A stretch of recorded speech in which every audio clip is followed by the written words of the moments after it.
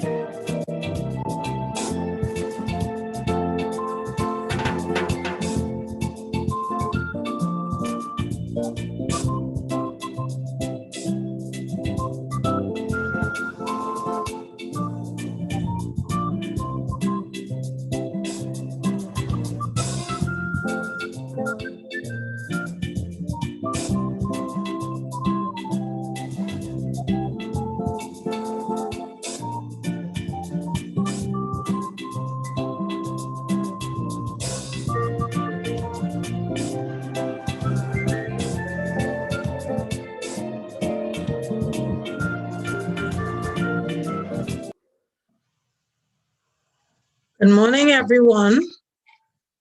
We are about to get started. Can we all stand for the national anthem, please? Thank you.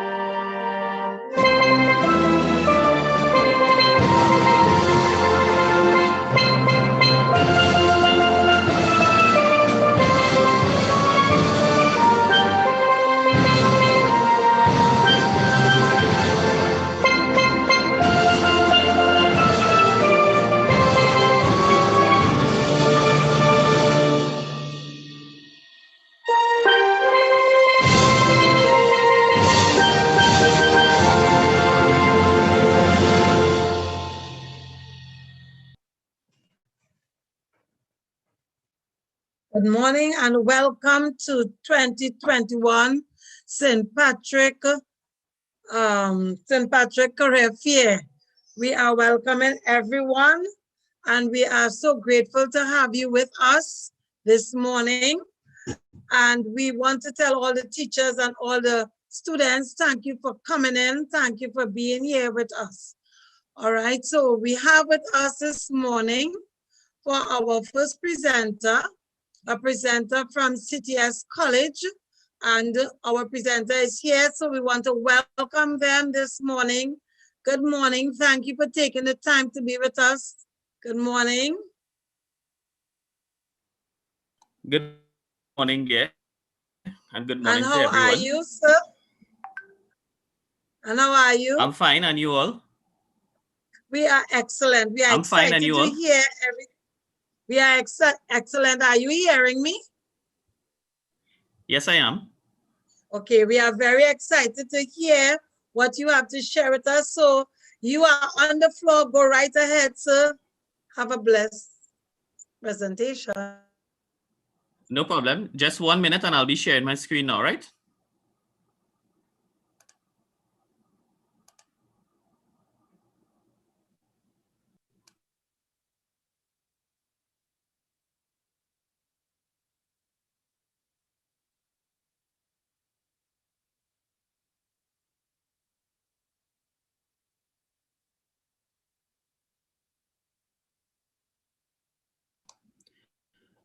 Hi, good morning. Just want to verify that you all can see the screen.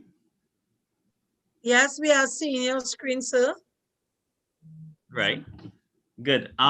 Would the students be interacting directly, or is it shared to them from your link?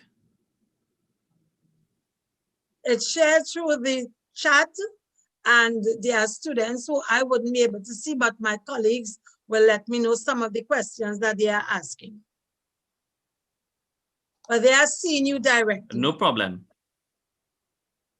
No problem.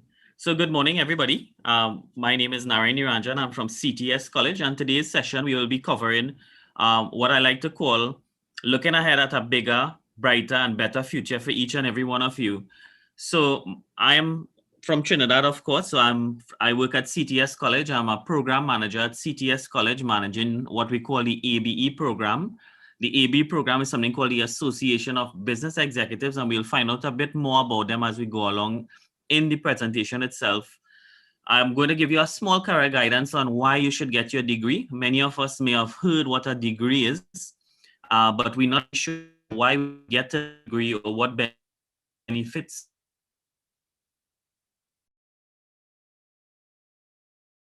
Really never thought about some of the other benefits of having a degree. And then about CTS College, who is CTS College and why study with us? And then we'll have a question and answer segment closer to the end of the presentation.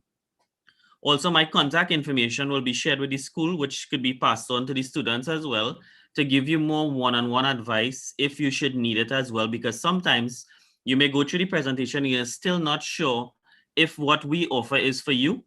It's not a case where if you call me, I only speak to you about what we have. I am very willing to work with you to advise you as well in terms of which career path or what direction I think you should actually pick up. So my first question for the students this morning, and it's something that we like to do, we like to ask you the questions as well within the presentation, is how many of you have considered what sort of career you want to get in when you graduate? And when I say graduate, the question that people ask you when you enter school, what do you want to be when you grow up?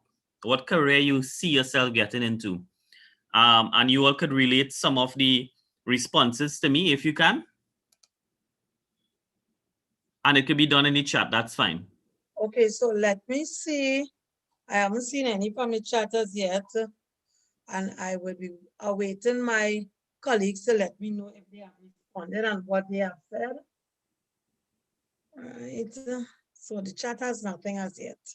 No problem. So how much students we dealing with today? How much persons we have logged on?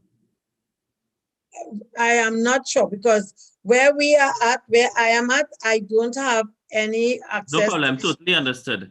So just to move it forward a bit, because I mean it will be a lot to relate back and forth, and I don't want the students to break that momentum of the presentation as well. So let's look at some. So we could either choose to be in psychology, we could choose to be an educator, a teacher, we could choose to be a lawyer or work in the courtroom, the airline industry, whether you want to be a fireman, a doctor, work in real estate. And the pictures show you a lot of different careers here.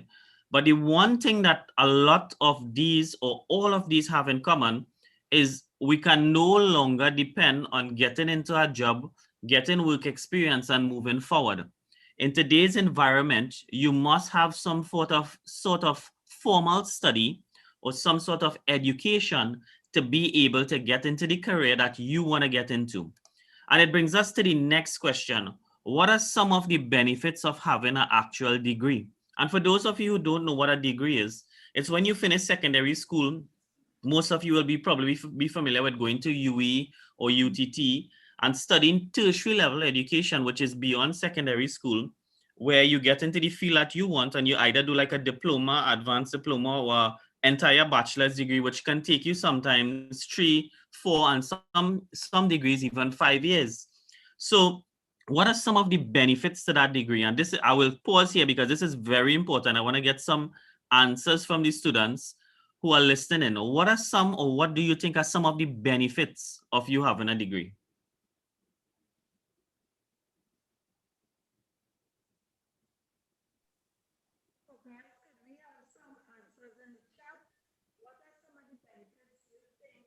Any responses from the students? not seeing any as yet. Benefit. Come on, guys. I mean, it's Okay, not about being all right. right or wrong. Okay, so I think I got one response says having a job and being stable.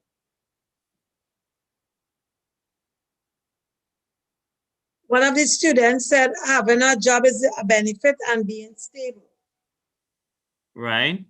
Excellent. So we got one response. Yes. Yeah. Right. So some of the major benefits of having a degree is, yes, you make yourself more marketable. So you put yourself out there for the best ability to get hired, to get that job. And then with these degrees in the modern environment or the current environment is you can learn while you earn. So you no longer have to finish the entire degree before you can start getting a job. Or if you have a job and you do the degree, you will find that you learn a lot of things while you are earning money on the side as well. Job satisfaction, a very huge one. By being qualified, you can now work in that particular job that you like doing. Rather than if you don't have a qualification, you have to apply and try to get a job anywhere that is possibly available for you. You can now choose, okay, I want to be a doctor and I study to be that. Or I have a business degree and I want to get into the business environment. You now have what we call job satisfaction. Qualification within the workplace as well gives you that opportunity of getting promoted versus persons in the workplace who are less qualified. We are no longer seeing where it's all about experience and the older persons in the environment or in the job is getting the promotions. We have seen a lot of younger people with less experience but that have that qualification that gets that promotion. You also qualify for higher earning income jobs by having a degree. You enjoy a higher standard of living. And what I mean by that, do you want to be the person who looks at a BMW to drive or a Benz, or do you want to be the person who looks at probably a B14 or B13? I mean, nothing is wrong with a B13 or a B14, but what I'm saying to you is, wouldn't you like to have the stability in life so that if you wanted to have a better vehicle, you can. If you wanted to have a home, if you wanted to provide better for your family as well. So that is a major benefit by enjoying a higher standard of living, increased level of income as well. So all of those are the major benefits of having a degree. So next, even with that in mind, we have over 10,000 to 14,000 students completing secondary schools each year. What if there were 5,000 new jobs? Who are the employers going to hire first? Are they going to hire the students with CSEC or CAPE? Or are they going to look for somebody with a higher qualification? And in the workplace, who are the persons that occupy the higher positions within our work environment? Good. So these are things to consider when considering having a degree. So this brings us to our next question. Do you see it as a cost or an investment? And many persons are going to say investment, and it is rightfully an investment. Yes, it will cost you something, but it's more of an investment than a cost. And how much could you earn with a degree in 1 year, and how much you can earn with in a lifetime versus if you stopped at the CSEC level? So let's do a small comparison now. The comparison that we are going to use is something called OJT. OJT is on the job training. It's a government affiliated program for those of you who don't know.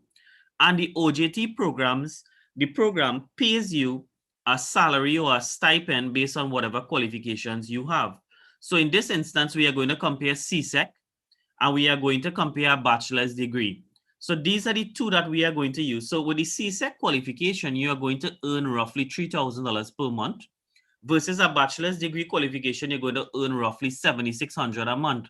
So we are now going to use these two figures to compare how much money you can earn in 1 year, how much you could earn over a lifetime, and the difference in earning versus having CSEC qualification versus having your bachelor's degree.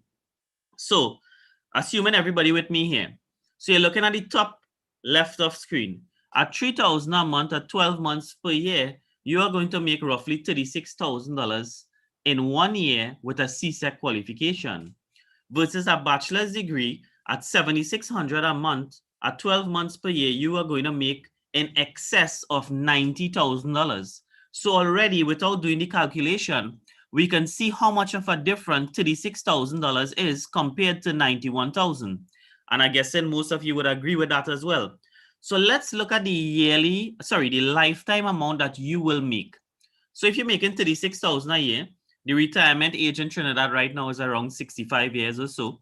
And let's say you start working at age 20. You would work for approximately 45 years. So let's just say all things remain equal without including any sort of increase, raise, or promotions or anything like that. If you work for 36,000 a year, by 45 years, you are going to make in excess of $1.6 million over your working lifetime. Now, that's a lot of money. We can all think about if we had 1.6 million to use over our lifetime, what we could possibly do with it. We could have a car, we could have a family, we could probably make some small investment. But when you compare it against a bachelor's degree with roughly $91,000 per year by 45 years, that's over $4 million. So I am telling you, by just using this comparison here, the decision is very easy to make. Why get your degree? What are the benefits? And you can see it here in the figures. And if you'd like, when I share these slides with you all, you can actually sit down and calculate it using a calculator. These figures don't lie. You are going to make in excess of $4 million by having a bachelor's degree compared to 1.6 at CSEC level. So what do? You do your bachelor's degree. And if we do the comparison to the bottom and we check the difference, already if you take the 4 million, you minus the 1.6 million, you are going to see that you will make over 2.5 or $2.4 million more than the person that would have made CSEC. So let's use a small comparison. Imagine your classmate in school. You are sitting next to your classmate. You're both having a discussion today. And some years later, you all meet up again. And one of you remain at CSEC level. And the other one did their bachelor's degree. Think about the difference that makes. Think about the conversation you might have with that person. Do you want to be the person that had the bachelor's degree working for that level of income, going on to your 45 years to make that $4 million? Or would you rather be the person that only will make 1.6 million over your lifetime? And a small reality check, just to take this a bit further, is with a CSEC qualification, when you work for about 5 years, I'm not saying that you would not get an increase, but consider how much of an increase would you get by having that qualification versus if you had the bachelor's degree, how much of an increase you will get, how often you will get an increase, the opportunity that presents itself within the organization for a higher level of income, a promotion into senior management, things like that. So those are the things that you really want to consider and why you should do your degree. And enroll now. And I know many of you are now choosing your careers, you're getting into this. And you really can literally enroll now. But what I mean by enroll now is do not wait. When you finish your qualifications, get into your degree program. There is no need to wait, to stop and work a year, 2 years. You have many financial institutions that help you fund your education if you can't afford it on your own.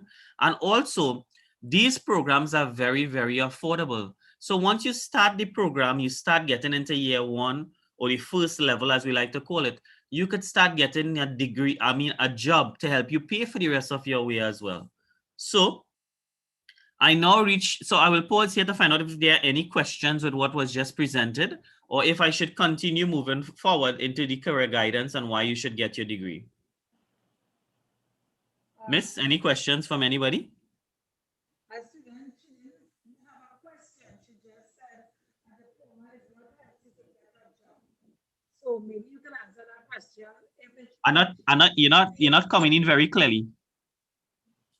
So one of the students said that she was wondering if a diploma helps you to get a job. Yes, definitely. Anything that is at the tertiary level will help you get a job, but it is important to recognize that a diploma could also only get you so far, just like CSEC. CSEC could only get you so far. The diploma can only get you so far. So after the diploma, you continuously move on to get to that bachelor's degree, and eventually you move on to even a master's degree program. But yes, a diploma could definitely help you get a job easier than CSEC would. All right. Another question is, when it comes to getting a promotion, which is more important, having qualifications or experience? Good. So excellent question. So there are two sides to that question, just as the question itself. What helps you get the job is your qualification, because without the qualification, how are you even going to get the job over somebody with CSEC? And then you have to consider, if I had a job vacancy now and both students came to me and one came with a degree and the other came with CSEC, who am I going to hire first?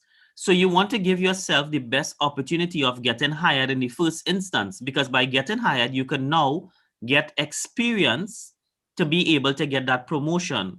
So to be able to get experience, you have to get a job. And what gives you the best opportunity of getting a job is the qualification. Good? Yes, sir. We are okay for now. Thank Right, you. good. So with no formal qualification, and when I say formal, nothing has to be tertiary. So with CSEC only, there are two program options here that I'm going to present to you today that CTS has.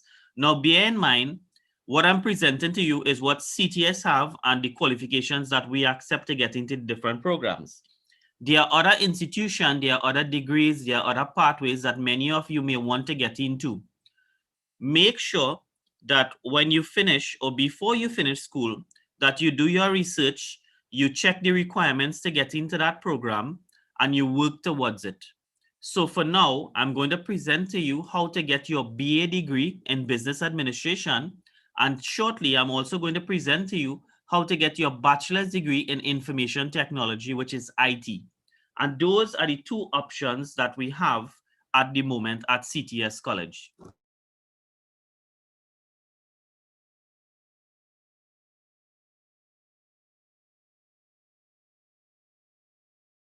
Yeah, sorry about that.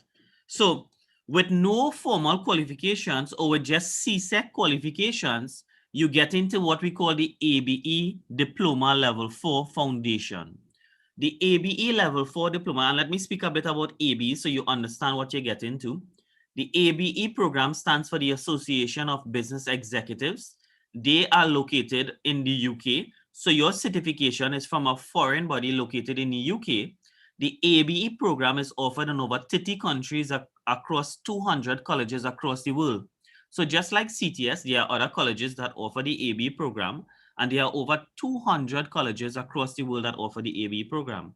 So with CSEC only, you get into level 4. From level 4, you move to level 5. And from level 5, you move on to the final year of a bachelor's degree. With 2 years working experience or with A levels, you can skip level 4 and move on to level 5. So how long does level 4 take you, or how little time you can finish level 4? Level 4 can be done in as little as 3 to 6 months or 1 to 2 semesters at CTS College. So let me give you an example. Let's say you started in September this year with us.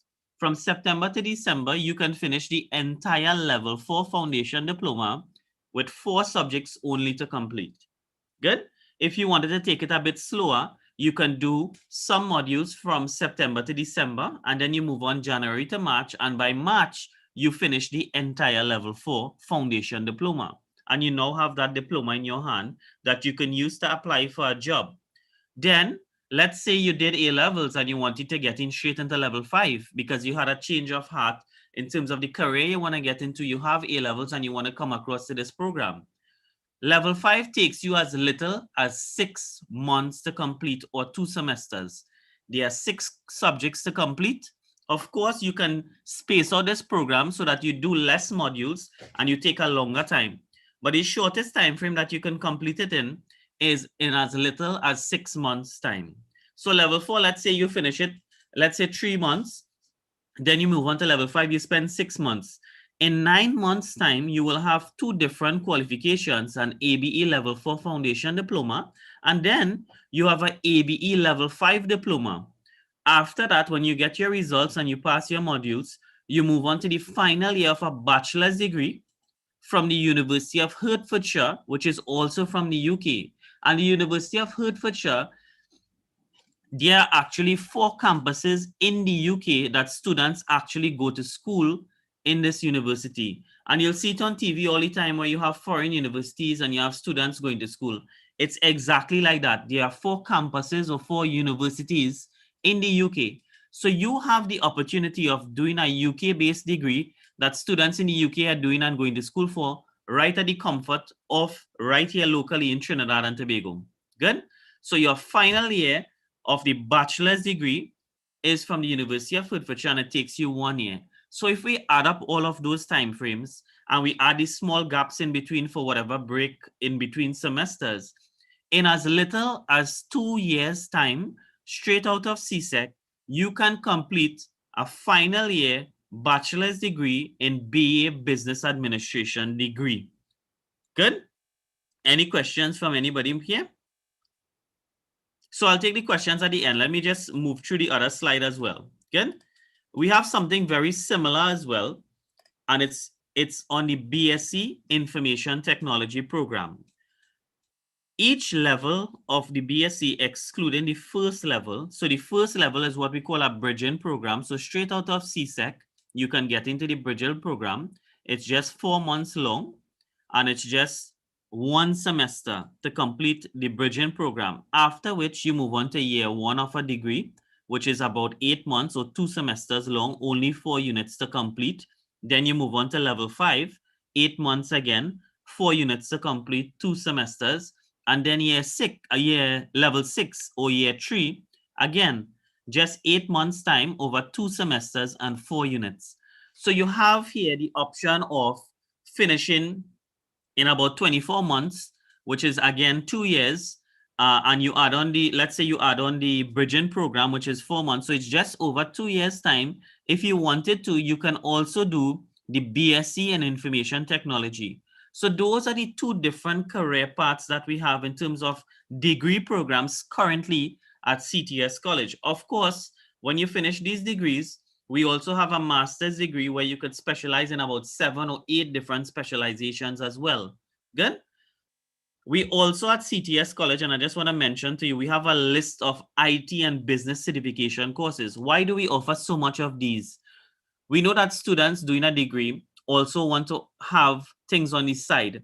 For example, some of you may not want to do the degree, but you may want to get into graphic design. So we have Photoshop and Illustrator. Some of you like more technical IT, like fixing computers. So we have things like A+, Net+, Server+, which is basically connecting computers together. We have Security+, and we have a list of IT professional courses as well. We also have business certification courses such as public relations. We have things like social media management and a whole list of them. If you have some spare time and you go up to ctscollege.com, you'll see how much different courses we have.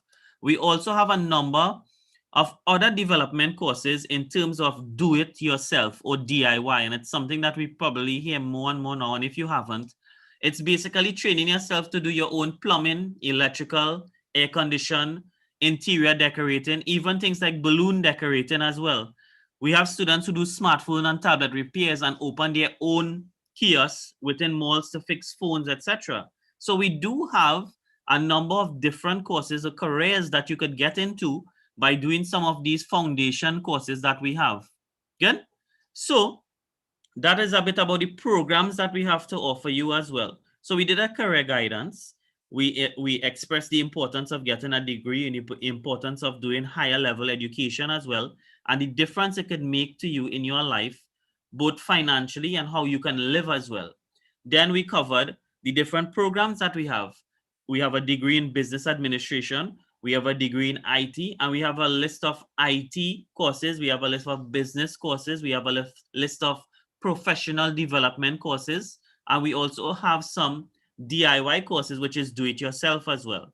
So now that we did that, to many of you, it's probably the first time you're hearing about CTS College.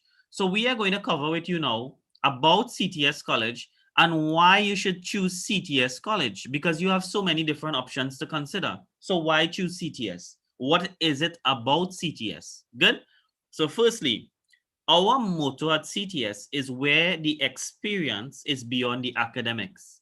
So academics is your formal study, but we believe that you have a much more to experience with CTS College than just academics. Good?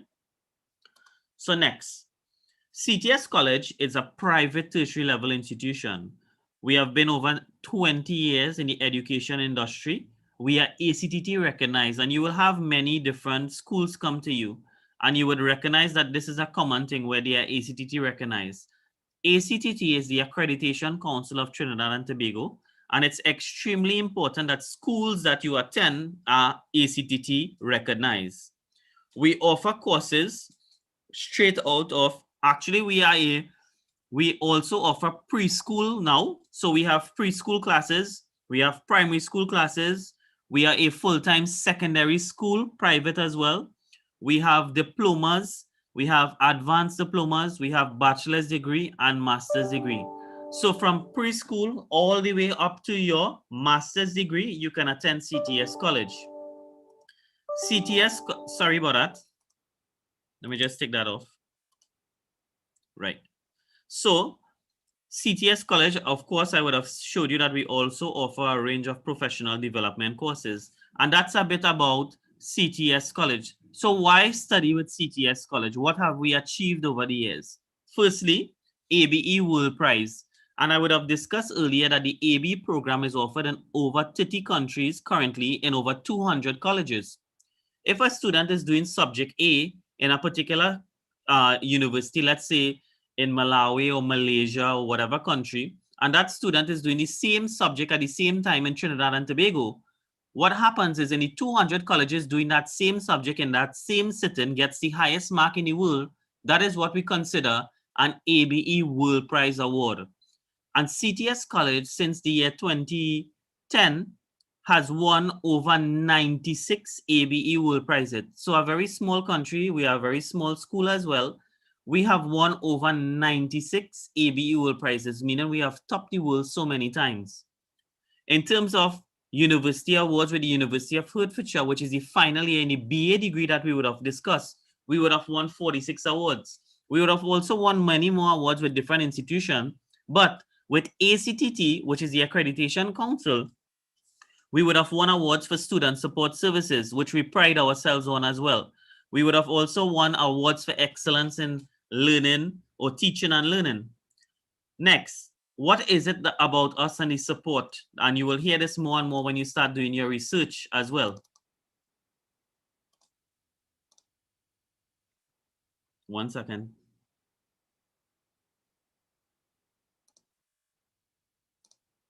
Good. So we have a caring and dedicated faculty. You'll find that at CTS College, we provide support even outside of classroom hours. It's not about you just attending a class and every time you have class, you attend. We have lecturers who provide contact numbers, email address. You can ask your questions. You have lecturers who stay back after classes. We also have a program manager that is dedicated to students 24/7. I am a program manager at CTS, and we don't have a time where we come into work or we leave work or a time that we start work or finish work. We are always on call. We are there for the students. You email us, we email you right back. If you call us and you don't get through, you can WhatsApp us. There's nothing like a personal number versus our work number. It's one number that you get me on as well. Good. We have student resources that we provide to you via links. We have student feedback forms that you give us continuous feedback about the classes that you do. Tutorial support, study school, past paper sessions. We have the experience where we believe that you are very much part of our family. And before or pre-COVID, we would have also have a list of different activities that we do every single year. We have sports day. You're not allowed, I'm sure, to play cards in school, but at CTS, you're allowed to play cards as well. Good. So there's a big balance here in terms of the amount of academics and the amount of playtime, we like to call it as well at CTS. It's all about having fun and being part of that as well. And because you can't come to us or you're not seeing us, these are some pictures of some of the facilities that we have at CTS College. The classrooms are typically available 24/7 when it's not COVID. Of course, free tea and coffee is provided throughout the school in different kitchenettes throughout, and all the classes are fully air conditioned. And one day, eventually, once we are physical, we would like to meet you at the institution as well. Or if things continue online, we have really changed the way that we approach students and how we present to them and how we give them the information, how we support them, etc. So with that being said, we are really here. We're not just about providing education. We believe that we are here to help you, to provide you with a bigger, better, and brighter future. And I know this kind of goes in line with your team that you all have set up as well. So this is something that we want you to know, that you start here. You start with the AB program, or you start with the BSc IT with CTS College. And we want you to believe in yourself that you can do it. If you work hard, there's no limit to what you can achieve. And the time to do things is today, not tomorrow. On behalf of myself, that really brings us now to the question and answer segment. So before I leave, I'd just like to give you a small word of advice. I know that many of you are home.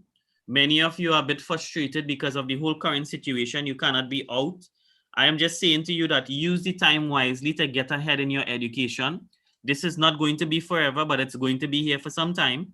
And I'm saying to you that use your time wisely to help you get ahead in your education. If you already have to be home, you can't socialize, you can't interact with people, you can't go outside and play as you could, then use the time to get ahead with your education. Good? So thank you very much to all the administrators and all the teachers that are trying to provide this opportunity to you as well. Sometimes as students, we kind of overlook the importance of their role and how much they are trying to help us in this time as well. So thank you very much to the administration and thank you very much to all the students. And we will now have a question and answer segment. So any questions that you have, I'll do my best to answer them now. Miss? Okay, so thank you so much. So the questions are coming in. Can I do an associate degree and work, for example, at OJT and then eventually do a bachelor degree? Yes, the answer to the question is yes, but why stop? If you are getting your associate degree and you get the job and you have an income coming in, then you can do the final year of the bachelor's degree one time, because the bachelor's degree program, their classes only 1 day for the week for one unit, which is 2 to 2.5 hours. I would say 75 to 80% of all our students doing the programs by us are students that are working. So these programs that we have are no longer what we traditionally know, that we have to be in school all the time. These programs could be on Saturday classes, Sunday classes, sometimes even evening classes after working hours. So yes, the answer to your question is yes there, but at the same time, there will be no need to not continue with your education if you reach to the associates. Okay.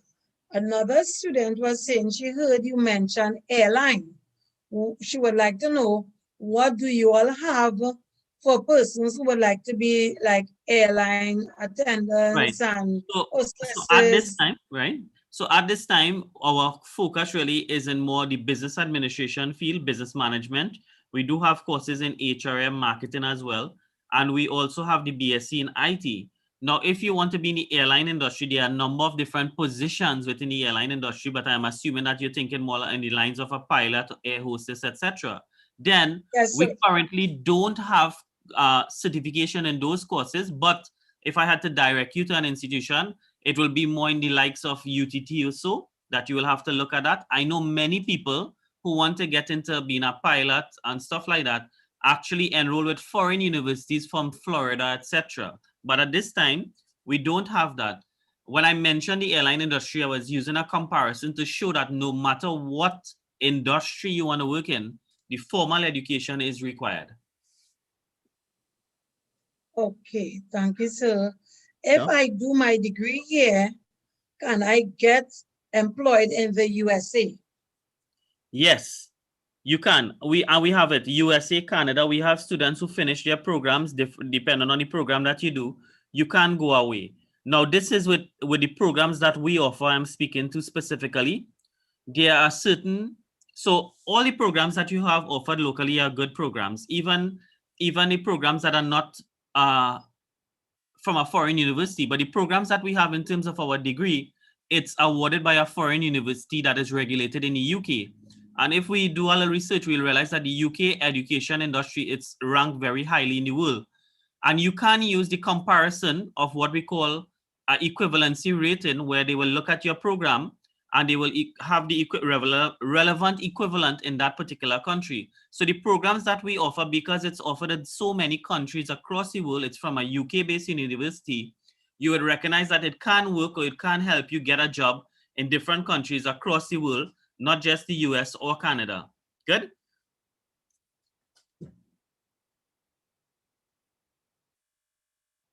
Any questions again? Next.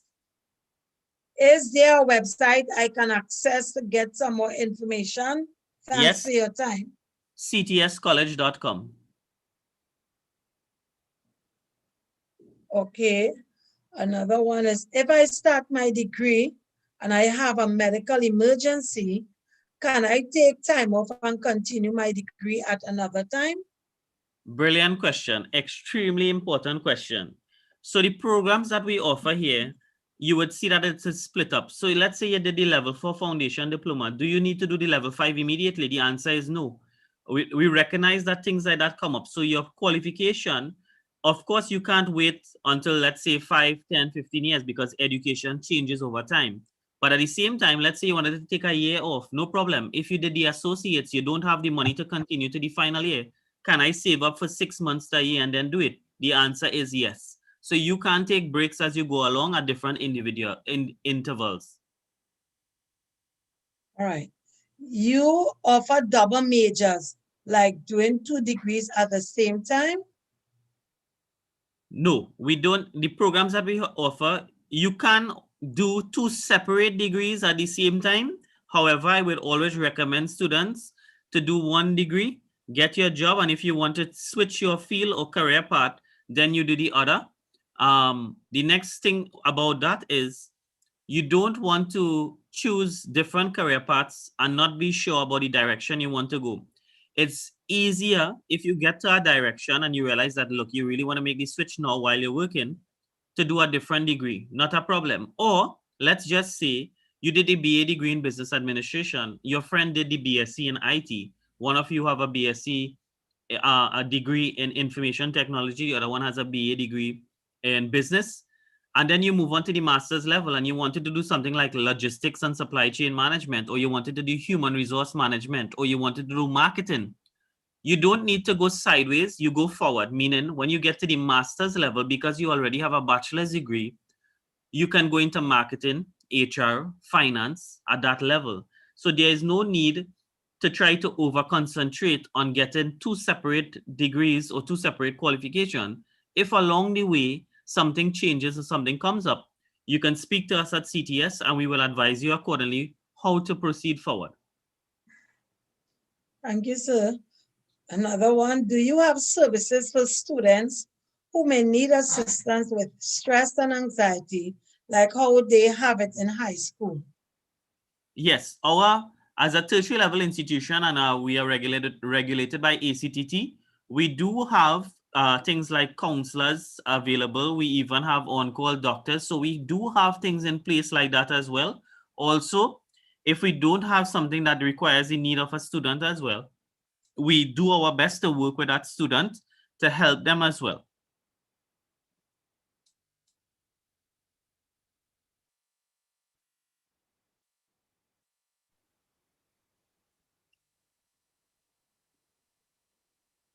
Question?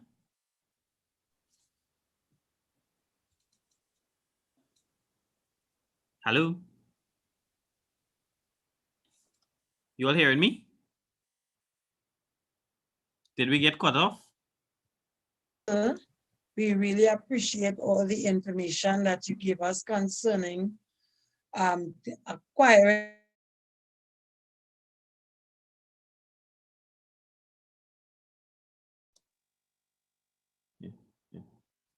Yes, sorry about that. What's that there? I didn't, you came in kind of broken up.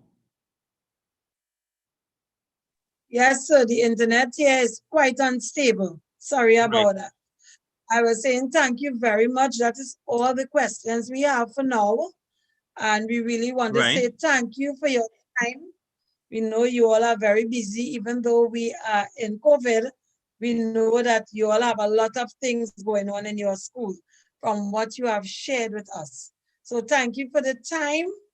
Have a blessed day, sir. We will continue to communicate with you as more questions come in for your school. We will use the website and we will use your email address as well and communicate the questions to you. Okay, thank you very much. All right, thank you, sir. No problem. Take care. Take care. God bless. Bye. So students, that was CTS College, and we really appreciate all the information that they give us concerning getting our degree and the qualifications. And one of the things I want to endorse, however, is when he said that qualifications are very, very important. And, today, when someone asks concerning qualifications and experience, we have to merge the qualifications with the experience. There were a time when persons would have looked more for experience, but we are coupling the qualifications with the experience, because right now everyone is making sure that they are well developed, they are well qualified. So there are competition in the world of work out there. So please make sure that you are qualified, take all the information that you are getting, take notes, take down all the email addresses and the websites, and go back and check those websites and make sure that you get all the information that is needed. So we are going to have a video now, and then we'll have the next presenter. Thank you very much.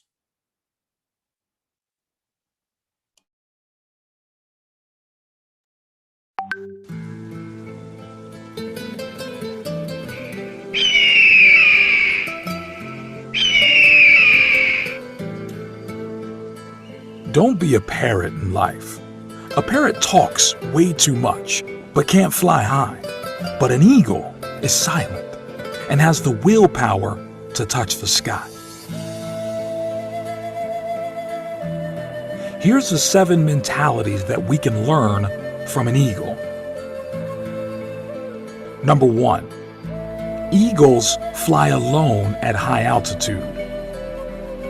Eagles don't fly with sparrows, ravens, and other small birds, meaning stay away from narrow-minded people, those that bring you down. Eagles fly with eagles. There's a saying that goes like this: people you hang around will eventually determine the person you become. Keep good company. Number 2, eagles have vision. They have the ability to focus on something as far as 5 kilometers away. No matter what the obstacles, the eagle will not move his focus from the prey until he grabs it. Meaning, have a vision and remain focused in your life. No matter what the obstacles and challenges you may face, don't give up and you will succeed.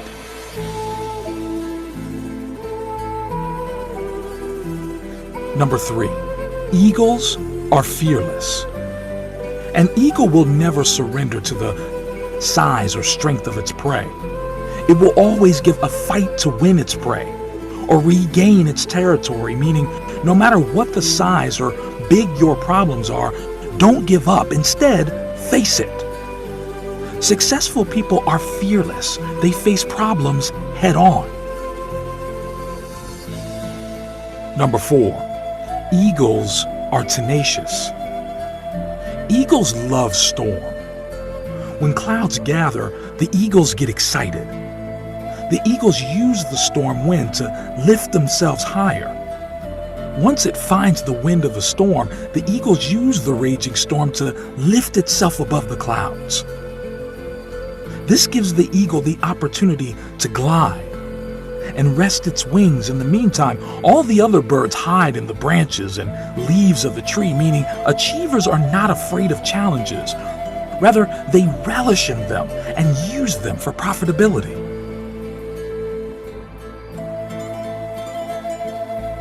Number 5, eagles never eat dead things. Eagles never eat dead meat.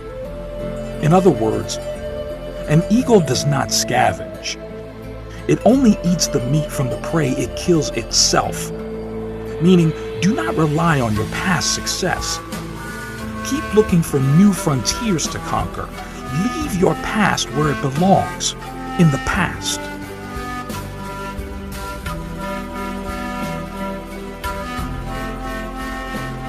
Number 6, eagles prepare for training. They remove the feather and the soft grass in the nest so that the young ones get uncomfortable in preparation for flying. And eventually, they fly when it becomes too unbearable to stay in the nest. Meaning, leave your comfort zone. There is no growth there. last but not least, number 7, eagles possess vitality. When the eagle grows old, his feathers become weak and cannot take him as fast and as high as it should. This makes him weak and could make him die, so he retires to a place far away in the mountains. And while there, he plucks out the weak feathers in his body and breaks his beak and his claws against the rocks until he is completely bare. A very bloody and painful process. Then he stays in his hiding place until he has grown new feathers, new beaks and claws, and then comes out flying higher than ever before. Meaning, we occasionally need to shed off old habits, no matter how difficult. Things that burden us or add no value to our lives should be let go of. Thanks for watching this video. Share and subscribe for more amazing inspiration.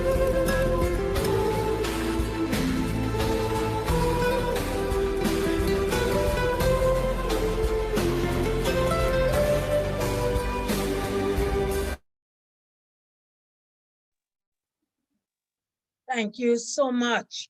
So we have a packed program today, and right now we have with us someone from the Sports Company of Trinidad and Tobago, and we want to welcome them as they give us all the information that we need. Good morning. Good morning, Ms. Noriega. Hi, good morning.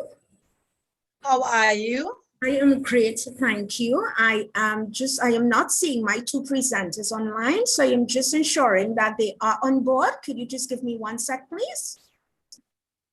Okay. Thank you. We want to thank our CT Sports Trinidad and Tobago for coming to give us this information. So, guys, I want you all to have your pen, your pencils, your books ready to take all the information, all the email addresses, all the websites, Hi, so morning. that you can be well informed. Yes, it's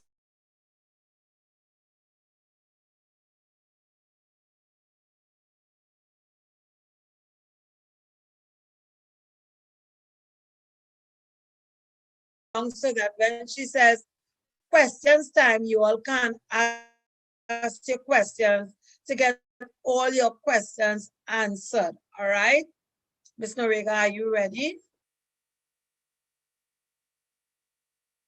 So she's still checking on her.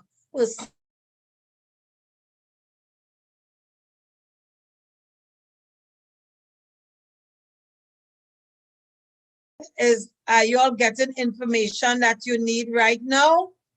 Do you think that that was given would help you, yes or no? Send me some answers in the chat.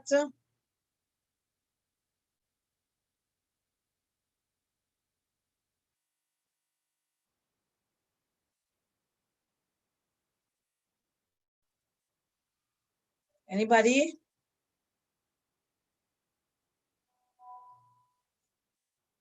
All right.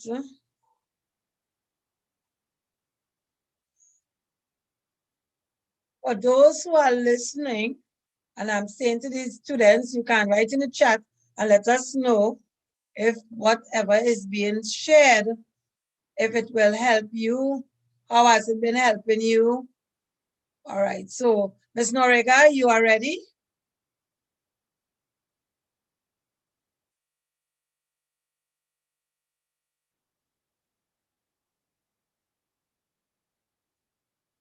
So we are waiting on Ms. Noriega and her team. Okay, thank you so much. That yes, I'm getting all the responses. All right, so we have Mr. Antonio Burton and Ms. A. Noriega from the Sports Company with us today. So we are excited to hear from them.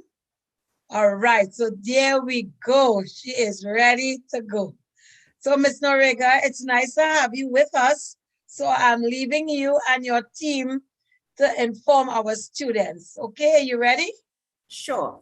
Okay, good. One correction, it's Antonia Burton and Anil Manik who will be presenting. I am very sorry, Ms. Yes, that's Antonia. okay. All right.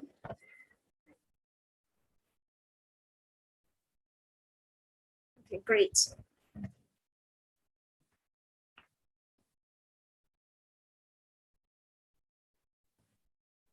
Anil, you can take the floor when you're ready.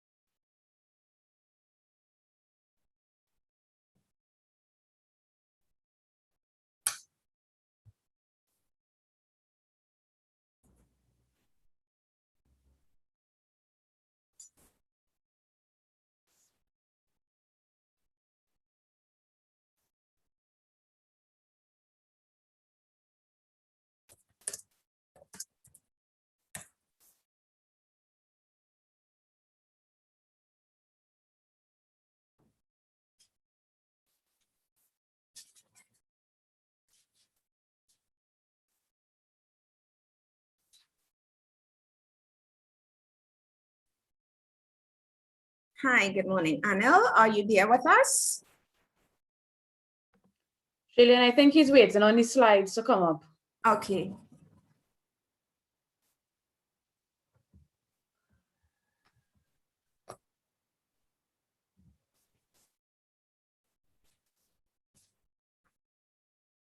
Let me contact Chantal Hines. One sec.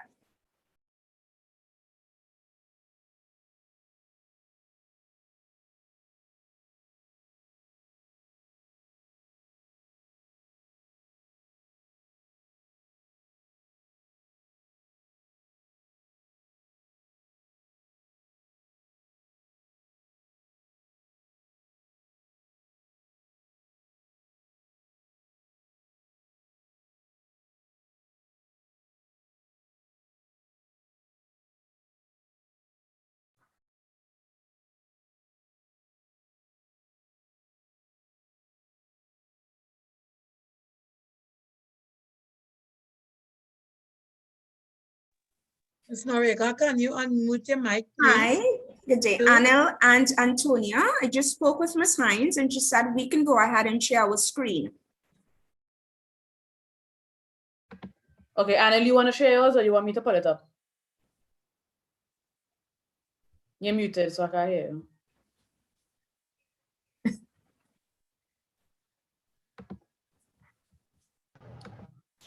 Hear me now? Yeah.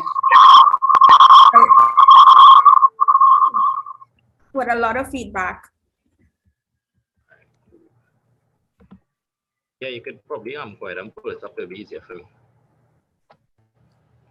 It'll be easier if you pull it up or I pull it up. I said you could go ahead and pull it up and share your screen. All right.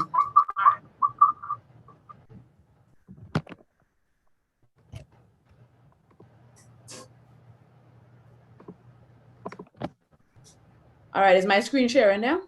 Yes, it is. Okay, good. Let me just get it.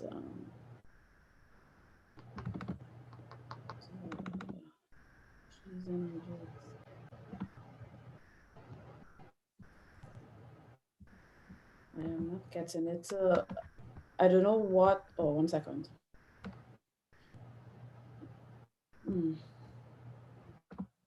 All right, there you go.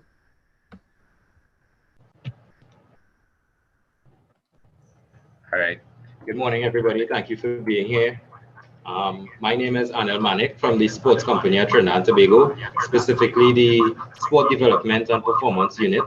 And my colleague who will be joining us a bit later is Miss Antonia Burton.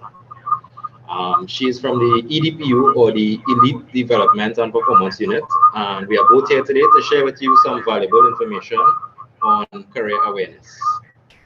One sec. Before I start presenting, I'd like to... share with you some more information about myself. As I mentioned, my name is Anil Manik. You need me to pause? Anna, we are getting some serious feedback from your end. I don't know if you have a next laptop or something open or what. I have another laptop nearby, so let me try logging out to that one. Sure. Is it better now? All right, cool. Yes, it is. All right, so like I said, before I start presenting, I'd like to share with you some information about myself. As I mentioned, my name is Anil Manik, and like most of you all, I'm sure I didn't know what I wanted to be when I grew up. People would ask me that question all the time and advise me to get into something that I had a passion for. But the only thing I had a passion for at that time was sports, and any sports, to be honest. For me, it was all about just the play and the sweat. But I knew the importance of having some sort of academic background and qualifications. So straight out of secondary school, I started and I attained my bachelor's degree in marketing. And then I knew I had already been involved in sport for most of my life, but I didn't have anything on paper to show for it. So I convinced my parents to let me start a certificate in sports studies at the University of Trinidad and Tobago. I completed this successfully, during which I was offered a sports scholarship in cricket. After completing that certificate, I signed up to the OJT program, and I was placed here at the sports company at Trinidad and Tobago. I started here as a high-performance athlete administrator at the National Cycling Velodrome, working under, at the time, our technical director of cycling, Mr. Aaron Hartwell, who is arguably one of the best cycling coaches in the world. In that job, we would work with the national athletes in their daily training environment. We would procure their travel documents, their accommodation, and so on and so forth. And in that position, I considered myself extremely privileged, as I was one of the first OJTs to be afforded the opportunity to travel while at the job. So I traveled with the national cycling team to Hong Kong, to New Zealand, to Australia. And fast forward a year, my job description has changed. I now operate in the capacity of a sport development officer within my department, where I cater to the needs of approximately 15 NGBs. And for those of you all that may not know, NGB is the local governing body for sport, well, for a particular sport. So for instance, cricket would have TTCB, football would have TTFA, and so on and so forth. So that's enough about me. I'd like to get started now. So who are we? Sports company at Trinidad and Tobago. Next slide, Antonia. So we are the implementation arm of the Ministry of Sport and Community Development. As I said, we're responsible for governing and providing guidance to approximately 15 NGBs. That is, those responsible for the oversight and the development of their respective sports from the grassroots to the elite level.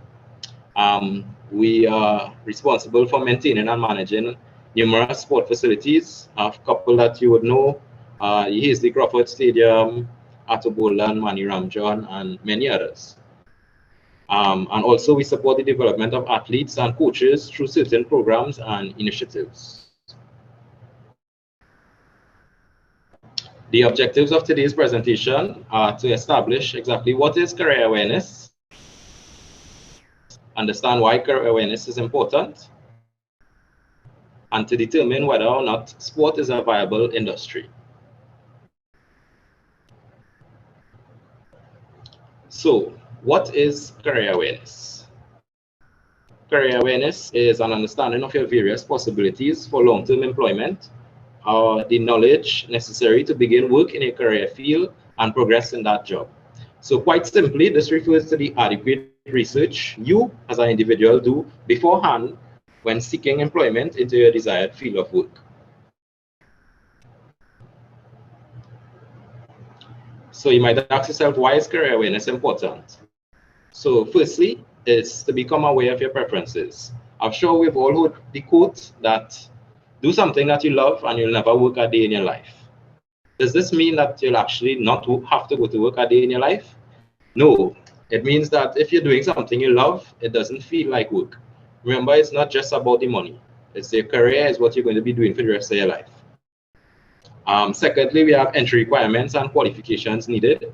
Remember, different jobs may have different requirements. You're not going to apply straight out of secondary school for a CEO position. Obviously, you need to be aware of and make sure you are adequately qualified or experienced before applying. To make good and informed decisions regarding your professional career. Remember, like I said, remember, this doesn't pertain to part-time jobs or jobs that you may be doing over the summer. This is your career. It's what you plan to do for the rest of your life. So you want to make sure your career path is stable. Next, and probably most importantly, our salaries. You know, everybody likes to know how much they're working for before they start a job. And finally, the advantages and disadvantages of the job. So, for instance, you may like medicine. Medicine may be your calling, but you can't expect a doctor to work 8 to 4. So you need to weigh your passion or the money, as it may be, against how demanding it may be. So, is sport a career for elite athletes only? This is a question that comes up a lot. And if you ask most older persons this question, they have a formula to answer this. I like to call it the sport equation. So if you take a look at it carefully, you may be able to figure it out.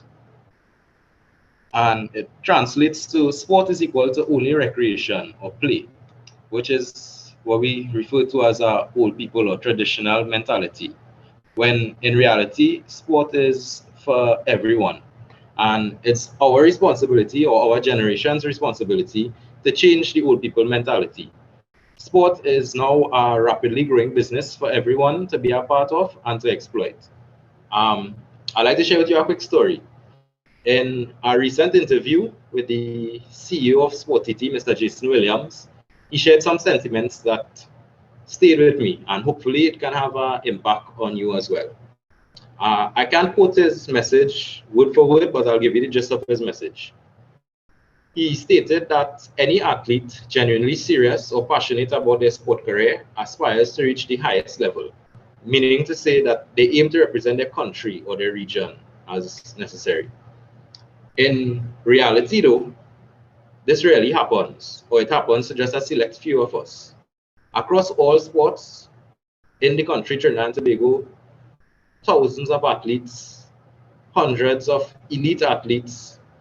How many of us genuinely reach the highest level? How many of us will represent the country at Olympics? 2, sometimes 3, maybe at most 5.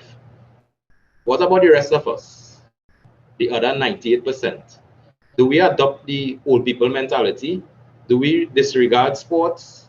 Do we use it as recreation or exercise only?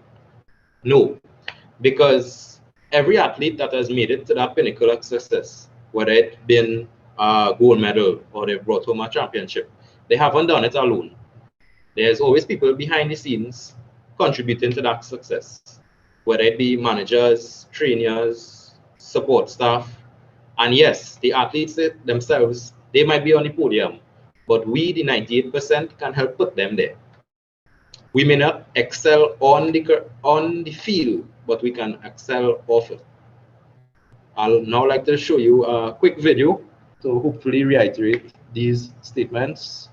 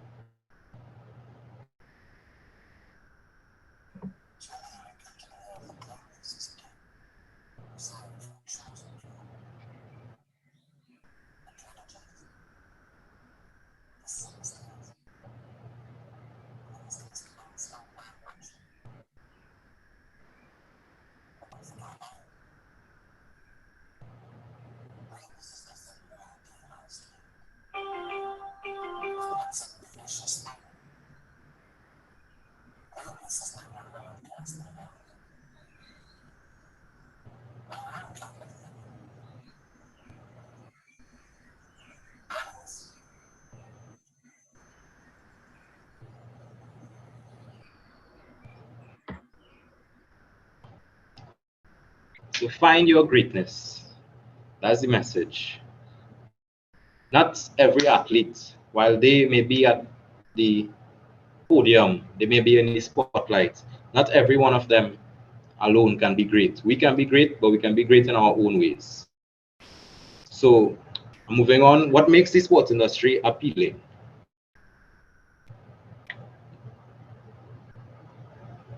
The sport industry is especially unique because it encompasses a wide range of supplementary sectors.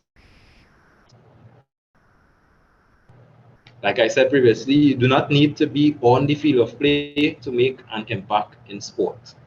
So sport is a career path that is open to anybody. Sport is always an option. You want to be a doctor, you can be a sport doctor. You want to be a lawyer, you could be a sport lawyer. You want to be in business, you could be a marketing manager. But to share more information about these career paths, I'd now like to pass you over to Antonia Burton. Good morning, everyone. My name is Antonia Burton. I work at the Elite Development and Performance Unit. That unit in Sport Company works directly with the elite athletes of the country. I am the lead strength and conditioning coach. A bit of a background on me and how I got into this job. I used to run track and field from age 10 all the way to college. I actually went on an athletic scholarship at the age of 18 to the University of South Alabama. And I came home with a degree in psychology, with probably looking at industrial psychology as my way forward. I stumbled upon my old track club and then just got into coaching, and the rest is history. Since then, I have gone on to earn different certifications in sport that got me to the position I'm at now. And I've worked with any national Olympic athletes you've thought of. I've worked with them. I've worked directly with the cyclists that Anil traveled with. I was their strength and conditioning coach. So I also went to Germany, London, France with them. I've worked with track and field, Jareem Richards, J. Hugh Gordon, anybody in the sporting world that has done great things on the Olympic level. I have been fortunate enough to be in their presence and, worked with them, Keyshawn Walcott, etc. So I'm just here to give an idea on the different jobs you can get in the sporting sector.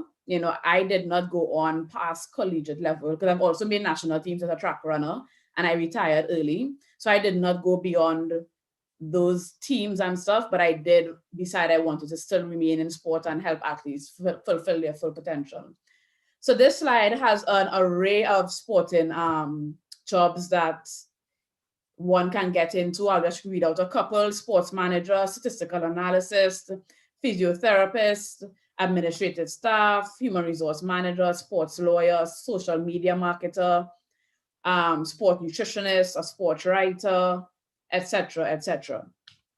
Right? So I'll just leave it on for a couple more seconds for you all to see the different sports that they are available in the sporting industry before I switch.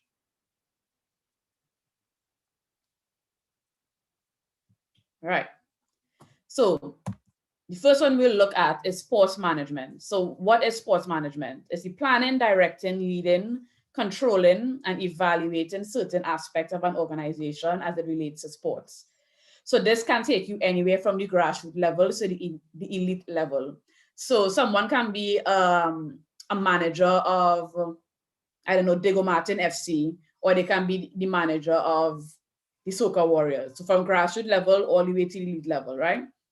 Within this broad category, there are many subcategories. So there's event management, facility management, business, human resources, administrative, financial, accounting, legal work, and procurement. So sport company, as stated before, have a number of facilities, and each facility have their own manager. So the Hazy Crawford Stadium has a manager that ensures the running of the stadium goes as it should, etc. Another occupation that is popular is sports marketing. So that is the promotion of a certain brand using sports and sports-related products due to the attention it is given and widespread popularity. So it deals with either the promotion of sport or the promotion through sport. So subcategories of sport marketing is digital, social media marketing, content, etc. Right? So basically, again, is using your top. So if you look anywhere on Rising Road right now, you'll see Keyshawn Walcott all over, plastered all over B-Mobile billboards. And that's what sport marketing is, using sport to push a certain product. Media and broadcasting. So the broadcasting of sport events is the live coverage of sport as a television program on radio and other broadcasting media. So it makes the sport available globally, enhances and includes enhanced visuals, exciting commentaries, and it employs persons as videographers, directors. So you don't always have to be on the camera as well as the commentator. You can also work behind the scenes as a videographer if you like shooting videos, technicians, etc. So I actually have a couple of friends who, after retiring, went into this field. One of my good friends is actually Atto Bolan, and he's on right now, you know, his job is NBC. So he's actually probably at the pinnacle of sports media and broadcasting as a commentator. Our next job is sport physiotherapist. Sports physiotherapy is a specialty within physiotherapy, which is dedicated to the assessment and treatment of injuries related to sports and exercise at all levels and ages. So that role includes assessments of injuries, development of individualized treatment plans, improve the strength and mechanics of other parts of the body, and it also aids in injury prevention. So if you're bio, you know, you're very good at biology and you think you wanted to go into medicine, you know, it's not always the route of going into medical school or becoming a doctor. If you love medicine or biology and you love sports, it's also an option for you. And my fantastic job, strength and conditioning coach. A strength and conditioning coach is a physical performance professional who uses exercise prescription to improve the performance of competitive athletes or athletic teams. This is achieved through the combination of strength, speed, flexibility, and agility training, aerobic conditioning, and injury prevention programs. So on a daily basis, I work with numerous athletes, and strength and conditioning is not just, again, what the title says, strength and conditioning. It's not just in the gym, and it's not just about running. You know, we work on agility, different things to help the athlete improve. Student athlete, also a role I can relate to. So a student athlete is a participant in an organized competitive sport sponsored by the educational institution in which the student is enrolled. Student athletes are full-time students and full-time athletes at the same time. It allows athletes to start and build upon a professional record. Students can earn scholarships resulting in the coverage of their education in full or in part.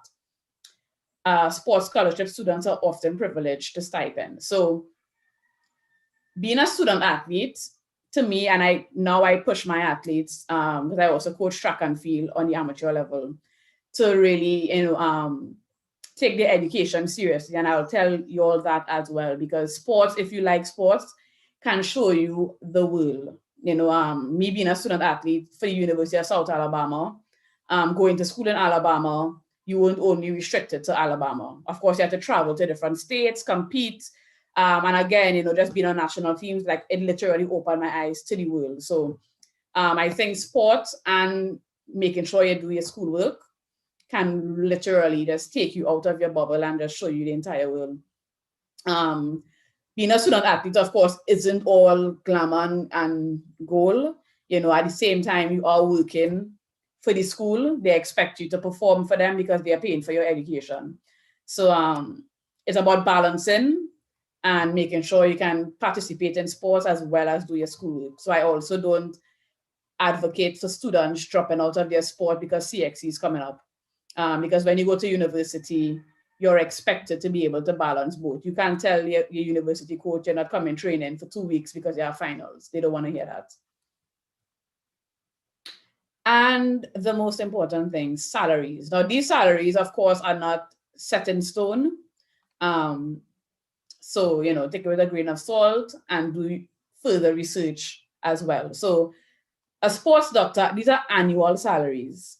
So just divide these figures by 12 to see how much you'll make per month on average before tax. I'm gonna put that in as well. So a sports doctor annually can earn as much as, or minimum, US $200,000 a year. Sports marketing, US $117,000. Sports lawyers, US $95,000. Sports analysts, $90,000 US a year. Facility managers, that figures in TT, $140,000 TT a year. And then a PE teacher can make as much as $120,000 a year. TT. So how do you start a career in sport? So these are the local options, right? At the UE level, you know, you can get your bachelor's or master's in various sporting professions. So there's sport coaching, there's a BSc in sport kinetics, sports science, sports medicine at the UE level, that's bachelor's. There's the bachelor in sport and exercise medicine, which is physiotherapy. And then you can get a master's in sports business management if you're into the business side of things. UTT, they offer a certificate in sports studies, which is in a full bachelor's, but it gives you entry into the tertiary education level. There's a bachelor in sports management, a bachelor's in kinesiology, which is the study of the human movement, and bachelor's in teaching with specialization in PE, right? Volunteerism adds valuable experience. I actually started my coaching career volunteering at my ex-track and field club, and it has afforded me now to earn money doing what I love.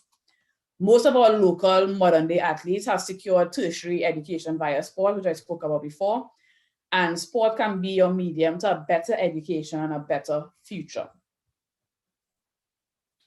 The future of sport. Yes, sport may have been put on hold momentarily, but like any other industry, it will surge again. So Trinidad and Tobago continues to be a pioneer in sporting facilities and stadia in the Caribbean. We actually have the most sporting facilities and stadia in the Caribbean per population ratio, right? So we lead in that event and in that regard, and that includes all of the stadia we have, the cycling velodrome, the aquatic center, etc., etc. We are also known to host numerous events like the CPL for the cricket lovers and the upcoming CARICOM games that we still have to await a new date on. So sport tourism has been on a steady rise in Trinidad. It has growing potential. There are foreign investors that are investing in the idea of sport tourism and sporting events in different countries. We also have a global appeal. So I remember like 2 years ago or so, the University of DC actually brought their swimming team down to Trinidad in December to utilize our aquatic center, because while it's winter in DC, it's hot, sun, great weather in Trinidad in December. So, you know, that's where another avenue for sporting tourism. And, you know, it's a way for our country to get revenue because other countries are bringing their people in to train with us. And there has been an increase in our elite athletes and their successes. One of the goals of Vision 2030 is to empower the people of Trinidad and Tobago to lead healthy lifestyles. As such, in 2020, the government invested the sum of $36.4 million to improve sport and recreation infrastructure. That's a statement from the Minister of Finance. So as you can see, there has been substantial investment in sport in Trinidad. And as stated here, all 36 million are going into the athletes. So anyone who works behind the scenes will see their area get a bit of investment in it as well. Oh, it's a very fancy transition, Anil. Right, so there's another video here that I'll let you all watch now.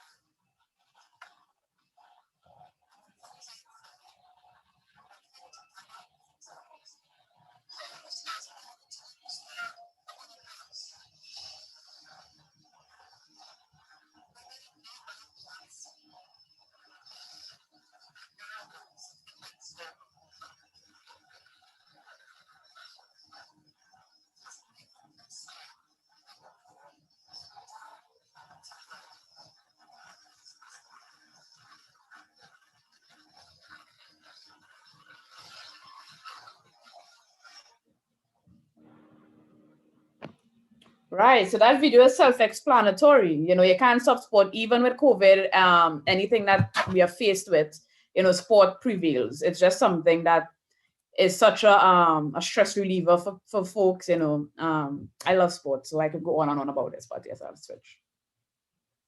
And that's the end of our presentation. Thank you for listening. I am Antonia and Anil. If there are any questions, we are willing to listen to it now. Okay, I'll thank open you. the floor. Okay, thank you, Ms. Antonia. I am looking to see if there are any questions from the students now. But it was a very informative presentation, I must say, and it will encourage the students who love sports and are big on PE to get into sports in a deeper way, in a more, you know, a way that they will actually get some finances, right? So I'm still waiting. Okay, so we have a few questions, Ms. Antonia. I am a female and I love sports, but do you think it is a good idea for a female to pursue a career in sports? That is one. I am worried about gender biases and discrimination. Okay, so I'll try not to go on a little rant here. No, I totally get that. I will admit, when I got into this field, I was the only female strength coach at sport company. Big up to HR and my boss who hired me. And it was difficult, you know. Men tend to, no offense to the men who don't, but men do tend to look at you differently. And it's a challenge, especially dealing with elite athletes who are used to having alpha male coaches and alpha males around them. But I would never tell a female, don't do it. I think sport company, and by extension, my boss, has done an excellent job with hiring females in my unit. So recently, another strength and conditioning female coach was hired.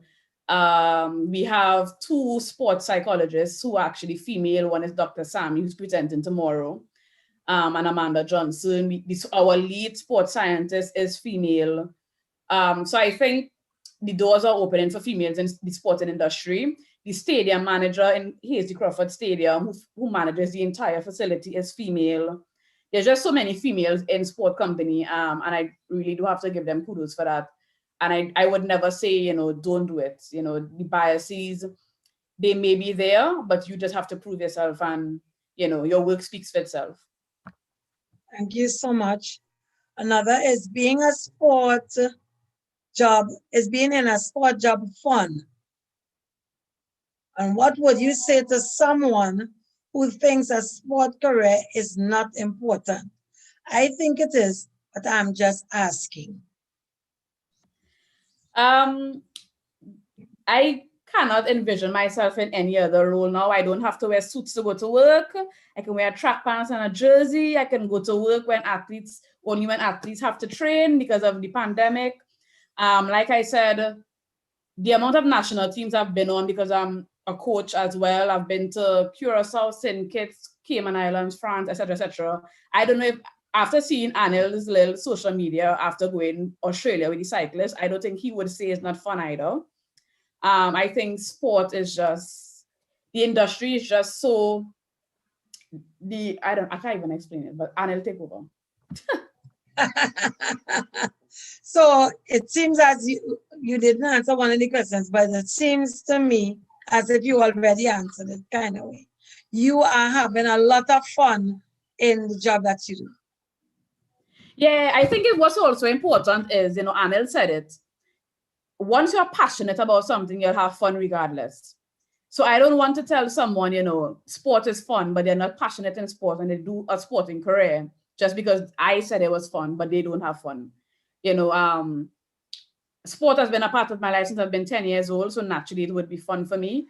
But I would say for anyone, if sporting is not your passion, follow your passion and have fun in whatever you do, because I'm sure you as a guidance counselor are having fun, Miss Primus. That's right. I have a lot of fun. I actually do enjoy my job. There's a comment from a female, from a male student, Miss Antonia, to you. He said he is glad to see a female who is passionate about sport. So you got kudos for your passion. Thank you. Thank you. All right. So that is it for now. We don't have any more questions in comment. All right. So we want to thank the sport company. We want to thank Mr. Anil Manik, Ms. Antonia Burton, and Miss Norega for their time. We know, even though it's a pandemic, I think some people think that some things have just stopped and it's not in motion, but we know you all are very, very busy. So we thank you for taking time out of your busy schedule to be with us and to share with our students.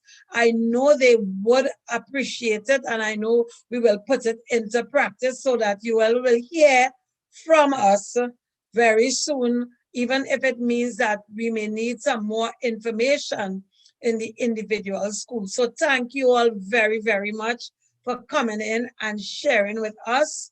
I know you all are not finished with us this week. We still have you all a few more days. All right. So thank you all so much, Ms. Norega. You're welcome. Thank you. Yes, we join you all again tomorrow for the other segment, the academic qualifications and the information. So we look forward to meeting with you all once again. And you all see that a female human resource person in sport company. Yes, Antonia, with all your attitude, I think the young people are enjoying that. All right. Thank you all so much. Thank all the best. Okay. Thank you for having us. Bye. Bye. You. Have a blessed evening. Bye. You too. Bye-bye. All right, so we want to thank again the sport company and thank you students for your questions. You are really enjoying this, and I am glad that they are giving you information that you can use. So we want to really be glad that we have these persons to come in and to actually be there with us, helping us understand, helping you understand how you can choose your careers at different times.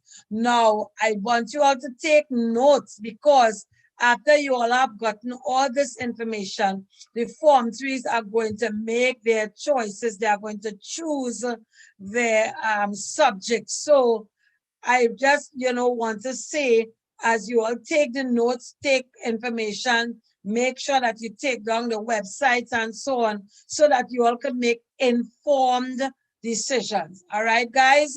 So thank you very much. And we are going to go to our video now.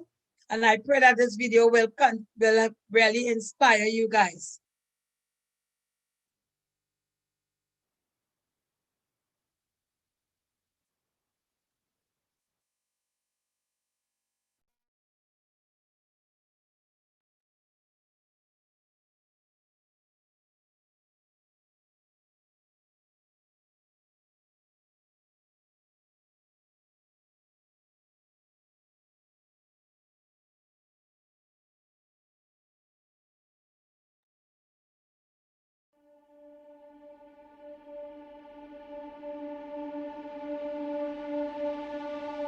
I found that nothing in life is worthwhile unless you take risks.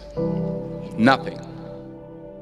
Nelson Mandela said, "There is no passion to be found playing small and settling for a life that's less than the one you're capable of living." Now, I'm sure in your experiences in school and applying to college and picking your major and deciding what you want to do with life, I'm sure people have told you to make sure you have something to fall back on. Make sure you got something to fall back on, honey. But I never understood that concept, having something to fall back on. If I'm going to fall, I don't want to fall back on anything. I want to fall forward. I figure at least this way I'll see what I'm going to hit. Without consistency, you'll never finish. So do what you feel passionate about. Take chances. Don't be afraid to fail. There's an old IQ test, was 9 dots, and you had to draw 5 lines with a pencil within these 9 dots without lifting the pencil. The only way to do it was to go outside the box.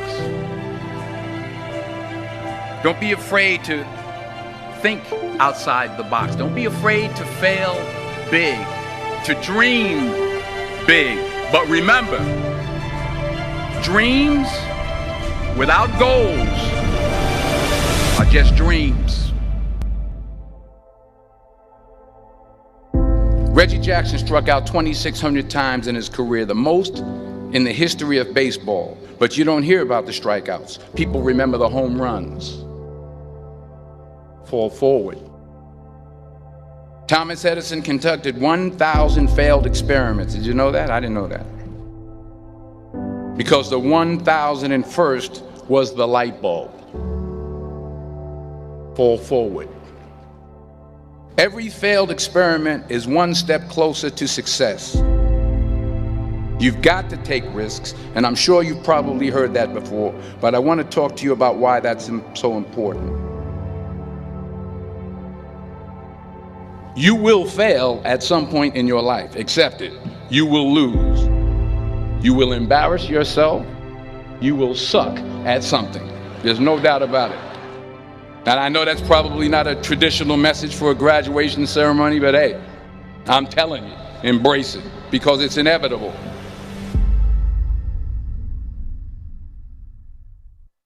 In the acting business, you fail all the time. Early on in my career, I auditioned for a part in a Broadway musical. Perfect role for me, I thought, except for the fact that I can't sing.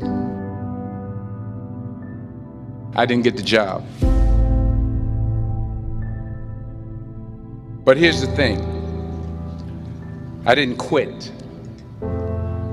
I didn't fall back. I walked out of there to prepare for the next audition, and the next audition, and the next audition. I prayed. I prayed. And I prayed. But I continued to fail and fail and fail. But it didn't matter, because you know what?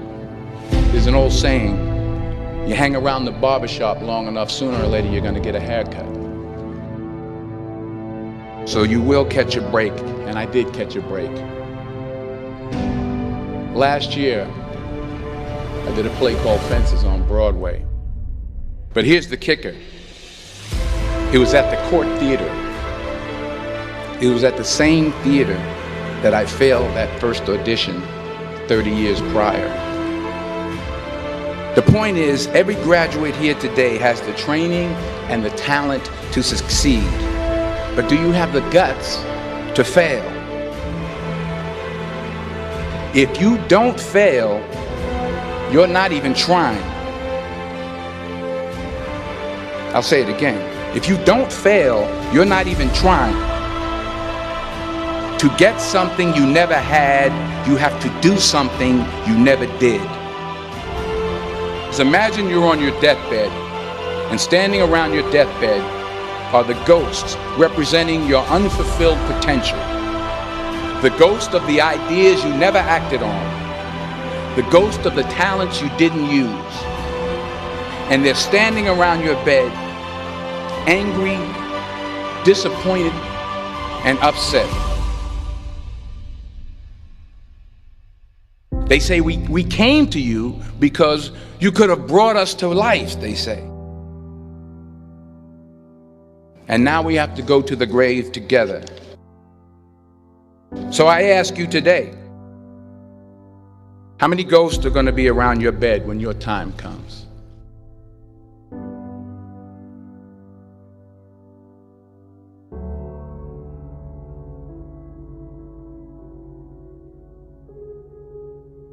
I just got back from South Africa. It's a beautiful country, but there are places there with terrible poverty that need help. And Africa is just the tip of the iceberg. The Middle East needs your help. Japan needs your help. Alabama needs your help. Tennessee needs your help. Louisiana needs your help. Philadelphia needs your help. The world needs a lot, and we need it from you. We really do. We need it from you young people. I mean, I'm not speaking for the rest of us up here, but I know I'm getting a little grayer. We need it from you, the young people, because remember this. You got to get out there. You got to give it everything you got, whether it's your time, your talent, your prayers, or your treasures. What are you going to do with what you have? I'm not talking about how much you have. Some of you are business majors, some of you are theologians, nurses, sociologists, some of you have money, some of you have patience, some of you have kindness, some of you... Good morning, students, and I trust that you all are having a great time so far with all the information that is being shared from the different organizations and institutions. So we have another very informative and interesting and exciting presentation for you all now. My name is Ms. Moses, and I'm guessing that you guys would have remembered me from yesterday. So we're going to continue now, and we're going to invite Ms. Martin from the Ministry of Tourism, Culture and the Arts to present to you now. Ms. Martin, are you hearing me? Yes, I'm hearing you clearly. Thank you very much. I would also like to say good morning to the team there as well and to the students. And I'd like to also invite my colleague, Jamie Bagu, who's also with us. And Jamie is going to be co-presenting with me this morning. So I am going to, at this point, just put our slides up because we have a presentation for the students.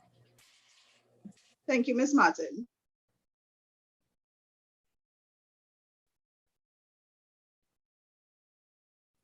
Great. So I'm hoping all the students are seeing our slides and our presenters as well. So I'm going to ask Jamie to start us off this morning, and we'll introduce ourselves as well shortly. All right. Hello, everyone. How are you today? Thank you for having me here. Well, I hope you took some notes about what Mr. Denzel Washington was talking about in that previous video. I found it was very inspiring. I mean, he said something that stood out for me, that 30 years later, he was able to do what he set out to do, act on Broadway.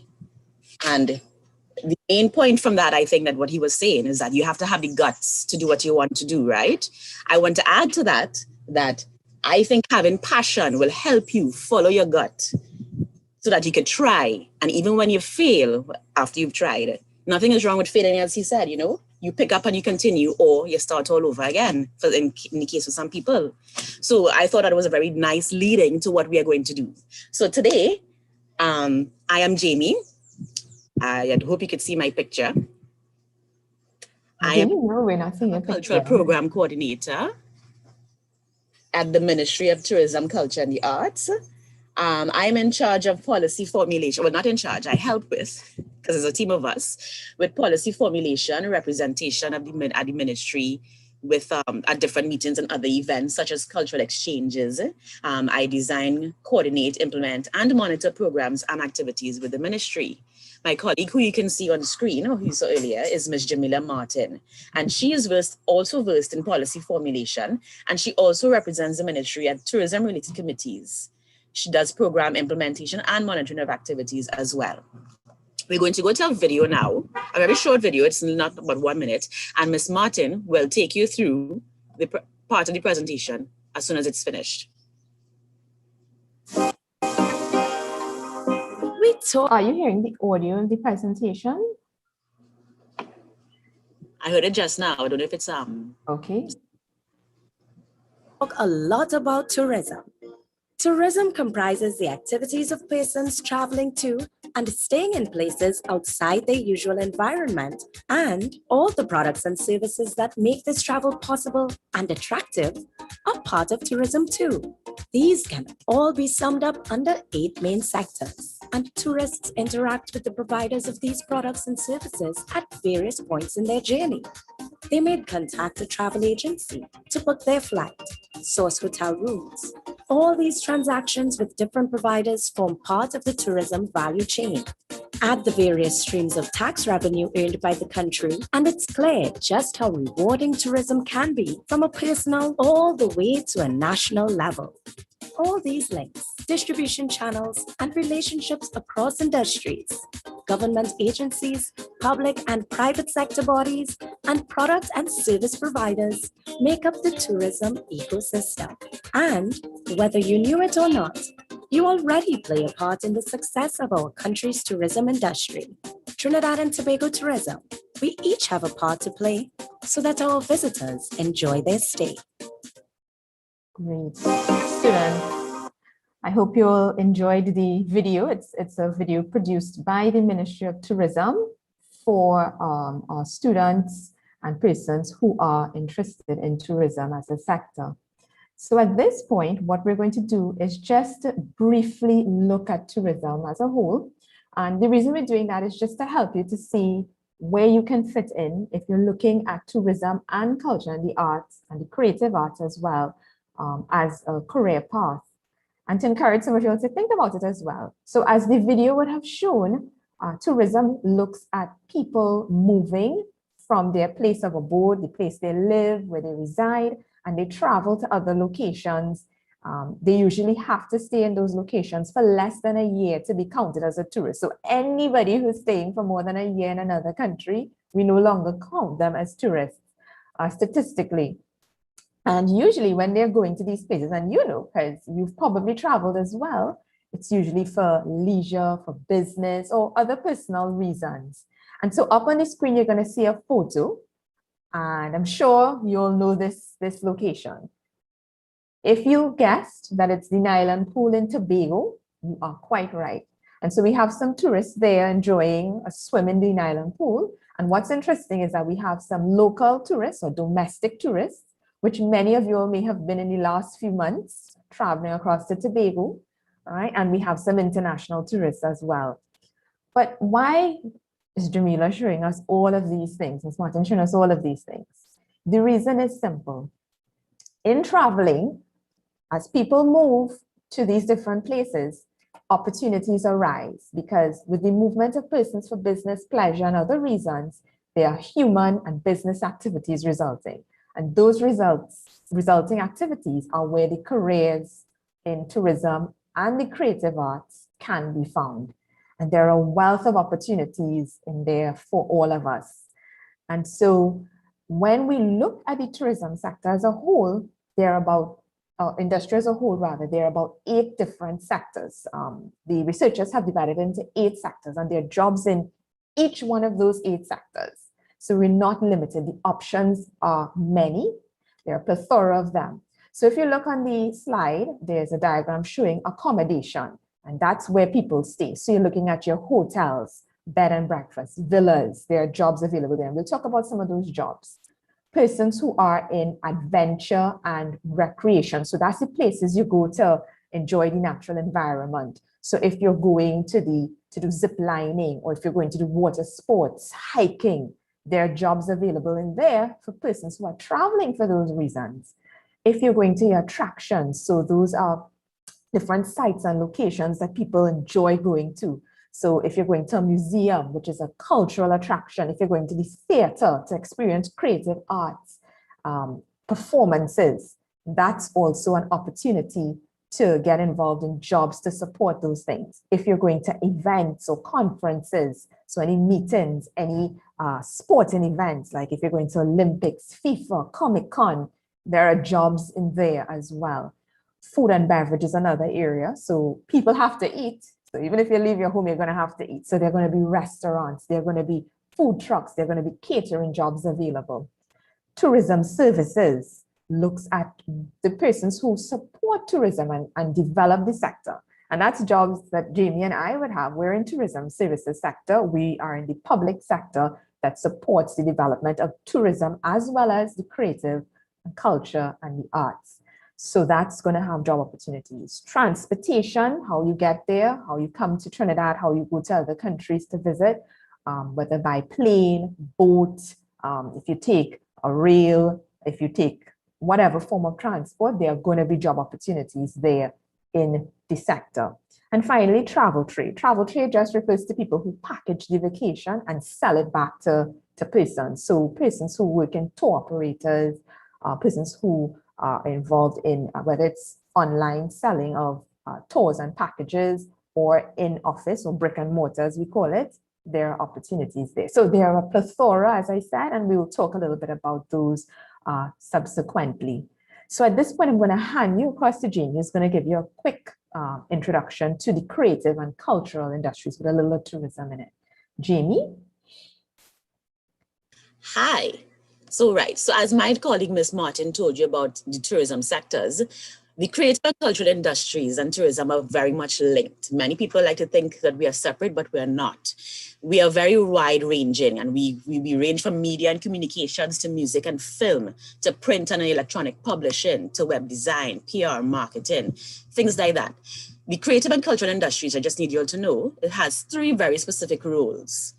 The creative, it is such divided, it's so wide, I can't even give you a diagram, a lovely diagram like Miss Martin, because it's too much, it's so much to encompass. And the 3 roles that we play in the creative and cultural industries are the ability to make and circulate products.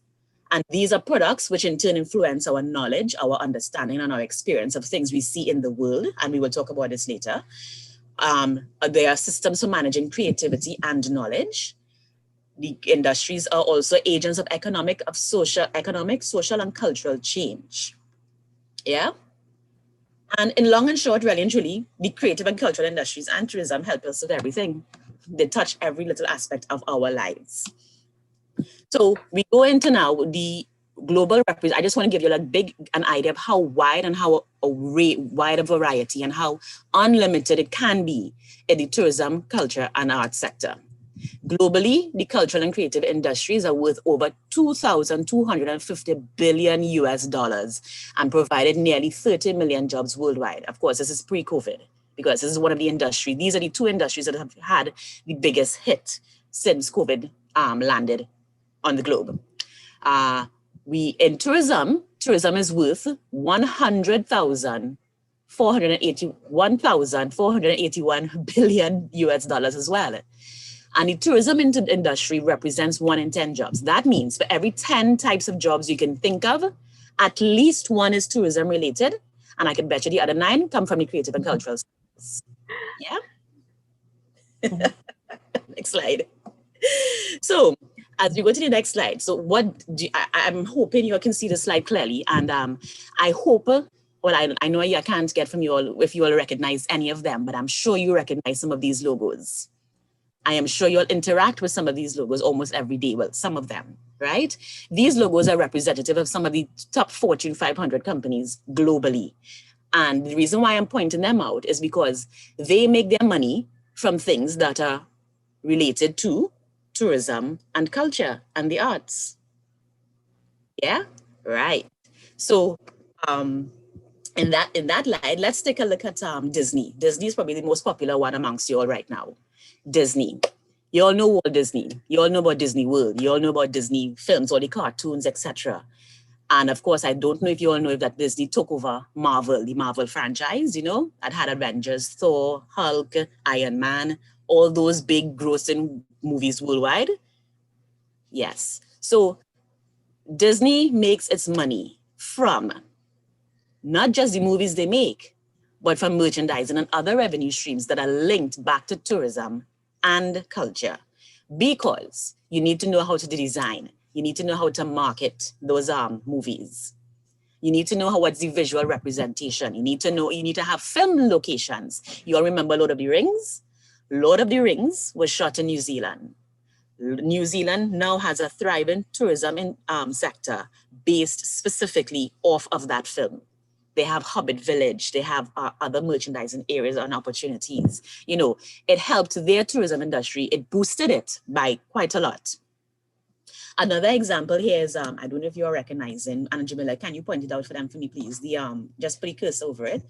This logo here, a very relevant today. I don't know if you know the song Dynamite and the group BTS, the South Korean boy band group, yeah?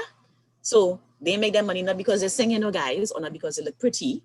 They make their money because they use, besides their raw talent, they use creative skills in marketing and songwriting, video editing, and production. They tour worldwide, yes. And in their touring worldwide, they also have concerts at home. Their tourism-related activities contributed 3% to their country's GDP, their gross domestic product. Next slide. No, skip that slide. Right. So, as you were saying, I gave you all the time to sing that in. Creative opportunities are hidden within almost every single industry. Traditional creative jobs are often in art or entertainment. So things like dancers, musicians, visual artists, film directors, you know, those are directly related. But there are many more opportunities that go beyond what we just spoke about and what you see on the screen here. On the screen here is what you're seeing on the screen is really what international bodies use as the breakdown of sectors within the cultural arts, the cultural and creative. You would hear those terms being used all the time. And what we could do now is talk about what you can study to get involved in these two sectors. So what can I study? What can I study? You're seeing quite a lot of things on that slide there, and that is not an exhaustive list. There are many more you can add to it. But what I want you to take note of is that the little green squares represent those that are found in culture and arts, and the blue squares is for the tourism industry. You notice something in common? That the majority of them have both squares next to them. So it doesn't really matter what you study. I mean, I know you have to be picking your subjects now, and you could start off with sciences, yes, but somehow, if you have that passion, if your gut tells you later on in life, you know, hey, you know, I think I want to go and sing on a stage, you know, I want to become part of a choir and I want to probably become a singer eventually. Nothing is wrong if you try at it. What you have to know is that you have to have your O levels and your A levels. But again, as I said, it doesn't matter what subject area, because as culture and tourism is fluid, it goes with trends, it goes with how things are changed, it goes with society and how it changes almost every day. We can go now from your secondary school level education to your tertiary level education. And Jamila can tell you what we could study at university. Okay, so thanks, Jamie. And so there are programs at different levels. So you can consider these specialty schools. There's also tertiary level schools. There are those that may focus on technical vocational subjects and those that may focus more on academia. So for instance, under associate, undergraduate, graduate certificates, diplomas, degrees, these are a list of the different degrees that are available that can lead you into careers in culture and the arts, creative arts, as well as into tourism. So you have things like carnival studies, which can be offered at places like University of the West Indies, as well as UTT. You're looking at things like literature, visual arts. You can study communication studies. In terms of tourism, you have travel and tourism, as well as hospitality management available at USC, University of the Southern Caribbean, as well as at UWI, as well as the Tobago Hospitality and Tourism Institute. And so there are also programs available at certificate levels at places like Servall. You can also do those things at COSTAT. You can do certificate courses, and also CTAL offers courses as well as it relates to flight attendants, etc. So there are a wealth of places locally but you can also look at regionally and internationally. There are also schools that provide studies in these different areas. So your options are numerous. Don't limit yourself. The sky is the limit. And you could just taste a little bit of tourism, culture and the arts, the creative sector by just doing little courses at first, and you could progress into something further subsequently. Jamie? Yes. So, well, I actually thought I would have been able to interact with you a little more. So I wanted to know what some of your areas of interest from the students. I don't know if Miss will be able to tell us a few, but what we were going to do now is go through some of the slides of the tourism and careers that are available in tourism and the creative sector. So as Ms. Martin scrolls through for me, we could talk about things like we have air traffic controller, we have the adventure tour operator, which she mentioned previously, you have the art therapist. You know, for art therapy, a lot of people need therapy now. In these pandemic times, I'm sure we look at movies and I'm sure we listen to music. All of that is providing therapy for us and helping us cope with being shut indoors all the time, yes? We have things like graphic illustrator, set designer, best boy, brand manager.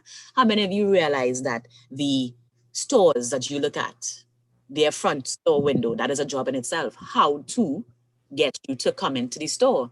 Those show windows is all part of brand managing. It's also part of merchandising, things like that. So you, what I'm trying to show you is that it doesn't matter what aspect of your life, you are touched by what it is we do at the creative and cultural sector. And for tourism purposes, because we can't travel or we're limited to traveling, we still have something called local tourism. When you see the ad for the Caroni River Swamp tours, the Caroni Bird Sanctuary tours, that's local tourism. You don't need tourists coming in all the time to be a tourist. You could be your own tourist in your own country, right? So that's where tour operators, etc. come on. So we have a little video here. So you can't just take our word for it. We have somebody who's actually working in the sector. It's about a 2-minute video. Her name is Gabriella Dabro. And we're going to let you hear from her directly what she has to say about her experience with her career in the sector. Hi, my name is Gabriella Dabro. I'm a fine artist, graphic artist, and illustrator. I'm a member of the Artist Registry. I've been pursuing it professionally, I would say, since secondary school to present. I earned a Bachelor of Fine Art in Illustration at St. John's University in New York. And when I returned to Trinidad in 2010, I worked a couple of different jobs until I professionally decided to work full-time as an artist in 2013. My business is Gabriella Dabro Visual Arts. I work in a couple of different fields ranging from fine art, such as gallery exhibitions, as well as illustrations, so like what you would see in children's books, as well as graphic art. Graphic art services range from logos to press ads and other sorts of different media, whereas social media and other kinds of advertisements and branding. I had my first solo exhibition at the Art Society of Trinidad and Tobago in 2012. That exhibition was entitled Her Story. It was an exhibition that ran for about 10 days. And since then, I've exhibited 4 other times. They were all group exhibitions. The best way to describe my fine art work would be colorful. Most of my work is very bold and stylized, meaning it kind of represents a little bit of what you would see in the real world, but exaggerated in terms of the colors and forms. I also do a combination of figurative work and abstract work. So most of my paintings, they're not either one way or the other, they're kind of in between. I recently completed a program with the Ministry of Community Development, Culture and the Arts, a technical camp that was called Introduction to Visual Arts as a Creative Business. The idea was to teach introduction to drawing, painting, art history, and the business of art. The students really that we focused on were students who had beginning knowledge in visual arts, but probably were not formally trained. It had 15 participants in the program, and it was really a great success. The students walked away feeling really more confident about themselves, and I think the best benefit of the program was the sense of community.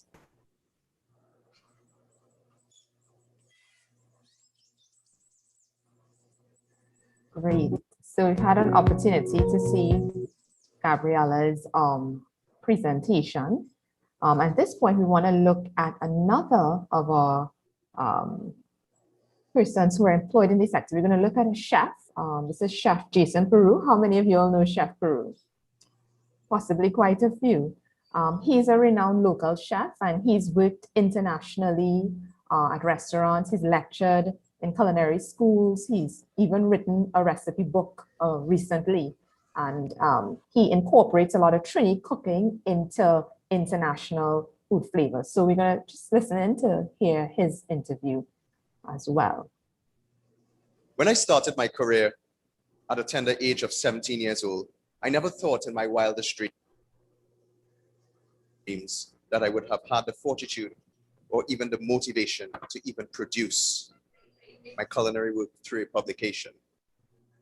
Even at a young age, I knew that such a venture would encompass thousands of hours of work and concentration with immense levels of diligence and accuracy. He explained that early in his career, he lacked the confidence he needed, but over time, this changed. I was always afraid of being judged by my peers harshly and never living up to an accepted standard in my sector. Yes, I was shy and easily intimidated, and this is how I started my career. The internationally known chef said he quietly wrote down his recipes, methods, crazy culinary ideas, and formulas and kept them close to write a publication one day. But it was his experiences locally and internationally that gave the confidence he needed to expand his career. My days of being shy were long gone, and I became Chef Jason, the bubbling star of the Caribbean, colorful, vibrant, and full of exuberance. Throughout my years, the beautiful people I met along my journey would constantly ask if I had a cookbook. He said he has worked in restaurants all over the world with award-winning top chefs and TV pioneers. During his career, Chef Jason has produced 11 different TV cooking shows in Trinidad and Tobago, Canada, the United States of America, Africa, and many other countries. Mahalia Joseph Wharton, TTT News.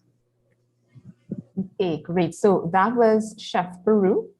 At this point, we're also going to go into careers available at the Ministry of Tourism, Culture, and the Arts. All right, so within the government sector, what careers can we look at? So, Jamie, you want to also pitch in here as well? Yeah, sure. As we talk about it. Not a problem. Is one thing to note, though, students, that this sector is not an 8 to 4 sector.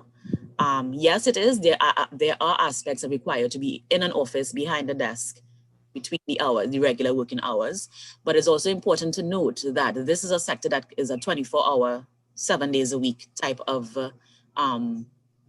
work, and it requires dedication and motivation. So that's why, as I said earlier in the start of the presentation, that I thought what Denzel was saying was a very good leading to what we want to show you, right? And I also want to show we're trying to show you is that everything is linked, everything is connected.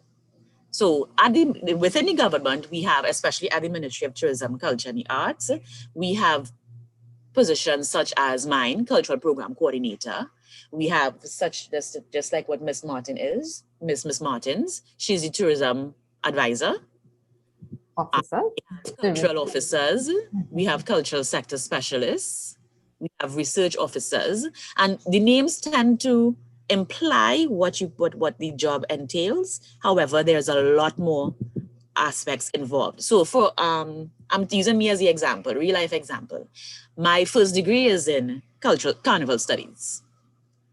I am doing postgrad work in Arts and Cultural Enterprise Management, but I also have history, theater, and languages, and tourism, some of tourism by experience in my background. You know, we have things like graphic designers, project managers. Project managers are people who help look after the facilities, the various theater spaces we have. You know, if something needs to be fixed, if something needs to be built, as a matter of fact. Project managers are the people who help with that. That's not the only thing they do, but that's one of the aspects. In the government on the whole, you have in Tobago, we have the THA, the Tobago House of Assembly.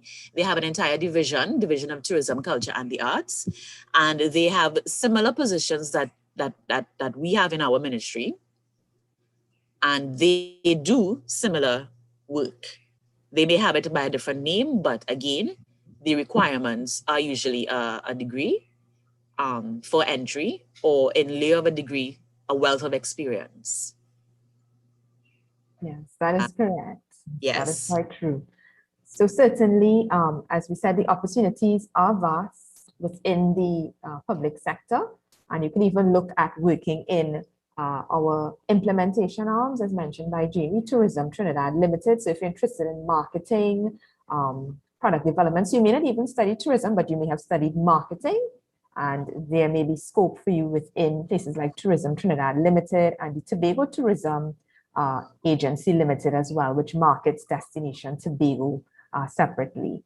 So again, we encourage you to think about some of the areas available here for as career paths. And I think we can take any questions that the students may have now before we move on again. I mean, we have a little more, but I don't know if they have any burning questions that they wish to ask us.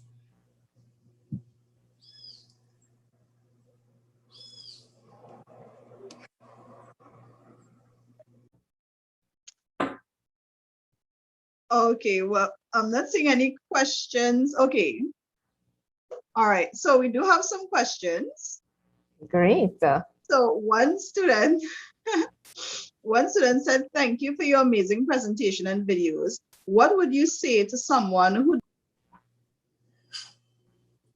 I'm sorry, you cut off just now. Yeah. Question. Can you repeat? Okay, we still aren't hearing you clearly. Oh, sorry about that. I was muted. I touched the unmute button, but apparently it didn't unmute. All right, so a student is saying, thank you for an amazing presentation and video. What would you say to someone who does not think that tourism is not a job? Okay. So what would we say to a student who what? Sorry, say it again. What would we say? Jamila, you got a question? Because I someone who thinks tourism is not an important job. That's correct. Yes. Wow. Okay. All right. It's not a matter of important. Can I take this, Jamila? Can I do my stab before? Okay, go ahead. It's not a matter of what is important or what is not important. As I was saying earlier, you could become an accountant, a doctor, anything like that if you want. But at the end of the day, if you in yourself do not think it is important to us, that's fine. We also have other important jobs that we need people to do, like research, accounting, legal, law, things like that, but not law as in criminal law. We have aspects of law that can help us in terms of, remember, we get visitors. Tourism is something that encourages people to come within your country and within your borders. And there are certain things that we have to look at. Same thing with culture. I know you asked specifically about tourism, but I'm running it together because as we've been trying to tell you, they are linked. You may think it is not linked and you may think it is not important, but the mere fact you have the ability to go to a hotel to have breakfast in the morning, or you go to have a celebration at a hotel, it is because of tourism the hotel exists, first to begin with. And the mere fact that you can go to the zoo, that we have a zoo or a national museum, it's also because of tourism and because of culture. So I would not say that if you think tourism is not important, that is fair, that is your opinion, or that is whoever is telling you that their opinion. But it is not, it is best that you think a little more about what possible areas you would like to do. And once you choose that area and once you are happy doing what it is you want to do, it doesn't matter. That is what becomes important to you. And just to add a little more on Jamie's perspective, I think when we look at the impact of the tourism industry internationally, when we look at how much money circulates throughout the economy worldwide due to tourism, it is astounding. Billions of dollars every single year, trillions of dollars in fact, come from the tourism sector. And as mentioned, tourism employs 1 in 10 people, and this is just directly in the sector. Now, remember, even if you get into things like medicine or law, any other areas, you can, in fact, support tourism in some way. Because right? you take So there is an opportunity. So there are both direct jobs related right away to tourism, which are the important ones, and then there are the indirect ones and even induced ones. So indirect would be those that support jobs that are related to tourism and other jobs that can follow. So it is a wealth that you can say about tourism. Yeah. And it's because of tourism we get to know about other cultures worldwide too, when we visit and when they visit us. Correct. Yes. Thank you for that question, and thank you. Yes, it's a good question. For liking or enjoying our presentation. Good and one. yes, thanks. We'll be glad. Okay. Any so others? we still have some more questions. Sure. Doesn't matter what university I go to in terms of getting a job in the area of tourism. So in other words, the student is asking, does it matter what university I go to do whatever studies in tourism, would I be able to get a job in the tourism field? I'll take that one, Jamie. It does not matter what university you go to. What is important with whatever subject area you're going to pursue at whatever university, you want to ensure that it is a viable, credible university that you have decided to study at. No fly-by-night or university that is not properly accredited or recognized. That's important because you don't want to spend 4 years and then realize the degree that you receive is not from a university that is recognized. So you can study locally, you can study in the States, in the UK, anywhere around the world. So whichever university you choose is not important in terms of that. Jamie? Yeah, no, I agree with that point, as well as when you get to university, remember you have other options available to you in subject matter. So while it might be tourism related and there are different specialist areas, specialist sectors. So tourism is the big umbrella under which everything else falls. So you could also pay attention to what aspect of tourism you like, whether it's ecotourism, whether it's the hotel industry, whether it's food and beverage, whether it's about meeting the customer service aspect of it, the marketing aspect, how to promote, things like that. Because a simple thing as knowing languages, being bilingual, knowing French, German, Italian, Korean even, that helps within tourism sector. So you don't have to necessarily say, my university experience will be just based on tourism as well. It would be great, yes, to specialize, but it's good to branch out a little bit as well. Thank you very much for that. And I think that would answer the third question, because one student wanted to know if it is they study tourism in the US, in the United States, if it is they would be able to come back and get a job in Trinidad. Of course. Short answer, of course. Some people actually prefer that. Yeah, you get an international experience. The chef that we showed you, he would have studied at Johnson and Wales in Miami. Yes. That's a culinary school. And that's a specialist school. They're a specialist, correct. And then there are schools in Canada that you can go to. So you can study at pretty much any school in the university. Hofstra University in the US is also dedicated to tourism studies as well. Yeah. Cornell as well. Yes. It's a really good one. There's an entire school just for tourism studies, travel and tourism studies only. Yeah, and as Jamila said earlier, once the university is accredited and is a proper university, you can get a job anywhere in the world. But yes, come back to Trinidad because we need it. Yes, definitely. Okay, and our last question so far, do you think COVID, in terms of everything that is going on with COVID-19, would affect jobs in the tourism sector? Definitely. Whether it be now or in the future? Definitely. Definitively, yes. As we alluded to earlier, this is not a static thing. This is something that's happening. So it has to really sectors have to respond the most to what happens on a global scale to humanity and society. So that being said, it's new to us on this side of the world, but the mere fact that the East Asian and the Asian countries know about wearing masks on a daily basis without the pandemic, even the pandemic, they were wearing masks because they have fined us, etc., etc. All of that, we will forever have to cope with COVID until they find another way, an actual cure. Yes. And that will take some time. So it definitely has slowed the two sectors down, if not into a virtual stop in some instances, but places are gradually beginning to open back up. What is necessary now is where, again, all the other things that intersect with us, which is health and government policy and travel regulations, etc. They now have to play, they play a bigger part in what is going to happen to the sector, and that will allow for the sector to open back up in the future. So I would not say it would be a negative. It's negative in the first instance, which is now, because we are closed and the borders are closed, but it will open back up and it will go back to the flourishing to as it was before. Yeah, that's better, because we would have had the time to refine systems, etc., and put things in place. Jamila.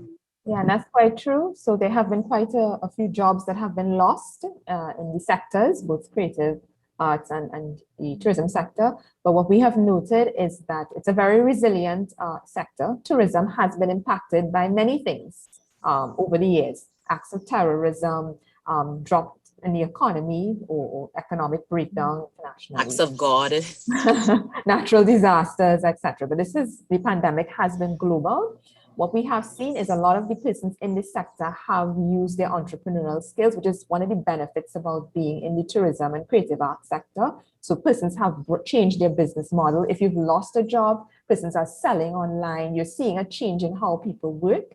And we anticipate with the reopening of borders, increasing vaccination and other strategies to deal with the issues, jobs will again be available and persons can again work within the sector. Within the new dynamic. But so you have to remember too, oh, sorry, Jamila, sorry. Yes. I didn't mean to cut you, sorry. But you have to remember too, students and teachers, that we have our local tourism. So tourism is not just about external factors. So locally and within our borders, we have opportunities available. Yeah, that's a very good point. Domestic tourism is what is, pushing the sector currently. Thank you again for that question. Okay, and that's our last question so far. Okay, no problem. So then we'll just go through the rest of the slide. Just briefly. They're mainly pictures.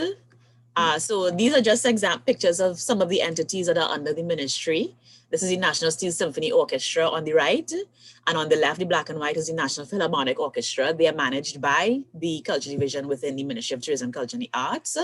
They, as you can see, their specialty will be, of course, music and events. I don't know if you've heard of the GPAN. The NSSO plays specifically the GPAN instrument, and the NPO plays, as you can see, classical instruments, so woodwind, brass, flutes, violins, timpanis, things like that. So the next slide also shows two pictures from, one is on the right-hand side. Those are two players, two actors who are under the National Theatre Arts Company of Trinidad and Tobago. Recently, they had a show called Junction Village at Queensland and Naparima Bowl. I don't know if any of you all heard or went to it. The gentleman on your left is the current CEO of Naparima Bowl, and he was also part of the ministry as a cultural officer. So you see, he moved from being a cultural officer in the ministry, and now he manages the performance space. The next pictures we have here, next slide we have here, the performance spaces. Well, and they're not only performance spaces, but they're also involved in part of our tourism packaging. So you have Stormyers Castle, which is part of the Magnificent Seven around the Savannah. When persons come, that's one of the first most popular sites to show them. There's NAPA, National Academy for Performing Arts. As we go clockwise, you have Queen's Hall. Below Queen's Hall, you have SAPA. And to the left of SAPA, you have the amphitheater at the Naparima Bowl. Naparima Bowl has a unique structure that is both internal and external seating. What else we have here? We have some of our local landmarks, our local sites. Maracas Beach. I mean, I'm sure we all know Maracas Beach. There's the Lo Michel mud volcano in Pinal. That's the largest picture you're seeing. To the left and below Maracas Beach, there's the Pitch Lake. Then we have San Fernando Hill and the Caroni Bird Sanctuary, which we mentioned earlier as well. They have great tours happening. when we open back up, we would like to recommend you go there too. And the last slide here is really just an amalgamation of different pictures from different cultural exchanges that happened within Trinidad, as well as one of them was external. So from the top left corner, you have our cultural exchange group, which was from Odissi in India. They were the Odissi dancers. Now, anybody who comes from India, they love cricket. So the first question they ask us is Brian Lara at home? Meaning in the country. And as the tour guide, I act as the tour guide / liaison officer when they are here. We get to either show them or tell them yeah or no. So seeing as they're interested in our sports figure, again, as part of tourism and culture, I was able to show them not only his house and his statue on the Brian Lara Promenade, I showed them the stadium that's in his honor. The large picture you see in there is when the National Steel Symphony Orchestra got invited to China to attend a couple of festivals. This is back in 2015, I believe it was, 14, 15, around there. And we went with an entire delegation, including Nival Chitlal and some other dancers, etc. So the small picture to the right was about Carrie Festa, Rhythms of the Caribbean. Carrie Festa in itself is one large cultural exchange amongst the Caribbean, the region. Below that is some Shanghai orchestra musicians at the lookout before Maracas. They were on their way to getting their bacon shack and bathing in the waters. We have at the Temple in the Sea next to them, the Punjabi dance group. We had another group that came and performed with Johan and Johanna Chakari, the brother and sister duo. And the last two pictures are, one is the Odissi dancers, I believe, again, on the Napa stage. This is during one of their performances. And the young lady under the top is also from China, from Shanghai Orchestra. She was learning a few notes on the G-pan at the time. So you see, we have opportunity. I can't reinforce this enough. And we have linkages between these sectors.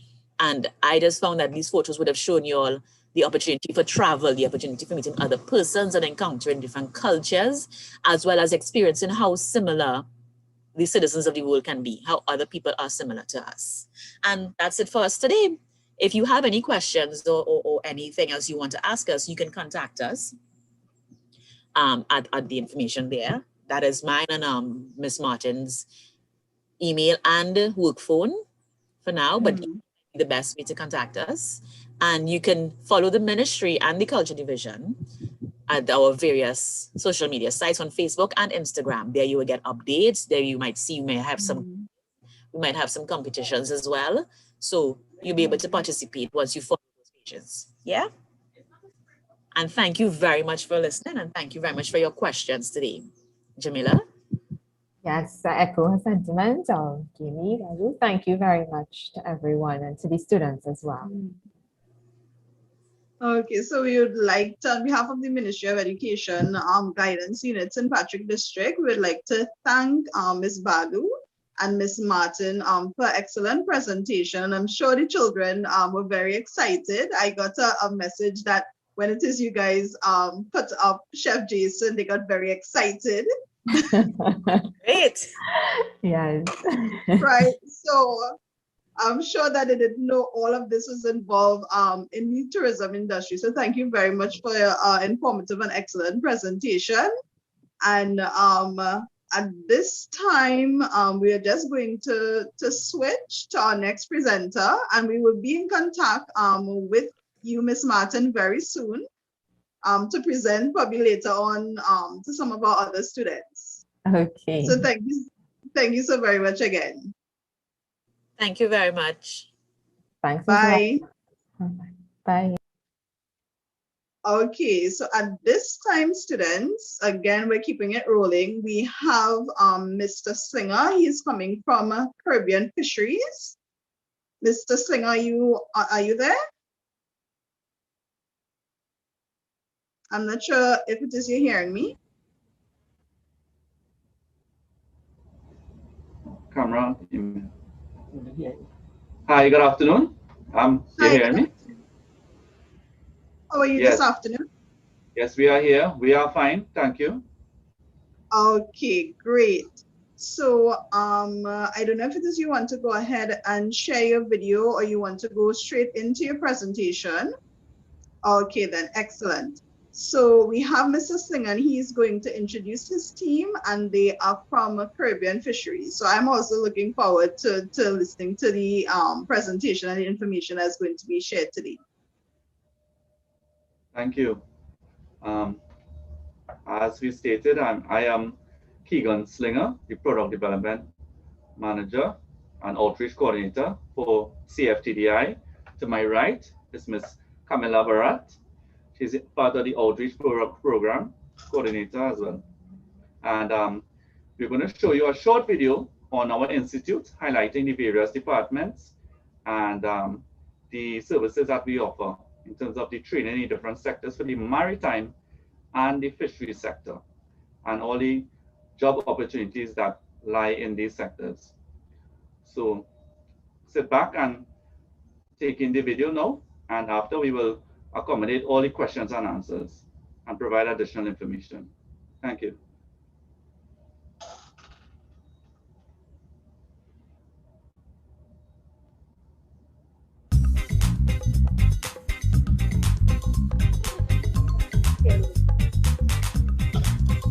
The Caribbean Fisheries Training and Development Institute provides training for personnel involved in the fishing and maritime sectors.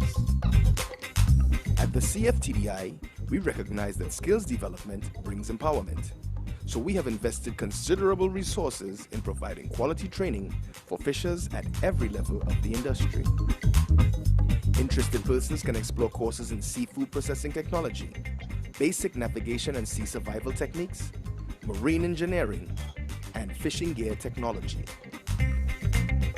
Within each of these major categories lies a range of career opportunities that are often overlooked.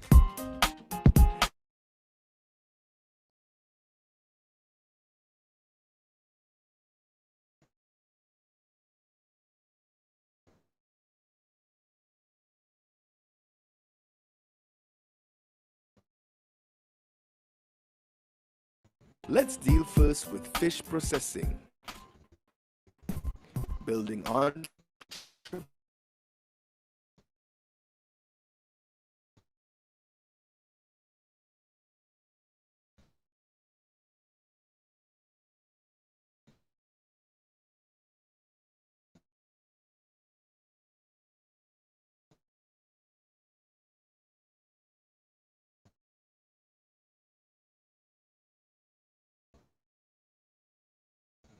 in coastal communities. Fish processing is the set of often long shelf life fishery products. This involves the preparation, comprises a receiving area, processing hall, test kitchen, product development room, packaging room, smoking area, sensory evaluation room, equipment storage, and fish shop. Fish product cycle. The cycle begins when fish is landed aboard the vessel and continues through to receiving, primary processing, further processing, packaging and storage, and sales.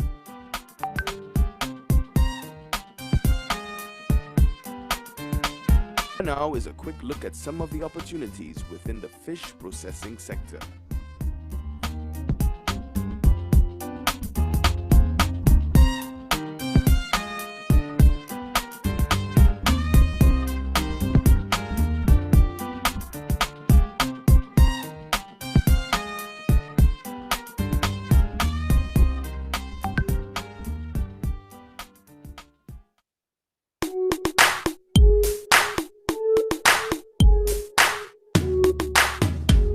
Ladies and gentlemen, good day.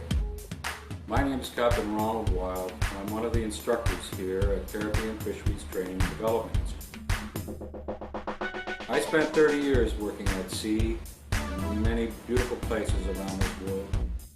At this facility, we provide people with an opportunity to enter the maritime industry.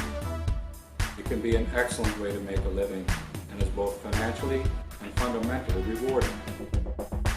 In order to be employable for any job at sea, an individual must first undergo basic safety training. This is the most popular course that we present at the CFTDI, and it is recognized internationally because it conforms to the requirements of the STCW 95 Convention.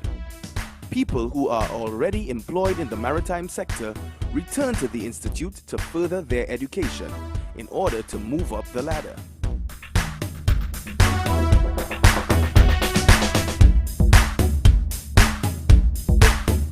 The offshore industry in this country provides employment aboard ferries, fishing vessels, tugs, supply vessels, yachts, cruise ships, and more. As the seafarer develops their skills and gains knowledge, their responsibilities and their paychecks grow. The captain of an LNG tanker, for example, earns $250,000 US for just over 4 months of work per year. Basic safety training will soon be mandatory for fishers and fishing vessel personnel in TNT. Therefore, you should come on down to the training center now so that we can steer you towards a safe and productive future in the fishing sector. Marine engineering. Marine engineering is a discipline concerned with the machinery and systems of ships, other maritime craft, and structure. Marine engineers make sure all systems work properly, such as propulsion, auxiliary machinery, and electrical systems. Engineer career paths: oiler, motorman, third engineer, second engineer, chief engineer. Here now is a list of requirements for different positions in the marine engineering sector.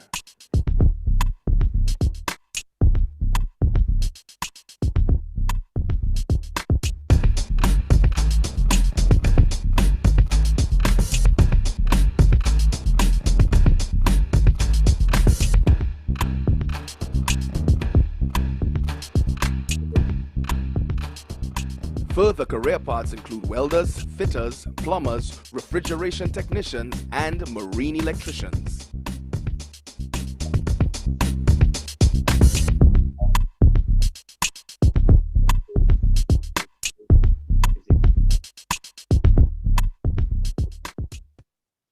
Fishing gear technology. Fishing gear technology involves the design, construction, and operation of fishing gear, and includes the tools with which aquatic resources are captured, as well as fishing methods that show how the gear is to be used. If you desire to pursue a career as a gear technologist, you will need to fulfill the following requirements. Some of the areas covered in the fishing gear course include basic rope work,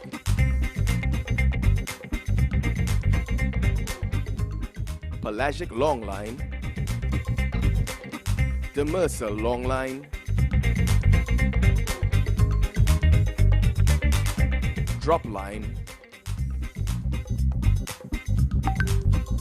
and fish pots. Fish aggregating devices. Fish are fascinated with floating objects. They aggregate in considerable numbers around objects such as drifting logs, rafts, jellyfish, and floating seaweed. The objects appear to provide a visual stimulus in an optical void and offer some protection for juvenile fish from predators. The gathering of juvenile fish attracts larger predator fish.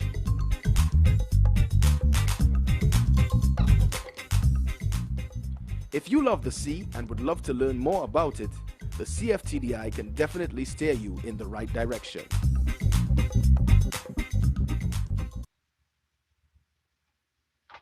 Thank you very much, Mr. Jobati. So that was our informative video about the two areas, the fisheries, fish processing, and the maritime sector. We'll entertain any questions from the students now.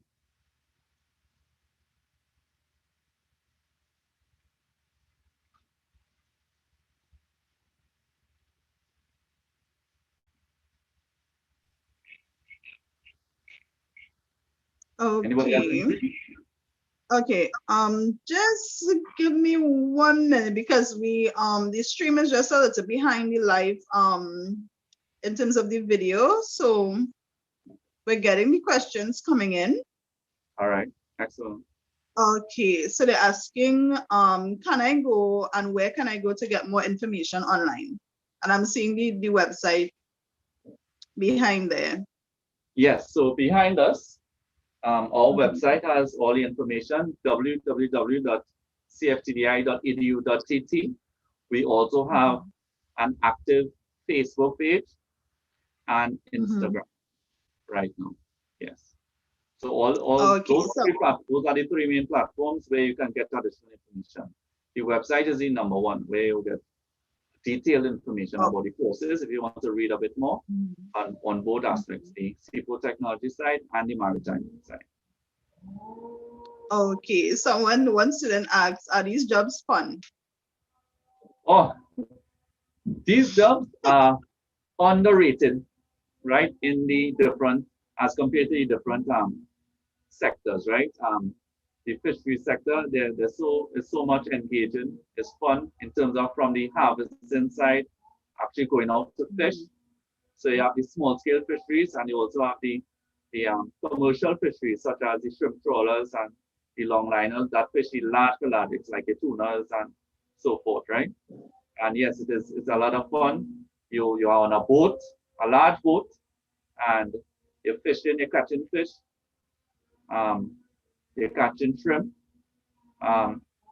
right through the what we call the value chain, right? From when you fish land, you process it, you turn it into a value-added product. So there it is very rewarding. The maritime as well, when you do the training here, you get to go and work on large vessels in our oil and gas sector platforms, right? So that's what people normally term when you work in offshore, right? You work on these different vessel tugs, tankers, oil and gas platforms. So yes, these jobs are a lot of fun and it's very rewarding, both personally and financially. Thank you very much, sir. And I also think even from the video, a lot of the jobs that were presented, a lot of the students didn't realize, okay, that these are some of the jobs involved in this industry. Right, so we have the questions coming. Why do you think these jobs are underrated when it's so important? Well, typically the fishery sector fall under agriculture, and agriculture is not a very attractive career because of the stigma attached to it. All right, in terms of traditional farming methods and fishing methods, when you go out. But if you know the type of compensation gain for the nature of the work, it will change the outlook on it, right? For example, most things is financially rewarding. As a farmer can earn upwards of from $10,000 or $20,000 per crop. A fisherman can earn up to $10,000 per month. And you would think that farming and fishing is normally the last resort when you can't find a job in any other sector or any other area. But it's actually a very rewarding job. You're providing food for the nation and food for yourself, right? And you will be supporting the general health and nutrition of your country, all right? So, and those salaries that I just told you is based on a vendor. So those vendors that you see at the side of the road at a fixed shop or even driving around, they can gross for the month $10,000 to $12,000 per month, up to $20,000 per month. And these numbers are not exaggerated to catch your attention. These are actually statistics and data collected within the last 3 years from projects. And when you come to us, we share this information to you. All right. In the maritime side, we know the oil and gas sector. Trinidad and Tobago is heavily based on that sector, and we know that the compensation commensurates with the various positions.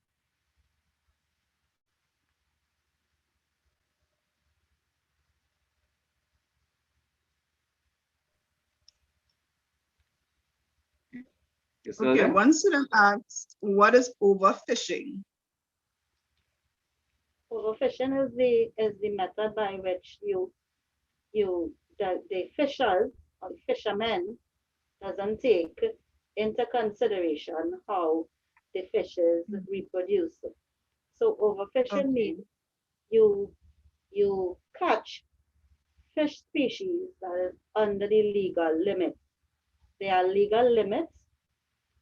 So what's the size of fish, what type of fish, and the seasons that you fish in. So take for instance, if you are catching shark, you are not supposed to catch a certain size of shark. You're not supposed to land it, which means you're not supposed to catch it and bring it ashore for sale or for use as kitchen use. So that's the meaning of overfishing. So to break it down, it means that you can't catch the small fish because it's not going to grow up to have any babies, so it's not going to reproduce. So you would overfish it, and then the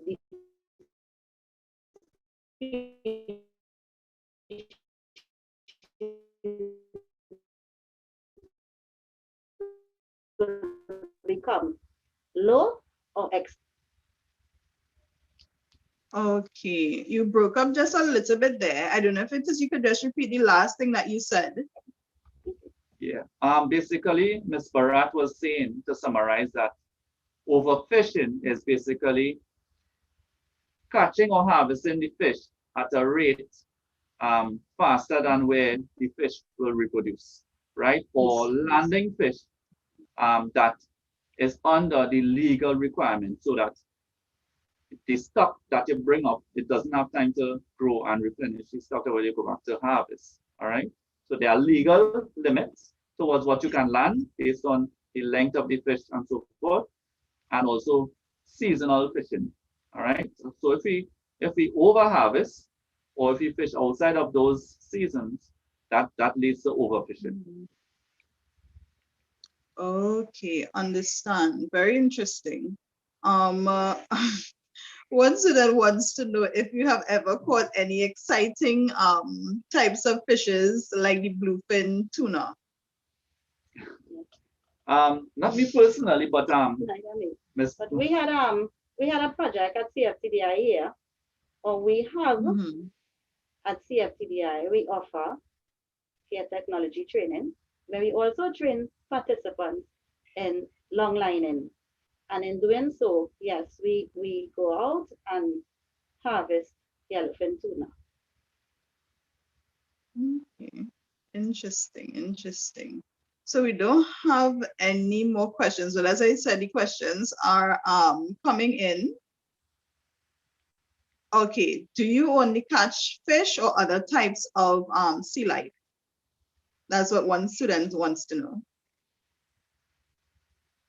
We only harvest fish for fishery products. So when the CFTDI vessel goes to fish, we fish for only certain types of fishes, so that we can use in our fish processing units. Our fish processing unit utilizes that fish and teaches participants how to process and utilize the fish in food. So, but that's the only type of fishing we do at CFTDI. It's also, just to add, it's also based on your fishing, your fishing methods, So the vessel that we do have, just is used to catch fish, the various types of fish. And just to make a reference to that is like, in terms of to catch shrimp, that's a different type of fishing method, right? So just to target shrimp and catch fish. Target shrimp, sorry. And then you have the other vessels that target fish, to catch fish. Okay. Very, very interesting. And I just in terms of the products that you guys produce in terms of with fish, could you break down some of the products that you all produce?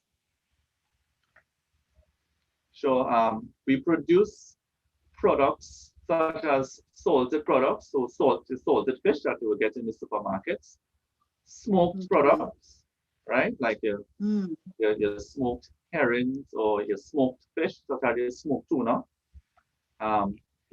Also, we do products such as, we call it community products, such as fish sausages or fish burgers. There's also delicatessen. There's also, we produce sauces. You will see fish sauce. We use, so fish sauce, you use fish or the fish carcass to produce a value-added product. So you don't throw that waste away because it's not meat, right? So you utilize part of your waste, and we try not to term it waste anymore. We use it as the rest of the raw material, the RRM, right? So your fish, when it comes into the plant, we call it the raw material, but that is going to be used to produce a finished product, a finished fishery product, right? So the frame or the heads and the heads will, in addition to the guts, right, will be used now to create, for example, fish sauce, and then we can use the guts to make fish silage, right? And which will be used, one will be a value-added product, and one would be a byproduct for the use of, let's say, to feed farm animals, all right? So that's what we talk when we speak about utilization in terms of the fish for our consumption, as well as utilizing the waste as well. So we utilize the entire fish itself.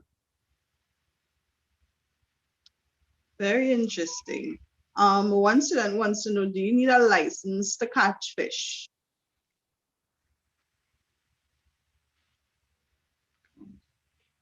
At this time, you don't need a license to catch fish. You're just required to apply at the Fisheries Division for a fisherman's ID. And that is sort of in the way of getting a license. It is when you access this, you're identified as a bona fide fisherman. So you can apply for that at the Fisheries Division, and that's all you need at the moment. Okay. Are there any requirements to apply for this ID? You must be able to identify what type of fishing you're into. You must be able to identify which port you're fishing out of and the gears that you would be using. This fishing ID is approved by the Fisheries Division and National Security. So it takes a process of upwards about a month and a half.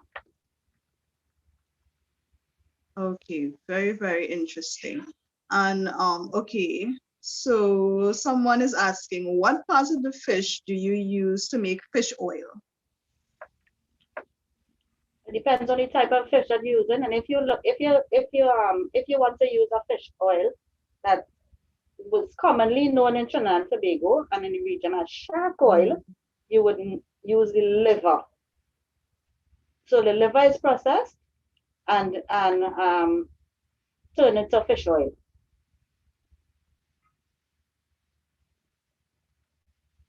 You also use, for fish oil, you also can use the head, depending, the head and the frame. All right. For example, like your tunas, your large tuna, like the bluefin tuna or the yellowfin tuna, right? Even the albacore tuna, right? These species are large, and normally the head is not utilized in the processing. All right. So that is part of the waste that is used to create the oil, the fish oil, as well as derived from.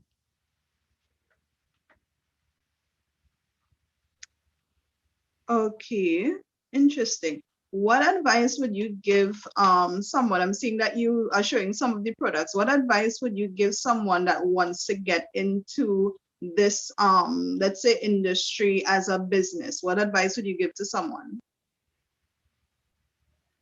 Well, I would say to start off right here at Caribbean Fisheries Training and Development Institute, where we are the sole provider of this type of training, seafood technology and fisheries training, locally and regionally.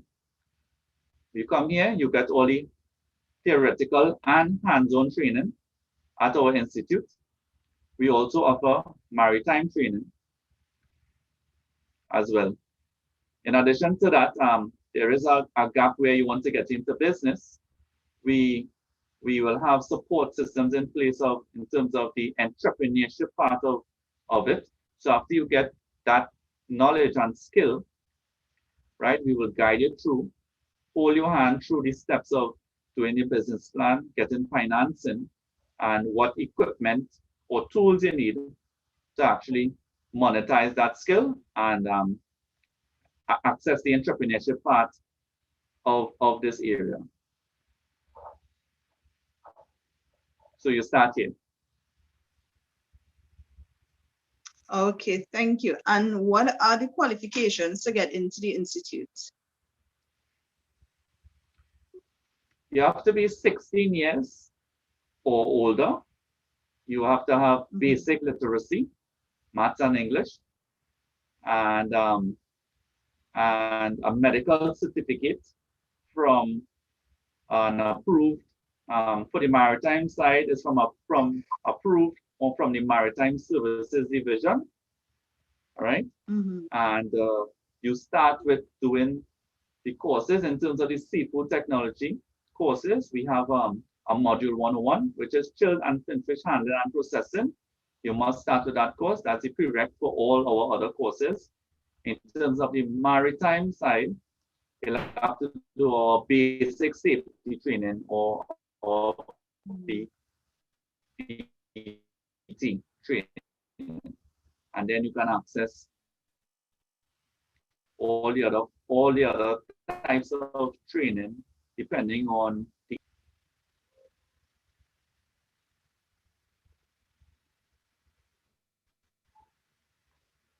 So Mr. Jobity is now posting the requirements online. They can take a note, they can take a screenshot, all right, of the requirements. They have to have as record. Okay. All right, thank you very much. Okay, I will just give them a minute just to probably to take down the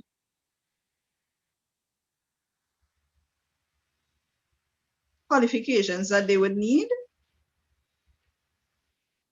There are no more questions at this point in time. So what I would invite you guys to do is, if it is you have any closing remarks for our students, you could go ahead and make those at this point.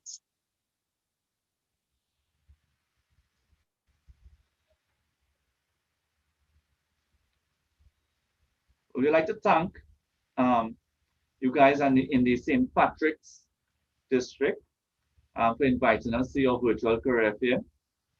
We are delighted to be here and share the information that is not widely known about our fisheries sector and our maritime sector. And we are proud to offer these training services, right, to especially the coastal communities. And we encourage persons to look into all the different aspects and of a career in terms of doing business and entrepreneurship. And the fishery sector is very lucrative, right? But often bypassed, as I said. And so please contact us for any other further information. We have also have an email, info@cftdi.edu.tt, where you can email your questions. We will send you additional information.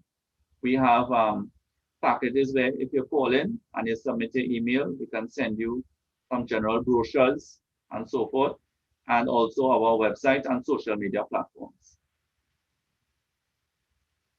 Okay, thank you so very much. So on behalf of the Ministry of Education Guidance Unit St. Patrick District, I want to thank you all for taking all the time to share this information with us. It was very enlightening for me as well. So if it was enlightening for me, I know that it was very enlightening for our students. So at this point in time, I am going to bid you farewell and thank you very much again on behalf of our students for sharing this very informative presentation. Okay, you're welcome, and thanks a lot for giving us the opportunity to present the information to you. And thank you. Stay thank you again. safe. Enjoy the rest of your day. Okay. Okay, students, so that was a very informative presentation, and even getting your questions answered. And it is a very good opportunity, right? As Mr. Singer said, it's not an industry usually that we would look at as something that's very lucrative or getting involved in, and everything that is going on in Trinidad and Tobago. And even yesterday, with the presentation by the Ministry of Agriculture, you saw how much our food import bill was. So it's very good to get into this industry and this area, right? At this point in time, we're going to have another presentation, and we are going to invite Servall to present to us at this point in time. And I believe it's Mr. Daniel. Could you hear me? Yes, I'm hearing you well. Okay, welcome. Thank you for having us. And thank you for being with us today and our Form 3 students. So at this point in time, I'm going to turn over to you to introduce your team and also in terms of your presentation. Pleasant good afternoon to all the Form 3 students. My name is Mr. Daniel, Renrick Daniel. I'm the Public Relations Officer attached to Servall. And I'm going to be, basically it's a one-man team this morning. And I am happy to share information with you and to get you encouraged to face a bright future in spite of what is happening around us. It is not going to last forever, and we hope that as soon as it is completed, or this phase of the world has come to an end, that you all are going to be making decisions, lifelong decisions to affect you. Now I said you, because whatever you do, really it's for you. Don't live other people's dreams. Focus on what you want to do as an individual. And you are at a critical junction. You are in Form 3, and that's a nice place to be. I remember my time in secondary school, what a time that was. And now after secondary school and you want to become an adult, I want to let you know that the majority of the rest of your life will be spent paying bills. The cable bill, mortgage, car. Right now, mommy and daddy is doing everything for you. It's gonna come to come at a time when most of your salary goes into paying bills. Okay, so that being said, where do you see yourself in the next 4 years? And the reason why I'm saying 4 years, you are in Form 3. So very soon you're going to be in Form 5. That's in the next 2 years. And where do you see yourself after that? What it is that you want to accomplish, what it is you want to do. And sometimes, you know, we have difficulties, we have our challenges, we have our drawback, all of us do. The moderator who was just there, myself, we all have challenges growing up as an adult. Challenges will always be there. Don't give up. Don't drop out of school. Okay? And stick to it. It seems difficult, especially the math. You know, most of us don't like math. Okay? We like to do the easy subjects. Some of us are very good with our hands. We are very creative. And that is what I'm going to involve you with this morning. So I want you to listen very carefully, because when you finish, you are going to be making decisions, as I said, that will affect you. Okay? So you're in Form 3, going into Form 4, and just now you're choosing math, physics, chemistry, biology, integrated science, technical drawing. You will be doing principal of business, office administration, all of those academic subjects. Here at Servall, we do not engage in academics. So we do basically skills. Now, Servall has a very large areas and a plethora of courses that you can do. So we have our skills program, which we are well known for. We have our junior life programs. Some of you may have family or friends, neighbors that are going to our junior life centers. We have our hospitality, we have our high-tech centers, we have our ECCE training, teacher training center as well.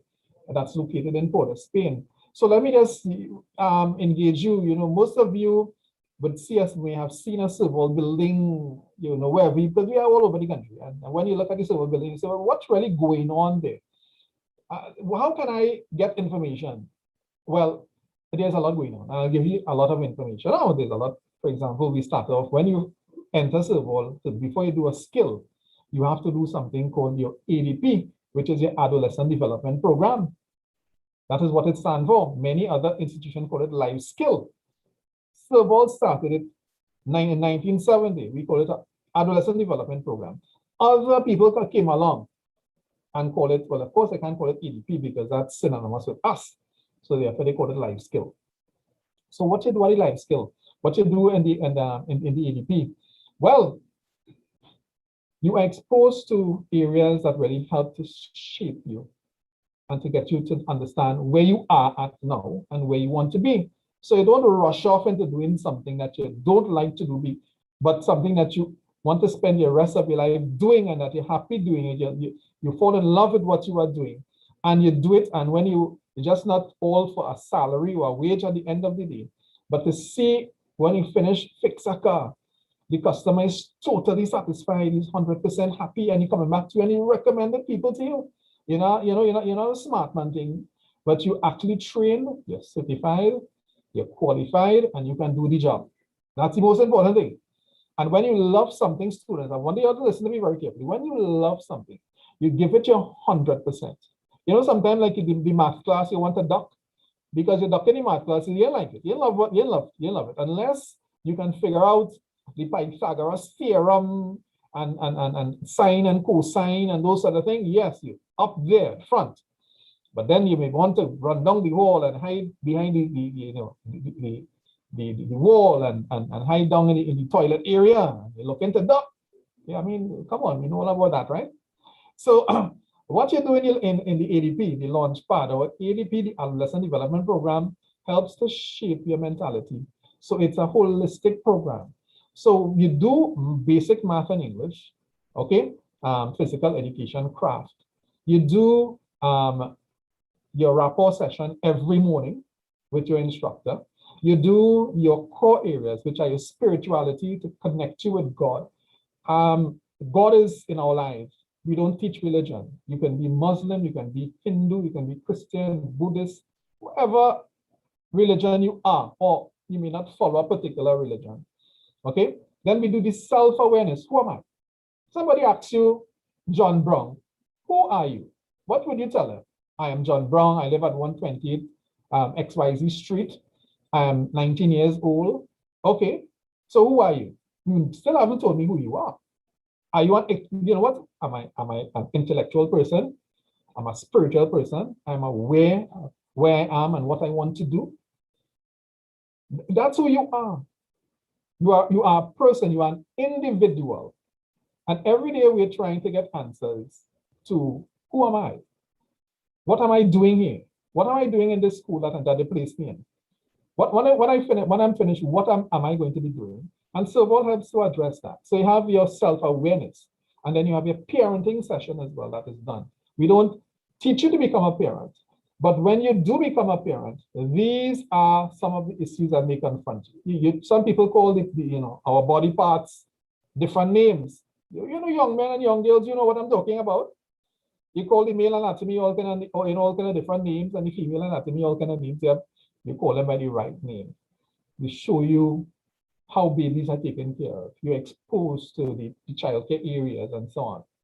You do survival cooking. And survival cooking, let me tell you what survival cooking is. You know we're in a pandemic, right? I was just telling another class there. You all know what's a pandemic? We're in a pandemic. KFC closed, all the fast food restaurants closed. So we have limited income, we have limited money. What it is that I'm going to cook today? Well, you have rice and peas. So you cook rice and peas today. Tomorrow you have the same two ingredients Well, they cook rice and peas today, tomorrow is peas and rice. And then the next day, what you have is the same two ingredients. Well, they cook the peas and they put it at the side of the rice. And the next day, we can cook the rice and put the peas on top of the rice. And the following day, you still have the same ingredients. Well, you can mix the peas and the rice together. Okay? So if you don't have salt, learn to use what you have. So that when you do get a job, you don't have to go and, you borrow money, and from the time you get your salary, you have to go and give back that one, the $2 you borrow, and that one, and when you finish, you just have $1 in your pocket. No, we teach you to be, to be satisfied with what you have. And once you are satisfied as an individual with what you have, you can progress. Okay, instead of being in someone's pocket the rest of your life. In school, we know that in school. Oh gosh, boy, give me $2 now, boy, I want to travel, because you just spend your money, and the deal that you're tying down the road there, and you want to give her a little thing for Valentine's, and you want to buy a chocolate and you dip in your pocket, and you don't have any money to go, but the next day you're owing your partner, and you're docking your partner, and you want to pay him. We teach you to be satisfied with what you have. Okay, so when you are finished through with the EDPs for 3 months, you are not really examined. You don't have an examination to do, but we assess you as you go along. We have a midterm assessment, which in the middle of the EDP, we're going to assess you. We're going to look at your timing, your punctuality, your regularity, your dress code, your attitude. And if you find that sometimes you're over quiet or sometimes you're over talkative, then we can send you to the counselors who may pick up on something that we aren't we are not seeing clearly. Sometimes you're silent and but then, okay, this person okay. Sometimes some people very vocal, but they're masking. Okay, and the teachers are trained to pick up on that. You can go to the counselors in group sessions, and you can speak to them in a group, or you can speak on them on a one-to-one basis. So you're through, you're complete. You say, okay, John Brown, you did very well. You have assessed you. Your peers also assess you. Your peers also assess you and say, well, yes, he's a joker. You can move, and you move on to your skills. After your final assessment, you move on to your skill. Now, what it is you like. So we have various skills area in Servall. We have childcare for those of you who love babies and taking care of babies. Okay, who want to nurseries. Okay, taking care of babies and so on. We have that. We have food preparation for those who love to cook. Mother's Day coming up, fellas, girls. I know some people can't boil water. Well, we teach you to boil more than water in that. You learn to bake cake, you learn to make pies, you learn to do all types of dishes. Okay, and you move on from there. You can go to the hospitality area. Well, we have people who work in on cruise ship, When they finish the hospitality, you work in a hotel, Hilton hotels, and all those big hotels and so on. Because you go to those hotels and they assess you. We have students working on Disney ships and so on. So you're exposed to that. To get into to that area, the hospitality, you have to be 18 years and over. Why? Because you have to do mixology, and of course, mixology deals with alcohol. So if it is that you haven't attained the age of 18, then you do the food preparation, and then when you reach 18, you move on to the hospitality area. Then we have other areas such as welding. We have auto mechanics, electrical installation, beauty culture. For those people who like to put makeup on people's nails, massage, it's more than hair and makeup and so on, and massage and nails, manicure, pedicure. Mother's Day coming up, think about how much money you will be making next couple of years. And Mother's Day, taking appointments and $100, $200 to do your nails alone, and you have 10 clients line up, ladies and men. It's not just for girls alone. We have men doing the beauty culture because we also starting barbering soon. Okay, we have that program coming on. But say here, the barber charging $50 and up. Wrong with all you. $50 for a haircut, boy. When I was growing up, it was $5 for a haircut. I paid $50 now. Look at my hair done low. How much hair I got to cut off for $50? Okay, so we have that area as well. Okay, we have also masonry. There is woodwork. There is the high-tech center that offers the computers, the computer graphics, television production, sound engineering. Those who want to get into who may want to be DJ, be on the radio. Okay, we have students who graduate from program and working on boom champions. We have success stories. If you watch the news, Miss Alicia Boucher, a student from Servall, you know. Yes, she came, she did garment construction, she did high-tech program, and today she's a senior TV journalist. Look at where it took her. She came in with no O-levels.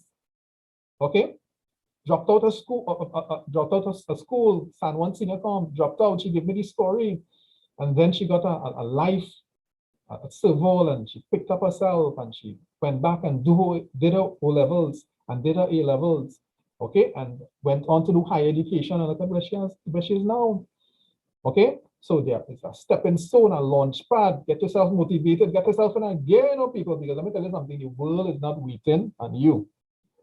If you don't get yourself in a gear now, when I finish this presentation, you're going to be left behind. COVID will leave you behind.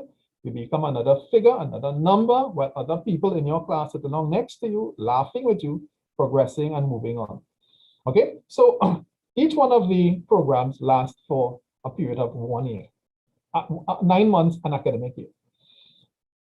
You come in as a junior when you finish your ADP. So I completed the ADP already with you. So now let's move to the skills, and I list out the skills for you.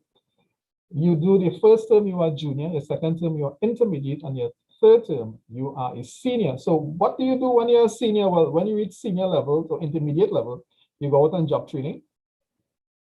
Most of the time, 99% of the time, students who complete the job training, the employers are impressed that they get permanent employment. You know why they're impressed? Because of the ADP program. That ADP life-changing mental program. Okay? So you're brainwashed, and we have to brainwash you again to put you on the path to where you want, not what other people want, you know, where you want to go. Okay? Get it into you that you can do it. Motivate you that you can accomplish this. You can be somebody. Forget what people tell you you can't make it, that you're dunce and that you're not coupled for academics. You have a place in this world. Everyone has a place in this world. I have a place, you have a place. Okay? It just takes time for us to unravel and to reveal, you know, what it is that we are good at and how I can maximize my ability to accomplish tasks and be sufficient. I don't have to depend on daddy for $20. I have to wait for mommy and my granny when she get pension. Moving on. So you want to get employment. So we send you on job training. Your employers there will pay you give you a stipend. You know, get a salary. Listen, we get a stipend is something just to give you a meal to travel to and from work.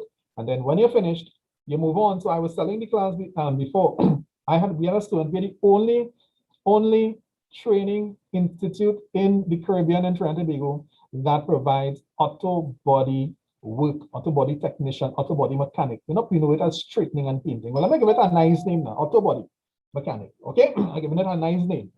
Okay, so he went on. Give us a little trouble. He gave us a little trouble and so on. Let me still in Belmont and give him some trouble. And he moved on. From his job training, they were impressed. The company said, we're keeping this young man. We said, we're happy. Started him off with $100 a day.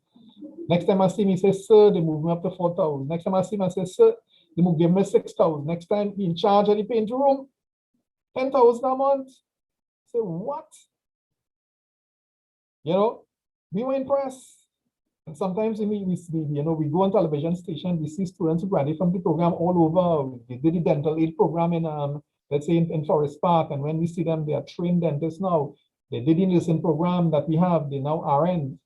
Okay, they're licensed electricians. Some of them, you know, driving their own vehicle, company vehicle, because we encourage you to get your license, for example. So that when you do go on job training, you have your license, you can drive. We have people coming to us every day to get students. I just don't have enough. We don't have enough because there are so many people out there in the skill areas. We have a shortage. We have a shortage. So we have a lot of people out there in the job market. I want you all to listen to me. In a pandemic, a lot of people have lost their jobs. They are out there on the job market, and a lot of them now are looking to do a skill. Why? I just spoke to a past student of mine. I used to teach secondary school.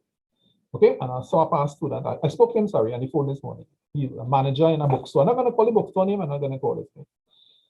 Well, everything shut down. So he tell me, sir, the delivery I'm doing now with we're doing some electrical work, so it had to be that he get a skill, he acquired a skill, okay, that he can do something and can make a living. He have a wife and he have children now, we have mortgage to pay and so on. He said, so we have to do what we have to do here. So get your skill. You could get your academics, get your skill, okay? And when you are finished, you become competent in what you're doing. So for example, when you finish, you do the level 1 exam, NEC exam. And that level one is 1,500 contact hours. Now, other institutions may say 600 or 300 contact hours. Servall gives you 1,500 contact hours. And what that does, it moves you beyond a level 1 to level 2, but you're writing NEC level 1 NEC exam. That's on the Ministry of Education, okay? When you finish, you write the exams, you are certified. You also have some additional examination for students who have progressed. So for example, if you're doing welding, some students, we have the WELFAB certification that is given to you, but it's for students who can do welding well, who are doing well in welding, and they can go and do that exam. So when people in the industry see you have a WELFAB exam, you did welding and you have WELFAB, do you know that they lap you up right away? Then we have those who are doing the beauty culture, they do the SASHA examination. Again, to get a SASHA certificate out there, it's $10,000. They come to Servall, they do it for us for free. They assess you for free, and then you get this, you have this certificate. This certificate, when you go out there and present it to any employer, well, SASHA is makeup, it's cosmetics, it's makeup. You are on the right track. Okay, the electrical installation can take you all the way to become a wireman, to get your wireman's license from TNTech. Okay, your auto mechanics take you up to the advanced part where you learn all the electricals and so on in the vehicle. Okay, and I said at the end of these programs, you have your certification. You are certified by NEC. Some students, let me be honest with you, some students may not be performing well, and they do end up with what we call the still do an exam, and they still give you the Servall certificate, which is still recognized, but we want you to be more out there. So if you want to travel the Caribbean and travel the world, you know, the NEC exam will take you there. All right. How do I register? Well, it's easy. And I challenge you all now to go on the Servall website, www.servalltt.com. Let me call it again for you. www.servalltt.com. So you go there, you'll get all the information. There's also a registration form. You register, you send it to the nearest center to where you live. We have centers in Diego Martin for skills. We have Beetham Life Center. We have Barataria. We have El Socorro. We have Arima. There is one down in Grandi. Then if you go into South, Central and South, we have in Chumbonas. We have down in La Romaine. We have in Point Fortin. Okay, so you go on the site, you register. We're taking students 3 times a year, every term. So the school year begins in September, so we're taking students in September. So if it is that you want to get into the September next couple of years, if you're when you're 16 years, I know you have some of you may be 16, average age is around Form 3 is around 14 years, but we know we do have some people around 15, 16, because our years are from 16 to 19 years. Okay, so you can come in September, you can come in January, or you can come in May. Those are the 3 terms. Every term we take in students. To register is simple. All you need is a copy of the ID, okay, 2 passport size picture. If you don't have ID, your birth certificate. If you're over 18 years, your parents don't need to register because you are an adult, okay? 16 to 17 years, we need your parent to come in with you and to register. Our registration is done online, by the way, and you know everything is done via Zoom. That's the way of the world. So think about, you know, you're not going to any physical location right now until the sector has been reopened, and then you can go to your physical classroom, okay, to do your practicals and so on. But everything right now is done online. Well, what about fees? Well, it's minimal. If it is that you come in as a community student, the minimum fee you pay is $300 a term. Now, $300 a term works out to be $100 a month. That works out to be a couple dollars a day. That's minuscule. So what you're exposed to, a pack of welding rods costs you more than that.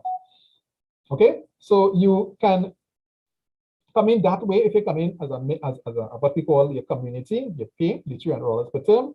Or if it is that you come into the Ministry of Education, what we call an MOE student. So you may want to come into Servall, you reach 16 years, you go to the guidance officer at the school and the principal, they have the information, the ministry will then transfer you, because we don't do transfer. The ministry will transfer you to Servall, where you can pursue your skill. You don't have to pay. The government continues to pay for you. Sometimes people may have community sponsors, might be a sports body that sending them there, that's paying for them, or sometimes maybe have a good generous person who may do it for you. So those are the different ways that you can get come in at the different times, and that's the cost. I said the cost is minimal. The certification is from the Ministry of Education, NEC, as well as your special additional qualification such as WellFab,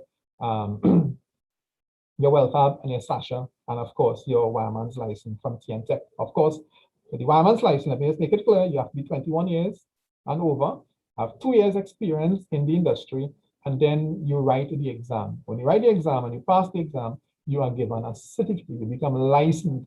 That means when you are licensed, you charged differently for your work. You are more recognized, you are more qualified than that, qualified than other people who may have just done a short program.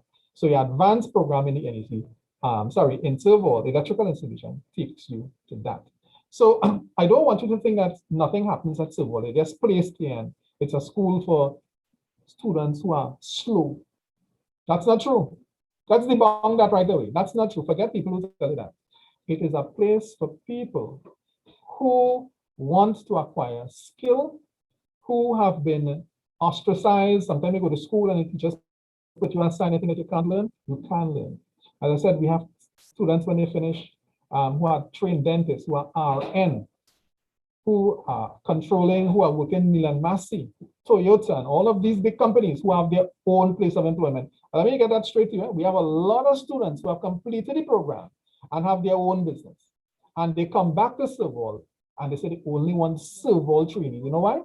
Because of what the program did to them, how it helped them to become a businessman, how it helped them to become successful. And now they are coming back, whether they have air conditioned companies, we have students with the auto mechanic business, whatever business that they have, they want to give back. So they come to say, Mr. Daniel, you know, we want to get some Servall trainees when they complete. Can you recommend 2? Can you recommend 3? Okay. And we see them all over. Okay. And they in turn, when they finish, open their business. So it's an avenue as well for you to become self-employed. But not all the time, form trees, come on, you want to work for somebody, you can set your own working hours, you can set your own price. The wire house, you know, is $10,000-$15,000, so depending on the size of the house, to wire the house.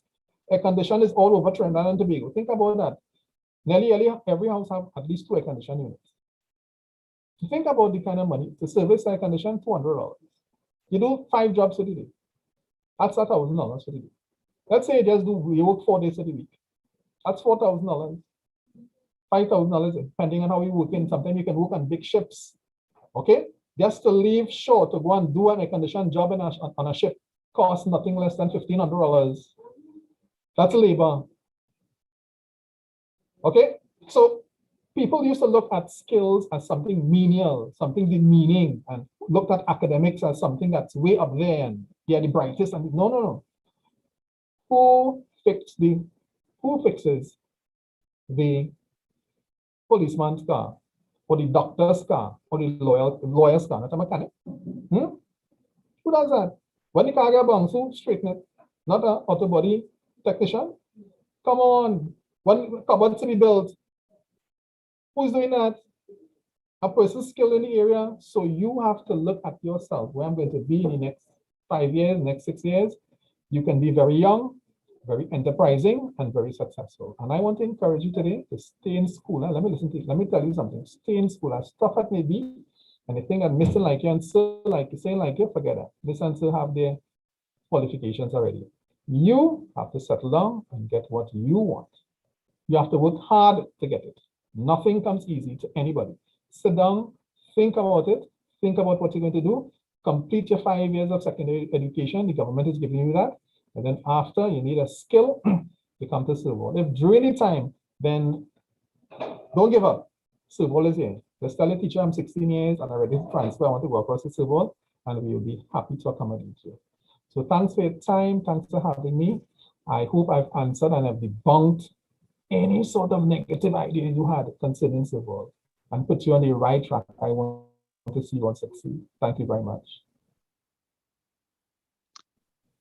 Okay, thank you very much, Mr. Daniel, for that informative presentation.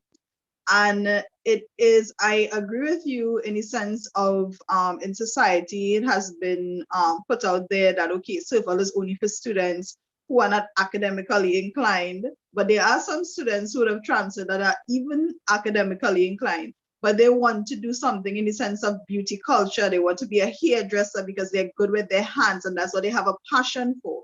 So I just want to put that out there, that is not just the students who don't do well academically, right? But it is based on what you want to do and what you have a passion for, right? And that is not necessarily always in the academic areas. And some of them, just as you said, I am when the academic way, yes, I'm well paid, but at the end of the day, there are some persons in skills that are still making more money than I do every month, and that's the reality of it. Yeah. Right. And skills is the way to go in terms of everything that is happening now. Right. And the questions are coming in. But just before I take the questions, I just want to just add to what you said in terms of the Ministry of Education, our division, Student Support Services, do sponsor students even from Form 3, just as Mr. Daniel would have said, if it is you're 16 years old and you're interested in transferring because you do want to do a skill, you could talk to your guidance officer and they would direct you accordingly, right? And the ministry would pay for you. Yes. Right? So our first question is from our students, what would you say to people or to someone who has a negative view of Servall? Well, as I just listed out to you there, that I debunked all the negative aspects of Servall. And it's just, as you were saying a minute ago, Miss, as well as I said, a lot of people normally say, and let me put it to you bluntly, a lot of people used to say, Servall is only for dunce head students. And that is not so. Not everyone may be academically inclined, as you said, Miss, but Servall gives you a chance. It gives you a second chance, a third chance. The point of it gives you a chance. And when you see, and as I've just told you about the success stories, you see the chance that you get. The thing about it, you have to give yourself that chance. You have to say, okay, I want to give it a try. And when you come and you give it a try and you see how successful you are, then you will judge for yourself how successful the program is and what Servall does to you, does for you.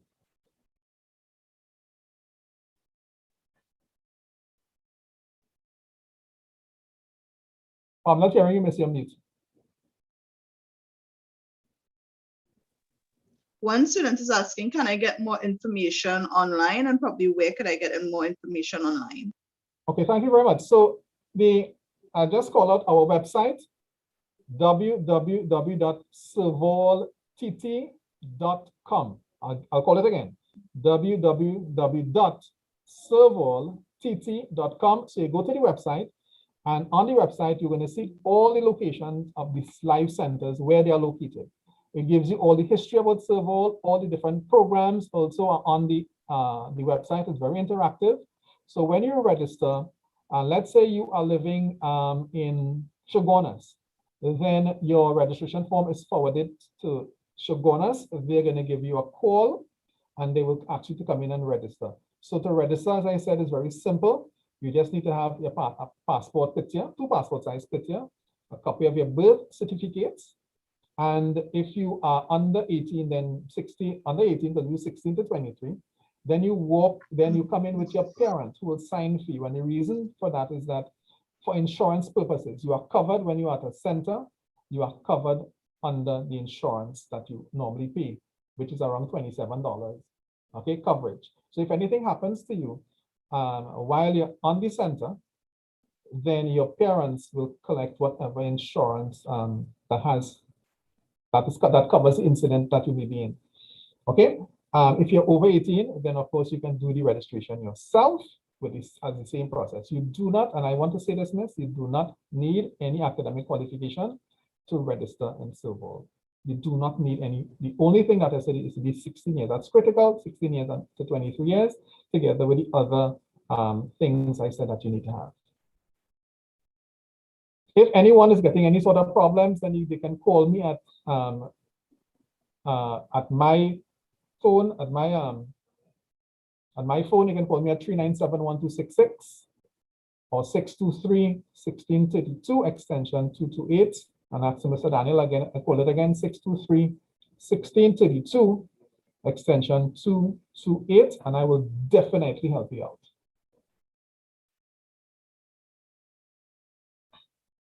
Okay, thank you so very much for that, sir. And we just have one more question. A student is interested in cosmetology or makeup. So what would you say in terms of that area of training? What area or what courses do you offer in that area?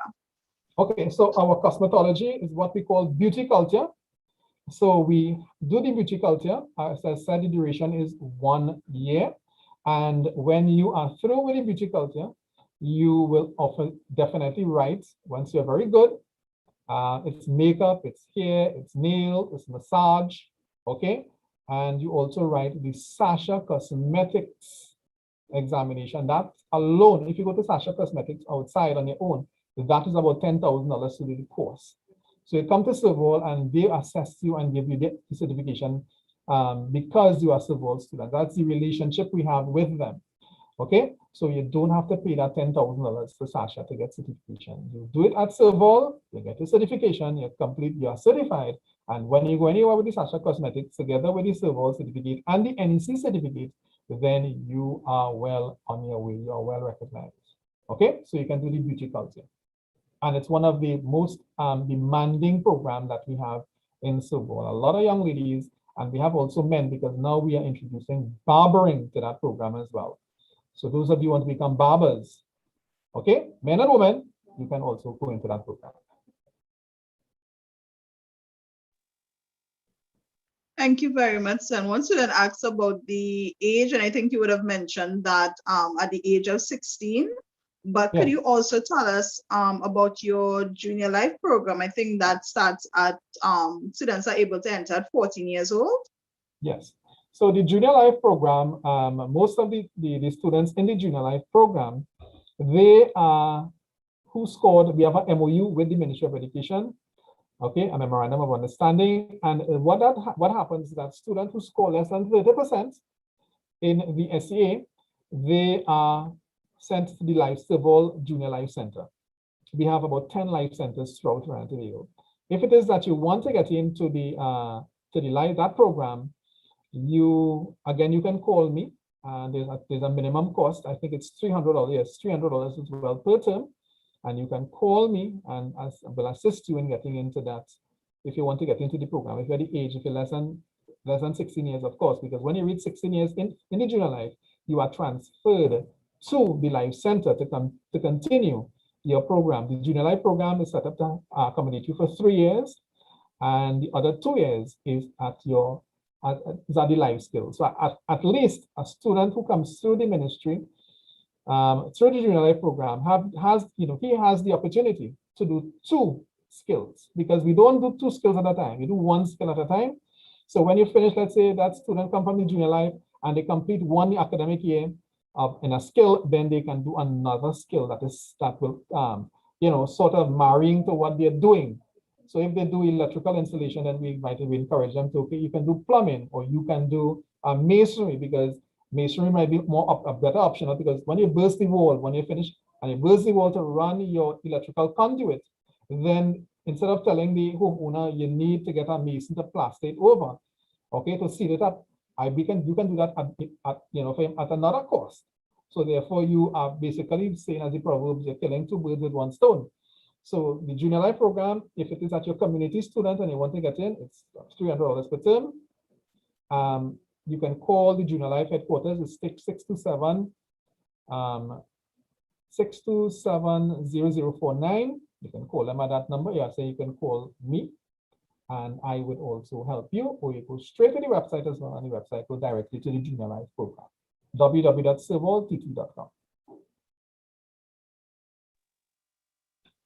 Okay, thank you very much for that, sir. And could you also share with us some of the institutions that you partner with for training for your students? Some of the other institutions, because I know you already mentioned Sasha Cosmetics already. Yeah. So we have Sasha Cosmetics, as I said, we have Well Fab that we do. We also have the TNTech that do one of the training with us at the Forest Park Life Center. We also have Hilton Hotel that assists us with certification for those in the hospitality industry. Okay, and yes, those are the institutions that we are associated with at the moment for our training. Excellent, excellent, excellent. So I believe our students who may have had probably a certain perception of Servall before would have a different perception after this presentation, as well as the discussion, right? What advice would you give to someone, let's say they get into the beauty culture, as you said, that's one of your most subscribed programs, and they would like to get into their own business? What advice would you give to someone like that? Okay, well, first thing is that when you complete your training and you work hard to get your Sasha Cosmetic, fine. But I would also want to encourage you to work in the industry, work on a salon, work with someone who is well established to further get, because everyone develop their own different patterns, their own different skill, their different ways of doing things. So I'll encourage you, when you finish, don't go right away. You can do certain things, doing nails and so on. But if you want to become more established and well-known, I would encourage you to work at least a couple of years with an established, well-established beauty culture area, whether it's barbering, hairdressing, whatever. Get yourself established, and then after about 2 years, you can launch out on your own. Get your business name, get your business registered, do a short course as well in areas of accounting, just something basic in bookkeeping. And NETCO, I think, who gives students this opportunity, anyone that opportunity as well, to come and do these financial programs when they're about to open their business. At Servall, let me just mention, we do have the Fund Aid. The Fund Aid was set up by our founder, Father Jared Panting, for this purpose as well. Fund Aid is located in Port of Spain. I can send you, I don't have the exact location, it's in Abercrombie Street. And you can go there, they give you a loan of up to $30,000. $30,000. Specifically, we target Servall trainees who want to start and do their own business. And you $30,000 up to $30,000. So whatever you have, your equipment and so on, they are going to hold it as collateral. So whether you have a washing machine, whatever equipment that you buy for your salon or for any type of business that you may have, and you pay it over a period of time at a very low interest rate. I think the interest rate is around 6 or 7%. So you can't get better than that.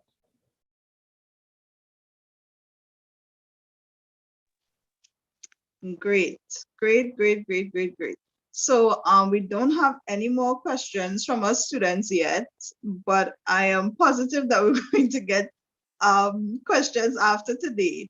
So we will be in contact with you sometime soon. Right. So on behalf of the Ministry of Education Guidance Units in Patrick District, I want to thank you for taking the time to present to our students. Again, it would have been an eye-opener for them, right? And I just want to, at this time, just ask you, are there any closing remarks or anything that you would like to say to our students as you close? I just want to tell the students, and I know it's challenging. I know that sometimes we all meet with challenges in school. Stick to it. Don't give up. Don't drop out of school. Don't be another number. Don't be another person on the block. Because sometimes we drop out, and then we drop in places that we should not be at all.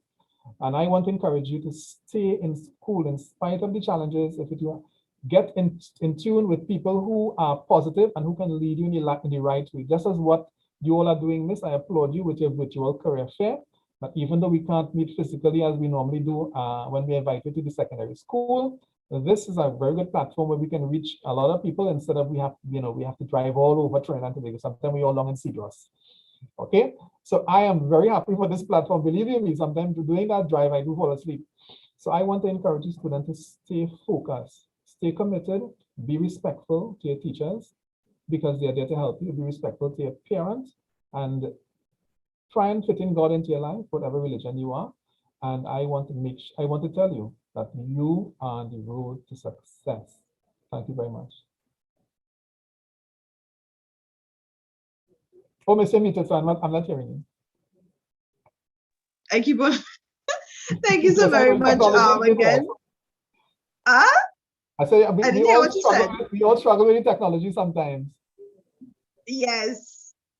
Right. So I want to thank you again and say bye to you at this point in time. And we shall well, I would be contacting you very soon. Right. So I'm saying bye for now. And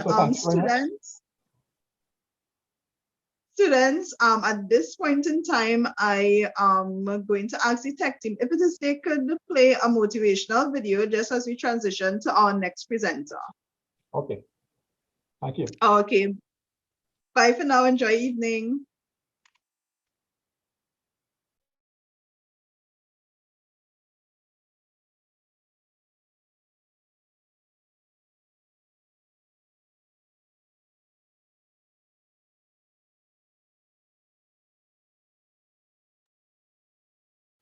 The one commodity that is most valuable on this earth is time. Time to love, time to live. From the moment the human body is born, it begins dying. I don't think you quite caught that. Let me say it again. From the moment the human body is born, it begins dying. Some happen faster, some happen slower. Some of us help them go faster, and some of them prevent it from happening sooner than later. How many seconds, how many minutes do we waste every day doing things that are nowhere near the goals and aspirations and passions that we have inside? How many times do you go through the course of a day and realize, did I do anything I set out to do today? Write down those goals each and every day.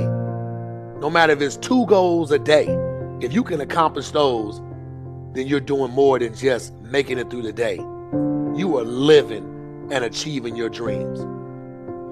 Find time to better yourself, read, explore, research, live life, do things you've never thought of doing before. That's what it's all about. When you're born, that's that date that they put on the left side of the tombstone.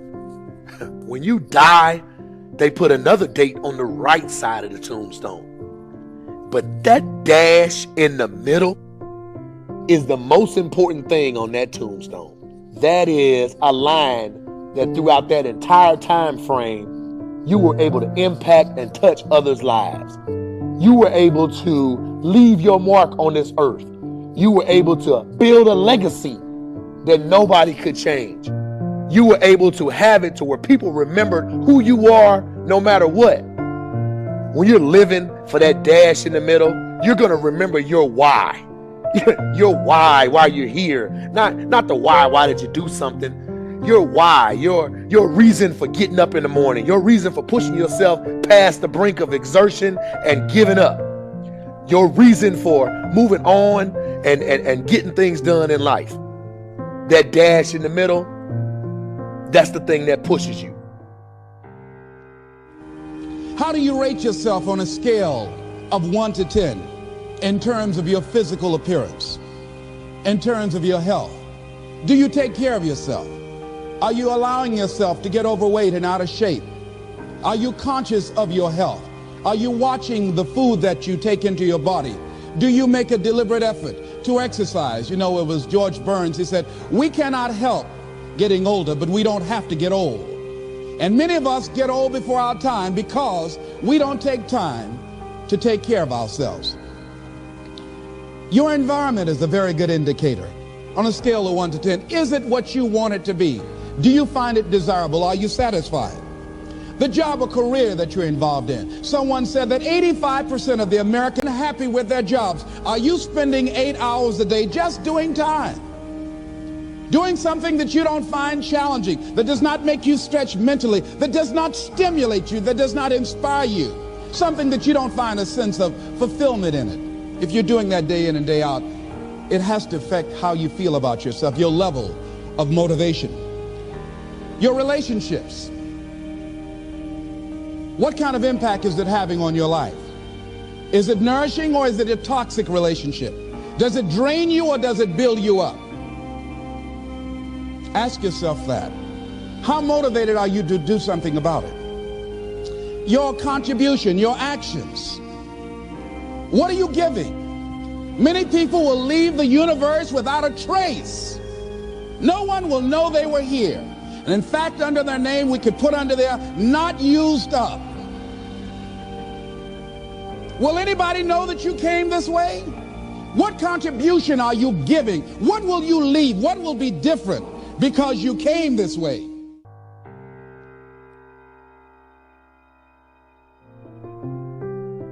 Just stop for a second. Write down your why. What are you doing this for in life? If your why doesn't make you cry, then that's not your why. Again, if your why doesn't make you cry, then that's not your why. Your why should be something so big that it moves your family tree. Your why should be something so big that it changes the whole outlook on how things are with you and your home, your family, your religion, your purpose. Think about your passion. Think about your opportunities. And that's how you find your purpose. OPP. When that why meets up with your passion, your opportunity, and your purpose, then you'll find out. The most important day in your life is the day you remember why you were born.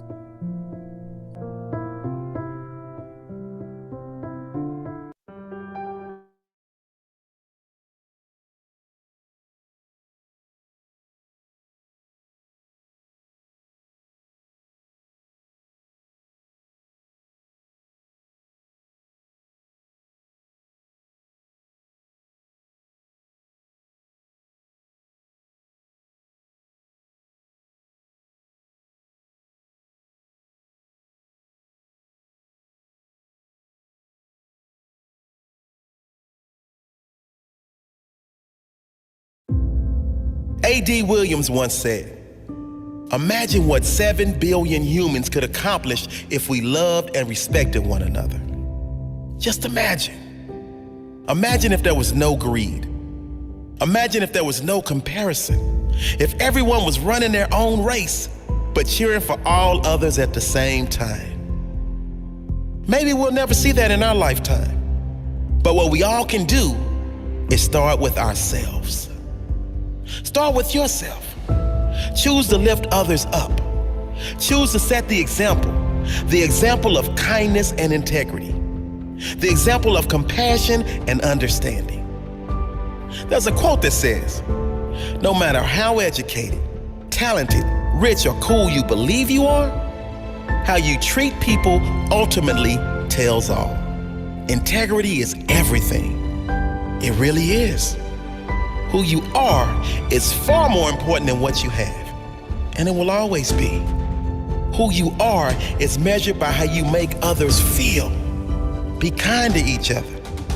In a world where you can be anything, be kind. Choose to be the change you wish to see in the world. Decide you will not wait for someone else. You will set the example.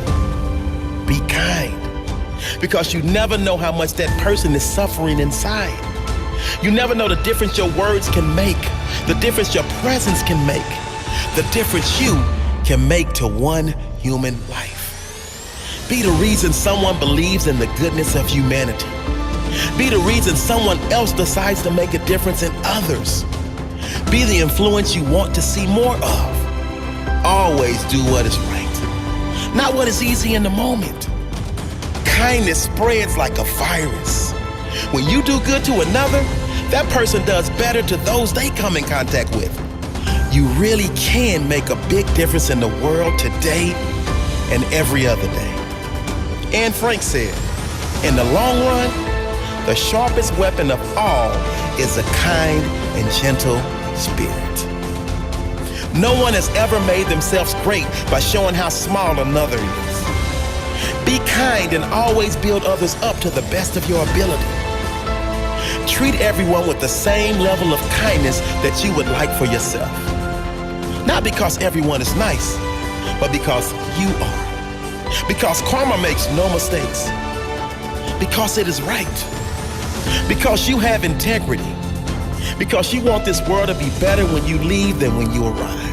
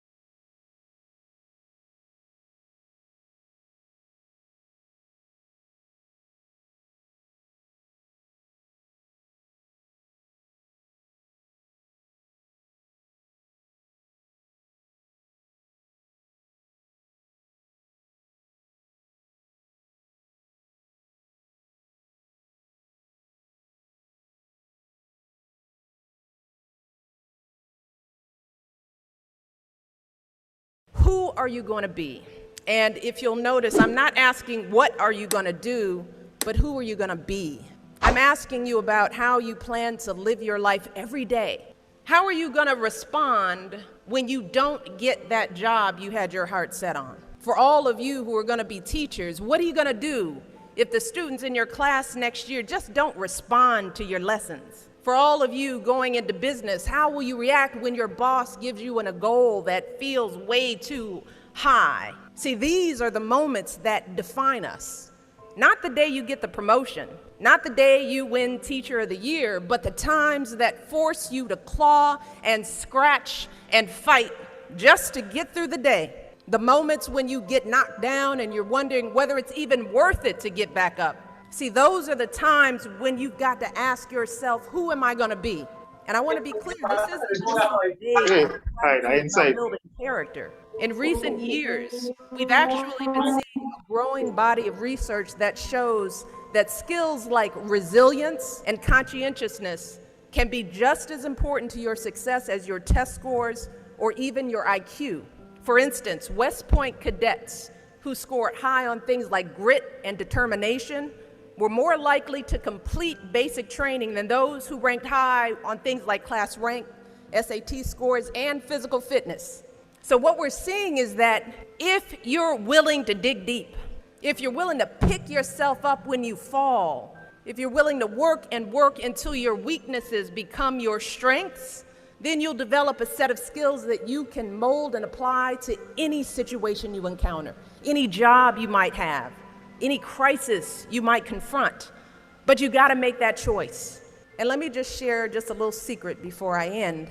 As someone who has hired and managed hundreds of young people over the course of my career, whether it was during my time as a lawyer, as an administrator, as a university, a nonprofit manager, even now as First Lady, I have never once asked someone I was interviewing to explain a test score or a grade in a class. Never.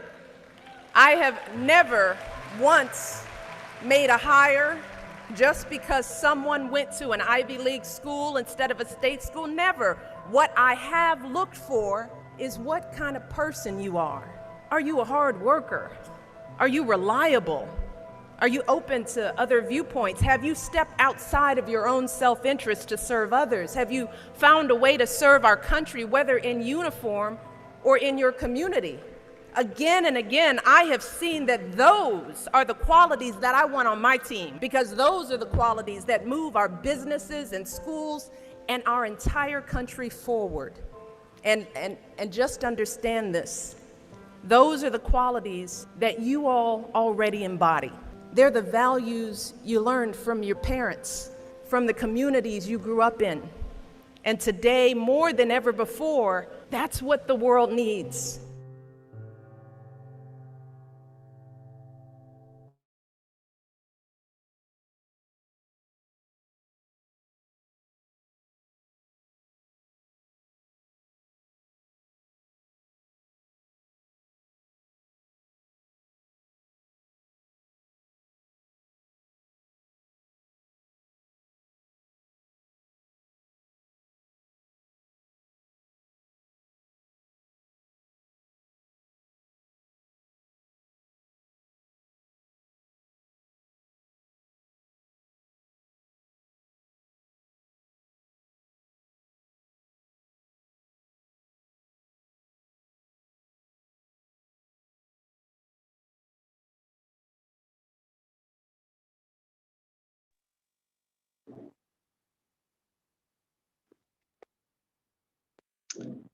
Okay, so good afternoon, students. Once again, I hope that you would have enjoyed the motivational videos that would have been shared with you, and you would take life lessons from them.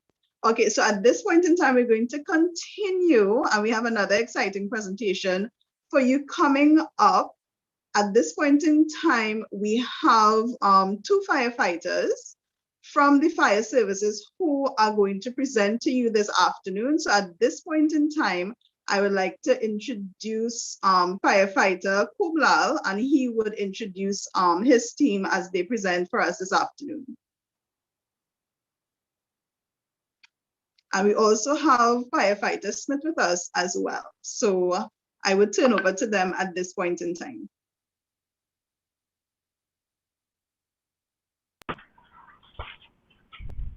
Good afternoon, ma'am. Good afternoon, Good class. afternoon. Welcome to the Chancevigo Fire Service, Savanetta Fire Station, the home of Savanetta Operational and the Fire Service School. To my left, we have Firefighter Smith, Firefighter Peters, Firefighter Burton, Firefighter Kublal is behind the camera, and I am Firefighter Horn.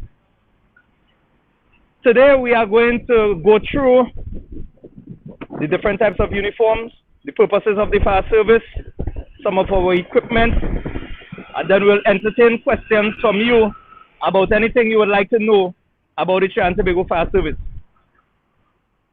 First, let me inform you of the purposes of the fire service, which is to save lives, protect property, render humanitarian service. The fire service is also responsible for investigating the cause and the origin of fires or any other fire-related hazards, and to educate the public and inform the public about ways to prevent those things from happening. So the first uniform we're going to look at, Instructor Smith is wearing his beret, gray shirt, shirt slacks, and boots. This wear is for working sentry, for working in our offices, or having any formal type of meetings.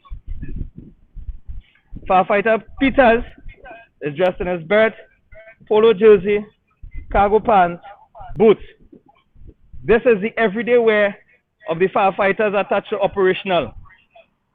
They will stay in this wear until they are called to respond to any type of emergency. Then we have our resident rescue technician, Firefighter Burton, who is dressed in his nice rescue helmet, class 3 harness, jersey, pants, boots. So now that you are all caught up in some of the different uniforms, you will also notice that I am in my firefighting gear: helmet, jacket, trousers, boots.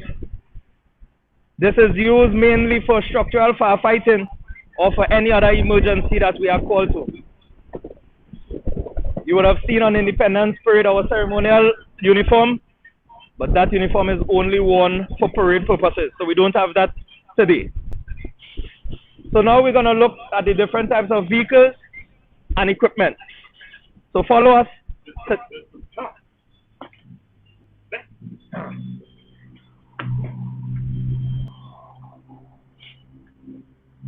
This is our water tender, one of the vehicles that we use to respond to emergencies.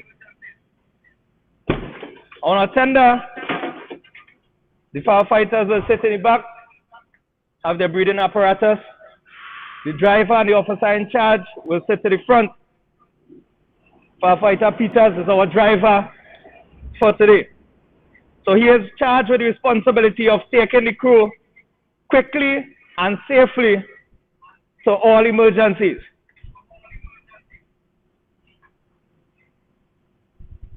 Further, we're going to look at some of the equipment that is on the truck. So in the event that we have a fallen tree, and we need to clear that, we are equipped with our chainsaw. So we'll be able to clear that quickly, tree fall across the road or anything like that, clear it and allow the traffic to pick back up. In the event that we have to do forcible entry, gain entry to a building that is difficult to get into, we can cut through steel or concrete with our circular saw.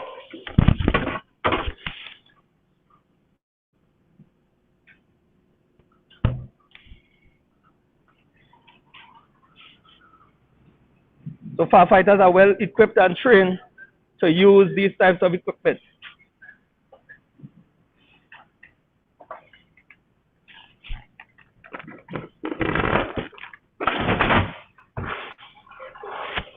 We are also equipped with hose,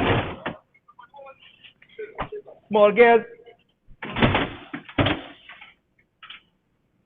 dividing breaching, branch pipe, AWG branch pipe,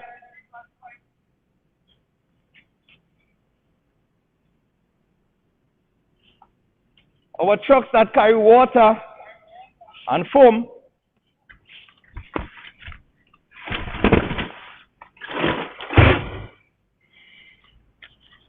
are equipped with rear-mounted pump. The pump is able to deliver water and foam, and that will be dependent on the type of hazard that we are responding to. We have larger hose, we have quick release hose. In buildings, you will see a hose that is similar to this. You will see writing fire hose reel. This is the equivalent to that. So we have this for quick access until we can engage the larger hose. As we move across, we're going to see some of the other equipment that we use in the fire service. Here we have hydraulic extrication tools. We have the pump, the line, and the equipment. Today we have the spreader, cutter, and the ram. You all may see a lot of accidents on our roadways in recent times. These are the equipment that we use to help free persons who have become trapped in accidents. There's one piece of tool that you may be familiar with. You will hear the term over and over, the jaws of life. The jaws of life is actually a particular hydraulic rescue tool. It is a combination of the spreader and the cutter in one piece of equipment. So from today moving forward, when you hear the term jaws of life, that is the particular tool they are referring to. However, that may not be necessarily the tool that we actually use, but it's the most popular one of the set. Here we have, again, 38mm hose. In the fire service, we use 38mm, 70mm, 90mm. In times gone by, we used to use 45 millimeter, but we don't have much of those anymore. This is used in conjunction with the branch pipe to take water from the source through the pump, through the hose, onto the fire, using your branch pipe. Now, if there's fire in two separate locations that we need to attack at the same time, that is where this piece of equipment is critical. This is called a divide and breaching. This allows us to attack fires at separate locations at the same time.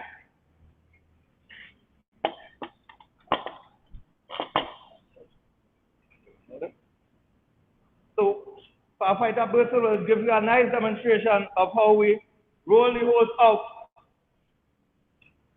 before we get to work.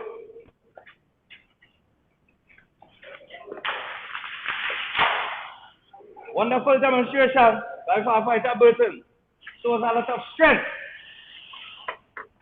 So he will connect to the rear mounted pump.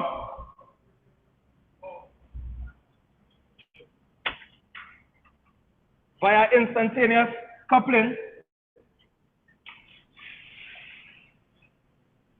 Then he will attach the branch pipe to the end of the hose.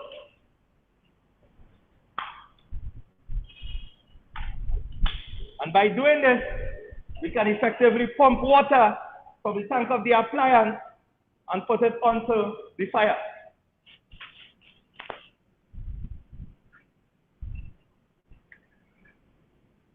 So, firefighting, those are some of the hand signals used in the fire service. Firefighter Burton is signaling to the pump man to turn the water off. After the water has been turned off, he can now disconnect his branch pipe,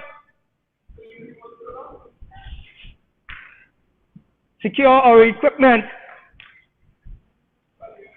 after the firefighting operation. The hose would be made up back into the formation it was in before. In addition to firefighting, the fire service also provides ambulance service.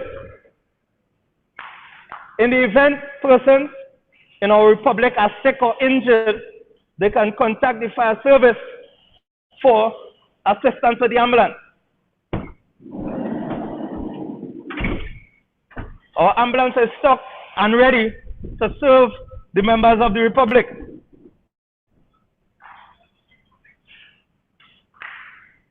It is also important to know and to share with your families that if you are in need of transporting someone who is bedridden from the hospital to their home, the ambulance service, GMRTT, does not provide that particular service.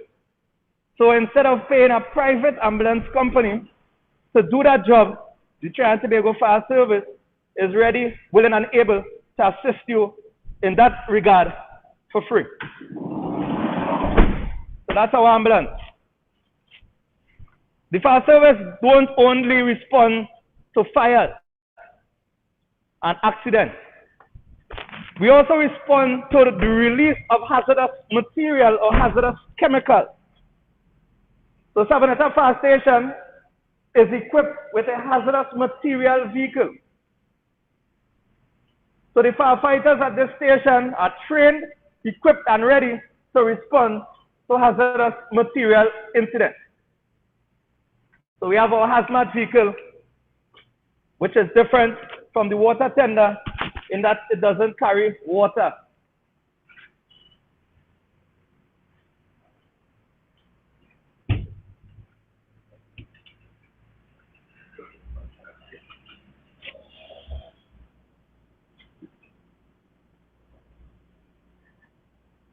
One of the other key aspects or facets of the fire service is our ability to do rescue operation, whether it be high angle rescue, trench rescue, collapse structure. So our resident rescue technician will talk to you all about rescue operations. Good day and welcome. I'm number 3313 Firefighter Burton. I've been a rescue technician for the last 10 years plus, and I would have been on various rescues, including persons who have been trapped in vehicles that went over cliffs, as well as persons who are lost in the bush. I must say that most of the times we are successful to get them alive. However, there are some times when that is not the case. So here we have some of the equipment that we use. Of course, safety is important, which is why I have this glove on. It's a special type of glove, not like the ordinary firefighting glove. That glove is designed in order to protect the firefighter's hand in heat. This is designed in order to have dexterity in order to use the rope. These are special types of ropes which are rated specifically for lifting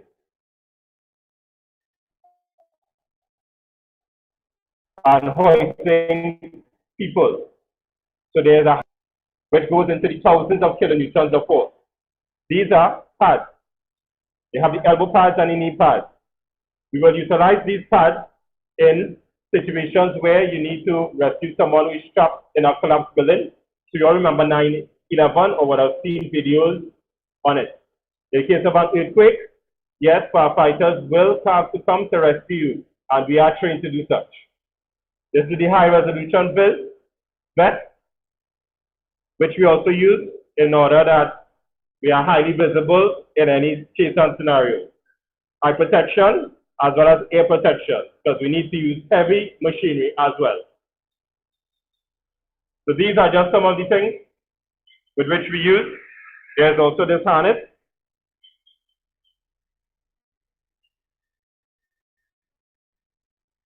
This allows us to go off of the cliff or off of building in order to rescue someone. And of course, you have the helmet. Here we have something that we all know and have seen in the movies. This is synonymous with a firefighter responding to a call.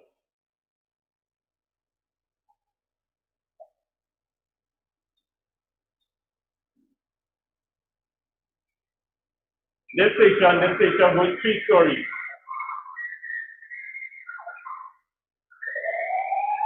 Oh. You have a call. Which part? Yeah, right on California main road. All right, let's go.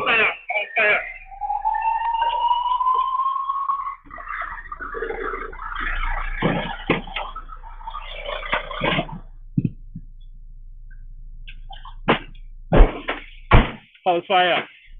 Siren.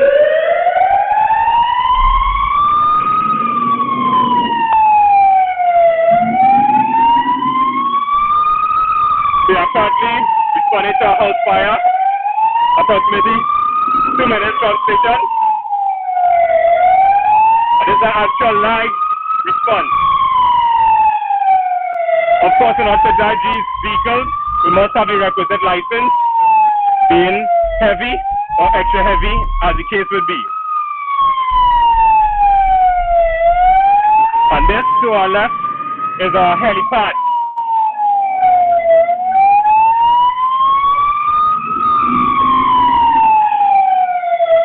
We have finished the call and we are heading back to base.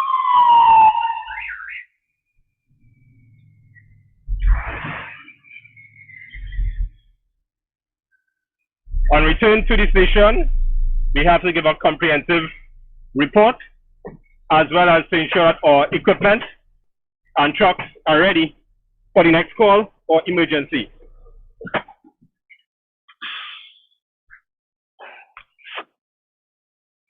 Okay, that was a wonderful demonstration of how we respond at high speed to emergencies while remaining safe while we do so.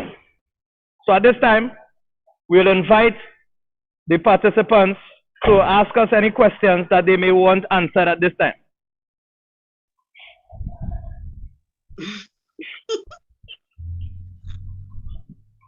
Thank thank you very much to firefighter Kublal and his team.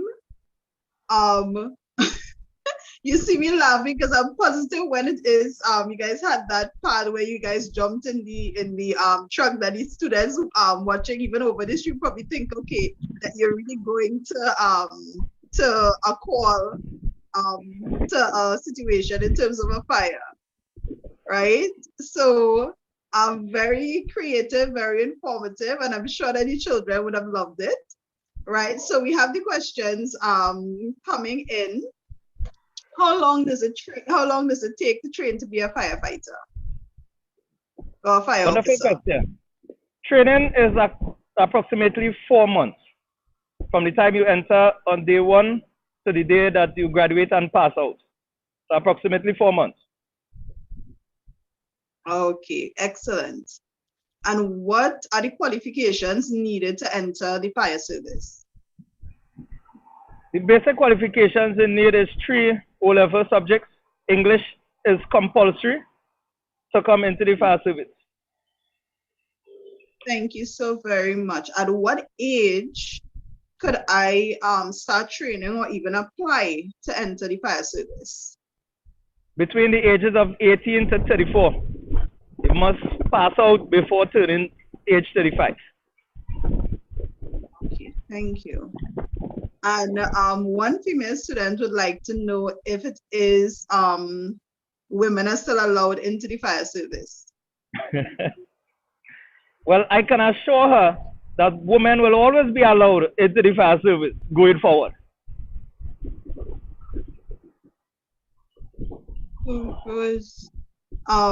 Okay, in your experience, in terms of your year's experience, how would you say it was being a fire officer, and what probably was the most rewarding thing or event in your service as a fire officer? Oh, that is a complex question. So here we will answer that question. I will give you mine, and I will allow the others to share their experiences also. For the last 15 years, well, May the 1st, I began training in 2006. My experience in the fire service was very positive. The fire service allowed me the time to continue going to school while developing a career as a firefighter. One of the most rewarding things for me is, as an EMT, I worked at Port of Spain, and I responded to a special service to transport an elderly lady to the hospital about roughly around 2:30 in the morning. We stayed with the family until they dealt with the lady, and we took her back home. And years later, about 2 or 3 years later, I was walking through Trinity Mall, and the daughter of that lady ran up to me, and after all those years, thanked me once again for assisting them that night. And that was one of the joys for me as a fire officer, because our motto is in the service of the people. So once we are able to assist members of the public, that brings for me a lot of joy. So that is the most important feeling that I have so far in my 15 years. Sometimes trying to save a building, it may not be that successful, but once you save lives and help others, that will be most rewarding. So we'll look at Firefighter Smith. Yes, good afternoon. I am 3127 Firefighter Smith. I would have joined the Trinidad and Tobago Fire Service in 2005, February the 15th. Right? It has been an exciting 16 years in the service. But one of the memorable things for me, I have two actually, but I'll give one, is where schools come to our station and where we can engage the young people, engage the students, and see the joy of the students coming to our station, seeing, getting hands-on on some of our equipment, and even seeing our firefighting pole and seeing the glow on students' faces. That is one of the memorable moments. And a second one is I am attached to the fire service school and able to see persons train and pass out and being involved in the training process and seeing the development of persons coming into the fire service. that is rewarding to me. Thank you. Good afternoon. I am 4461 Firefighter Peters. In my time in service in this organization, I must say that every time this appliance leaves the station is an emergency where someone needs help. And after 5 years of service, each experience is memorable. Each experience is something that you have to give thanks for, especially when a life is saved and property is also saved. Good day once again. I'm 3313 Firefighter Burton. In my experience, I would have had the pleasure and the opportunity of helping people to get out of situations with which they thought that they may have not have survived. So we were able to meet persons who were lost in the bush on different occasions, but just seeing their reaction, the joy in their faces, and that relief to know that they have finally been found, that to me brings me great joy. But generally, it's just being able to know that somebody is better for me actually doing something and helping them out. Thank you. And, thank you all for your sharing your experiences.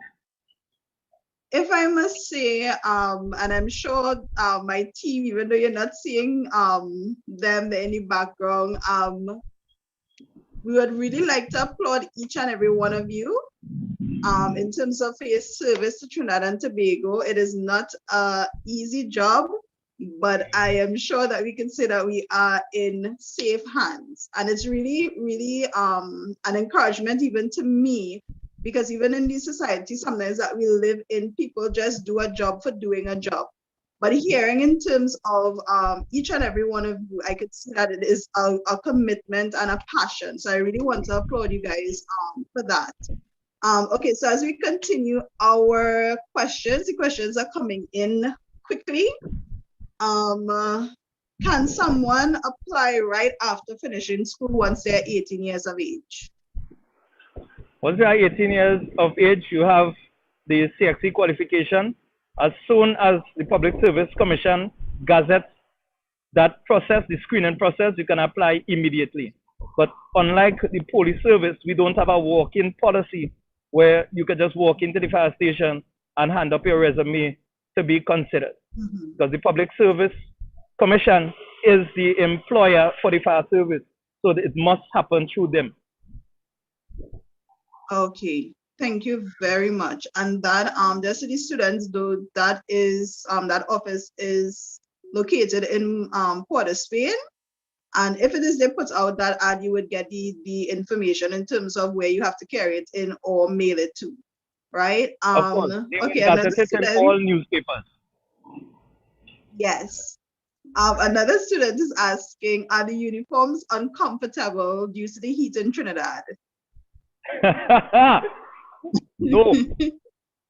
The process of training changes our thinking and our behavior. It changes our comfort level when it comes to heat and what heat really means.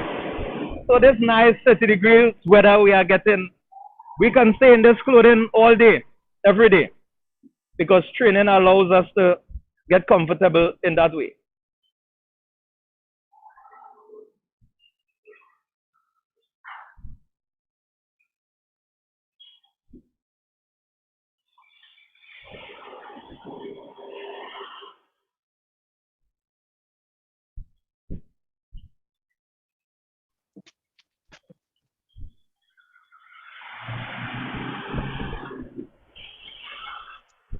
So if a person does, let's say, a degree, I think more probably, I don't know if more, a degree probably in mechanical engineering, but any field in terms of engineering, are there jobs in the fire service for that field? Actually, there is. With a degree in mechanical engineering, you can apply to become the brigade engineer in the Trinidad and Tobago Fire Service. That person is responsible for the management of our fleet of vehicles. So there is that position. That position is a civilian position. So someone external to the fire service could apply for that position. However, a serving officer is holding that position right now. What if that young person graduates with that degree, joins the fire service, and climbs through the ranks? That person will be qualified to become the brigade engineer.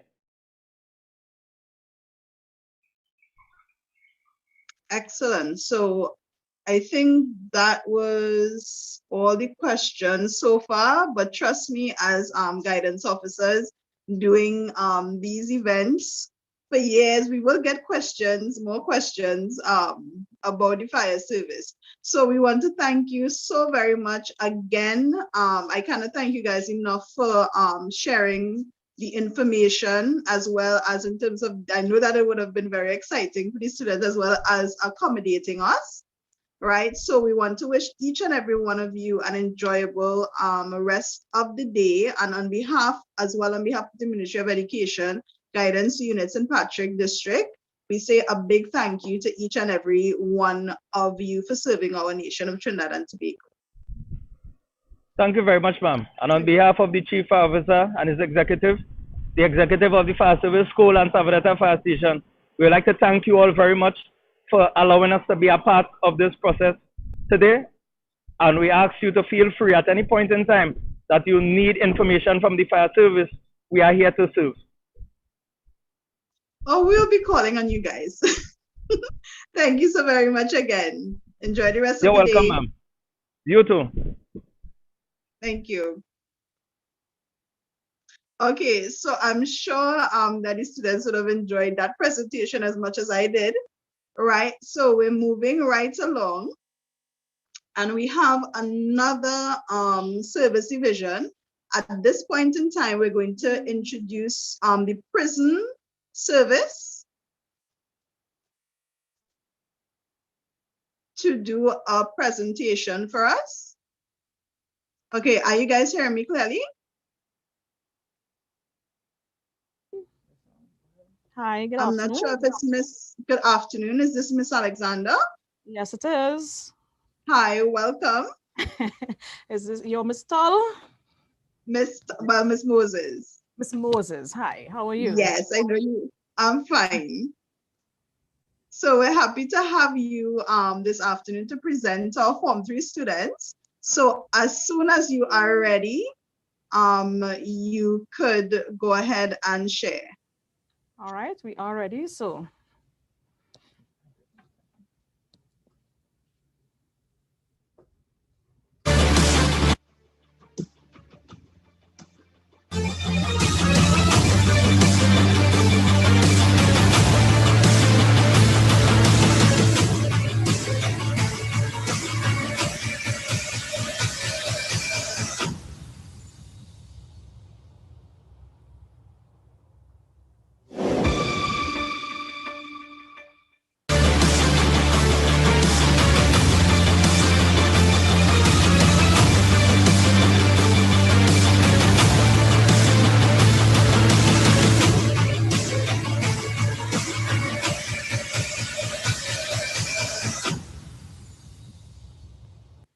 good afternoon, everyone, and welcome to the Trinidad and Tobago Prison Service's first ever virtual career presentation.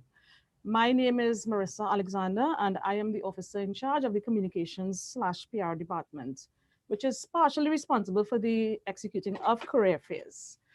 During this presentation, you will meet some of my other colleagues simply to change the momentum and the style of the presentation. Now, in putting this together, our greatest challenge was deciphering how do we manage to capture and hold a bunch of teenagers' attention. Certainly not simply by addressing or talking to them. So trust me, we have been in Zoom meetings and webinars, and we know what goes on behind the scenes there. So we decided that in the interest of time and content, we would simply present some videos to you all, some very short videos, some very relevant videos, which are pertinent, especially at this point in time in your life as you choose your career path. Just remember, the information shared here is just a drop in the bucket.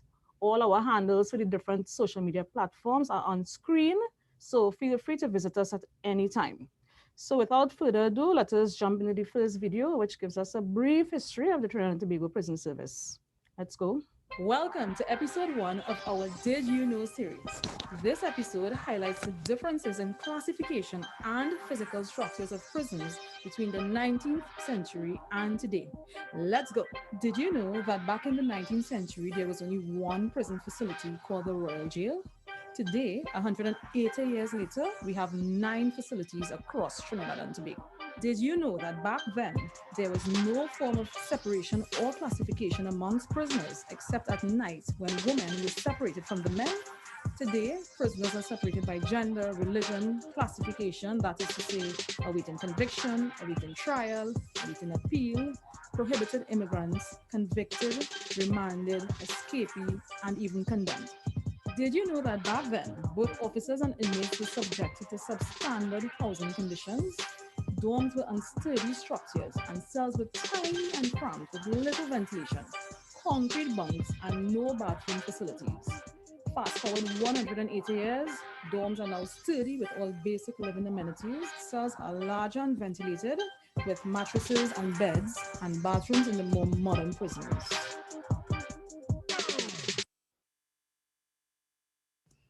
Good afternoon, everyone. Thank you, Ms. Alexander, for your introduction.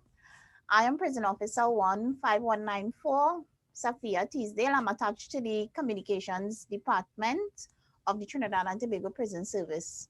I'm excited to be able to connect and share knowledge with you today through our very first virtual career fair. I'm here to present to you a video based on the role of the prison service in society. Basically, in a nutshell, the Programs and Industry Department sits at the core of the Trinidad and Tobago Prison Service. This department serves as the prison service attempt to rehabilitate inmates in preparation for re-entry into society.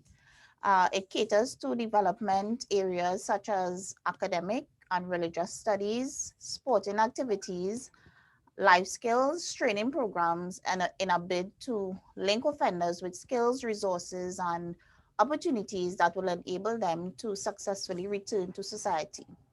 Without any further ado, let's have a look at the role of the prison service in society.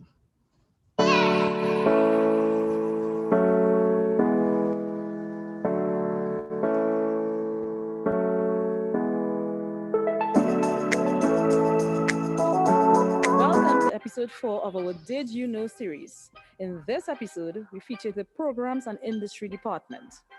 This particular department is the largest department within the prison service, and it plays a critical role in the rehabilitative process. It is headed by a Deputy Commissioner of Prisons and is staffed with over 100 dedicated officers who go beyond the call of duty on a daily basis. My name is Shivandu. I'm presently Assistant Commissioner, Programs and Industry. The Program and Industry facilitates the creation of opportunities for inmates, who we refer to as our clients, to engage in programs that would allow them, when they would have left the institution, not to return. The Program and Industry Department has the industry component. The industry component is where we develop scalable skills within our clients, whilst they have the opportunity to practice here and on discharge as part of their reintegration and their resettlement, they would have engaged in those programs as a way of earning. They would now have the opportunity to engage in restitution and also as a nest egg for their discharge. This scalable skills program allows them to set up their own business. The main aim of the Trinidad and Tobago Prison Service is public safety. The Program and Industry Department work alongside all officers on the stations, all the operational officers, to ensure that all the programs that happen are tailor-made for the needs of the inmates. Academics, vocational, skilled labor, religion, and even sporting disciplines. These are just some of the initiatives of the Programs and Industry Department. They are all designed to cater to the individual needs of our clients and to prepare them for re-entry into society.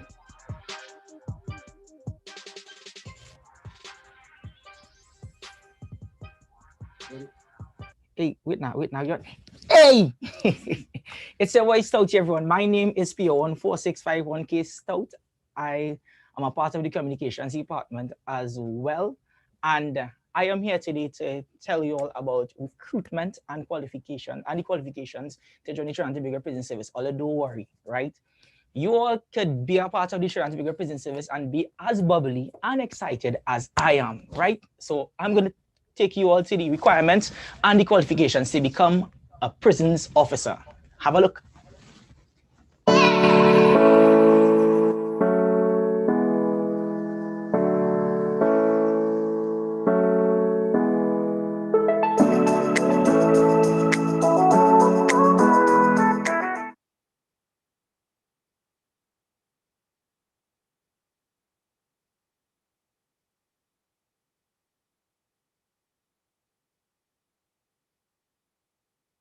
Do you think you have what it takes to become a part of one of the noblest professions today?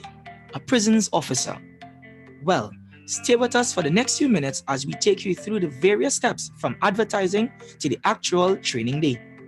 An advertisement is placed on both traditional and social media platforms, inviting suitably qualified persons to present themselves for screening. On screening day, once you meet the requirements as specified in the advertisement, you will be subjected to a minute interview and copies of your documents will be retained. Once the screening process is completed, your particulars will be submitted to the Service Commissions Department in preparation for the Civil Service Entrance Exam. You will be notified via the traditional post of the exam. Successful applicants will then be contacted by prison personnel to attend a final interview. This interview is conducted by senior officials and applicants are scored based on various criteria. Following the final interview, a merit list is established and applicants are then called for possible recruitment in order of merit. There are 3 evaluations at which candidates must be successful to ensure enlistment into the service. The psychological evaluation. This is conducted to provide valuable insights into behavior, skills, thoughts, and personality.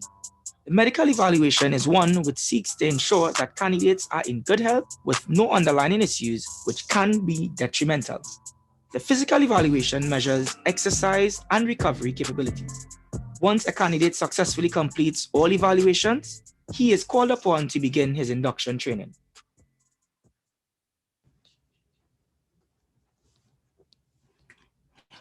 Now boy, I was sticking a free fire game there. Right, people, that's the requirements to join the Trinidad and Tobago Prison Service. Now I'm going to ask you all to sit back, okay? We have some videos packed for you all.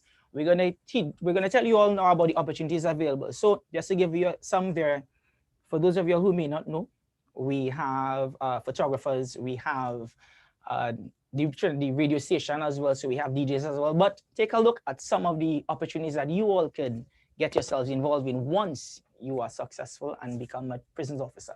Take a look.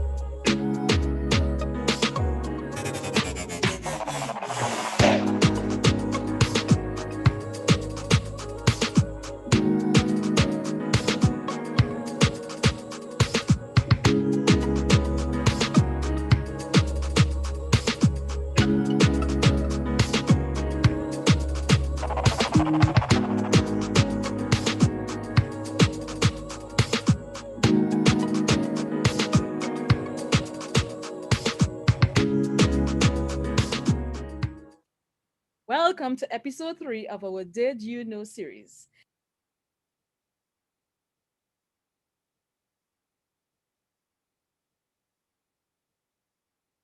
In this episode, we look at our evolution into self-sufficiency over the years. Did you know that the prison service is one of the most self-sufficient organizations in Trinidad and Tobago? Back in the colonial days, dependency was placed squarely on the shoulders of the state, as prisons were used solely for punishment. However, with the change in our philosophy and the thrust towards a modern correctional organization, the demands upon us have expanded tremendously. Today, in an attempt to keep up with the ever-changing environment, the prison service boasts of over 35 unique departments, which are all geared towards improving our efficiency. Each department is exclusive in its function, but forms part of the holistic environment necessary for the sustainable operations in the prison. While some are program oriented and cater to the rehabilitative process, others are attributed to our basic needs, which include but are not limited to growing our own crops, rearing our own livestock, sewing our own clothes, and maintenance of our own vehicles and infrastructure. These developments, though gradual over time, have propelled us forward into becoming a self sufficient organization. Welcome to episode 3 of our Did You Know series. There you had it, folks. Those are the requirements, qualifications, and opportunities that you all can venture into once you are successful to become a prison officer. Right? It's your boy Stouty. I'm here with you all, Prison Officer 1. But before we go any further, I'd like to introduce to you all our senior superintendent here at prisons, senior superintendent at the administration department of Trinidad Prison Service. Please help me welcome none other than senior superintendent Mr. Elvin Scanterbury.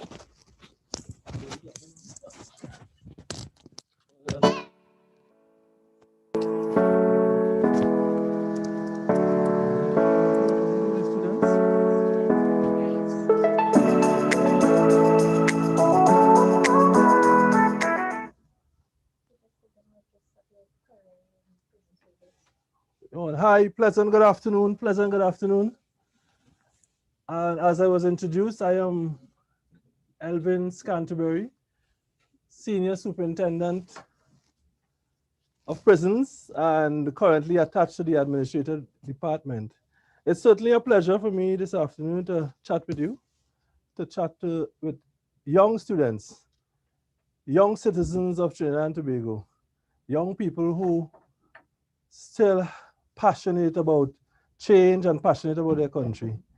I've been working in Trinidad and Tobago Prison Service for just over 30 years. It has been an incredible journey. All that I have gained and accomplished in this life, I have to thank God and thank the prison service for what I have achieved. The prison service is a very noble profession. I like to say when all else fail, the prison officer and the prison service steps in to believe that change is possible and to make a difference in lives that other sectors of society, other institutions have not only failed, but sometimes neglect to offer the type of assistance that they may need. So I'm glad this afternoon just to share with you just a little bit. My responsibility takes me to several places throughout Trinidad and Tobago. We have a relationship with several different ministries.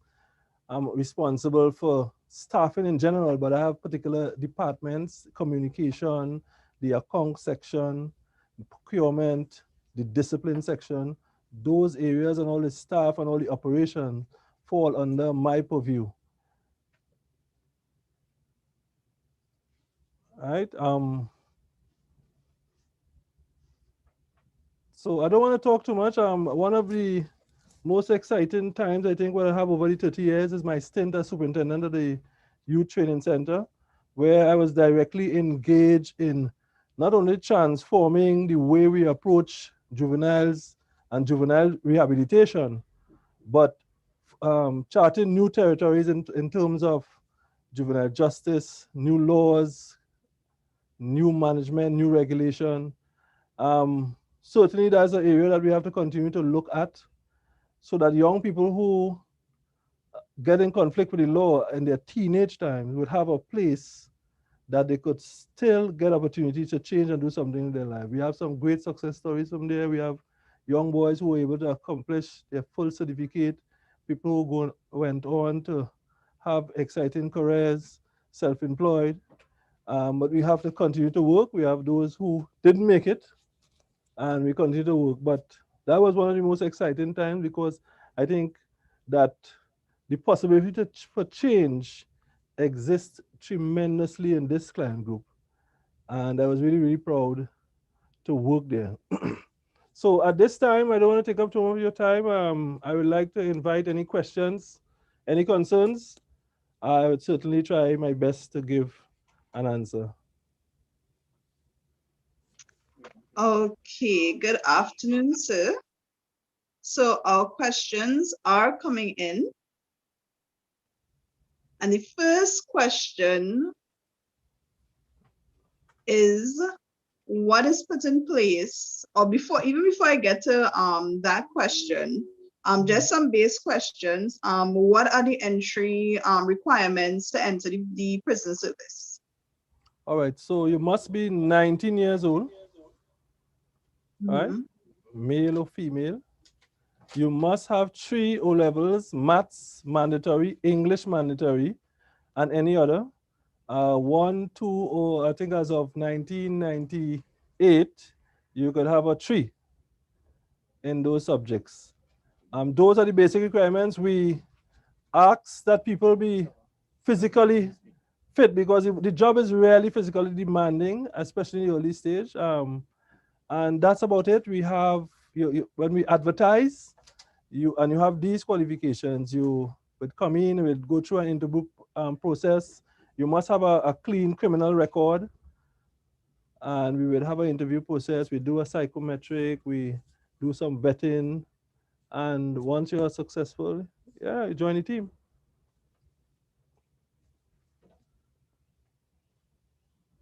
Yeah. I wasn't watching. Yeah, next question. Right, next question. Why should someone join the prison service? Right. The prison service, I would like to align the job of a correction officer closely to that of a social worker. If you have a real passion for people, if you have a real concern about the crime situation in our country, if you feel that you can make a difference in people's lives, that you could give a ray of hope, that you could acquire a particular skill set that could impact on these lives and make a difference, join the Trinidad and Tobago Prison Service.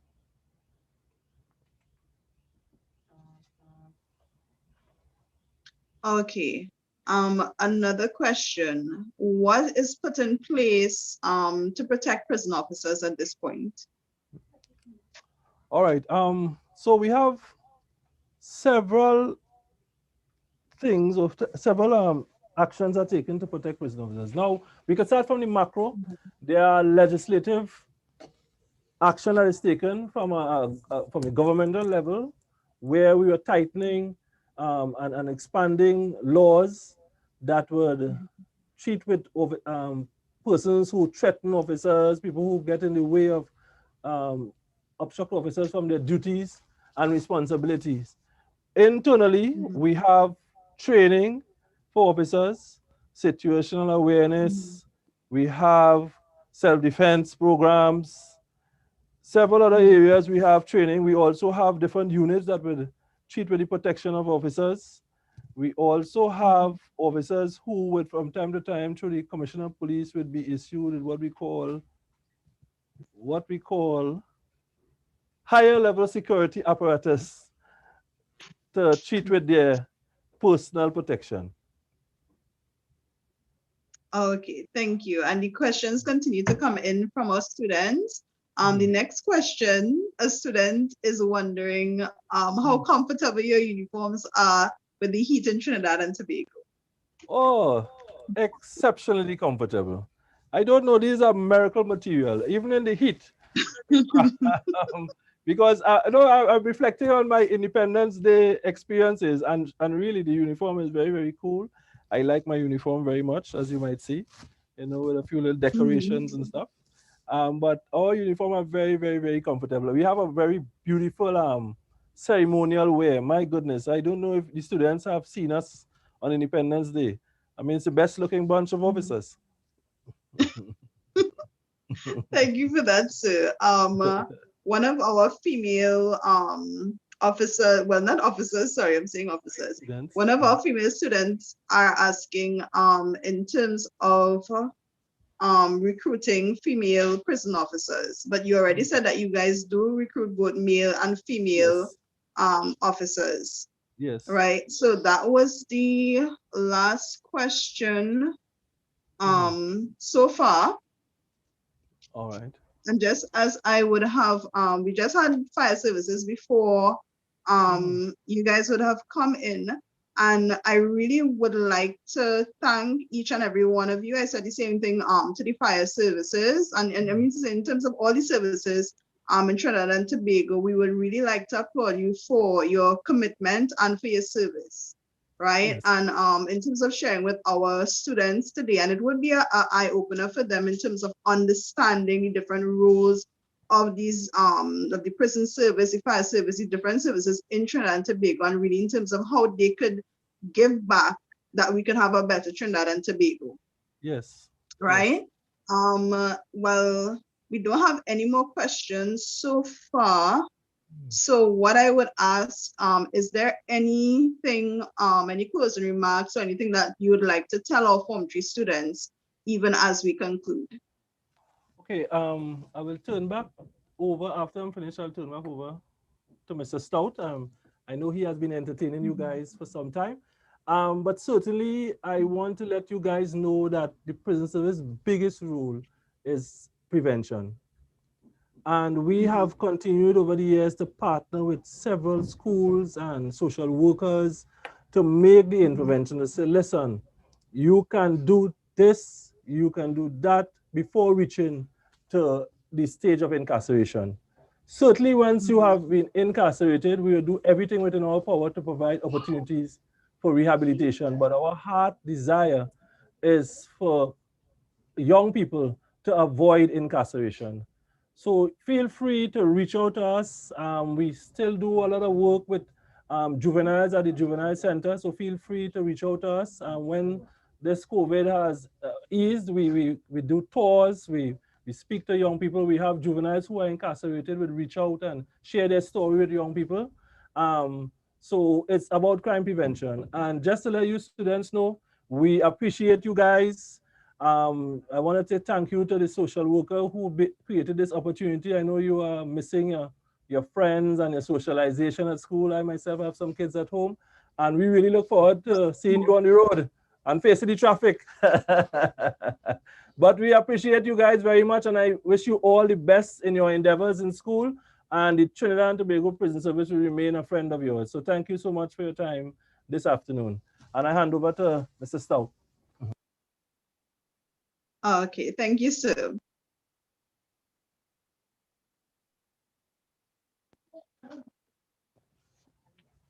Good afternoon again, everyone. Well, Miss, you said there isn't any other questions, right? No, we don't have any other questions. So on behalf of the Ministry of Education Guidance Unit, St. Patrick District, I would like to thank each and every one of you again for an exciting and excellent presentation. And again, it being an eye-opener to our students, and I'm sure that they would appreciate the information. And you may see some of, well, you will, let me just say you would, but you will definitely see some of our students coming into the prison service later on when it is they reach that stage in life. As officers, I hope. Yes. Just be no other way. No, I didn't mean it any other way. Before we go, we would like to say on behalf of the Commissioner of Prisons as well, we'd like to say thank you all very much for having us. You all can find us on all the social media handles. We invite you all to stay locked to our social media handles as well. That is Prison Service TT on Instagram, Prison Service TT on Twitter. We are also on Facebook and YouTube. So you all stay logged there for any information. And we have a lot of information they're disseminating. You all could also go to our website as well. Prison.gov, right? On you all go to the website and you get all the information that you all need there as well. Thank you very much, Miss, for having us. And to the students, again, you all can be as bubbly, as sprightly as I am and still be a prison officer. So do the best that you can, and we look forward to seeing you all here in our noble profession. Okay, thank you very much, sir, and enjoy the rest of your evening. Same to you, Miss. Okay, so that was our last presentation for the day.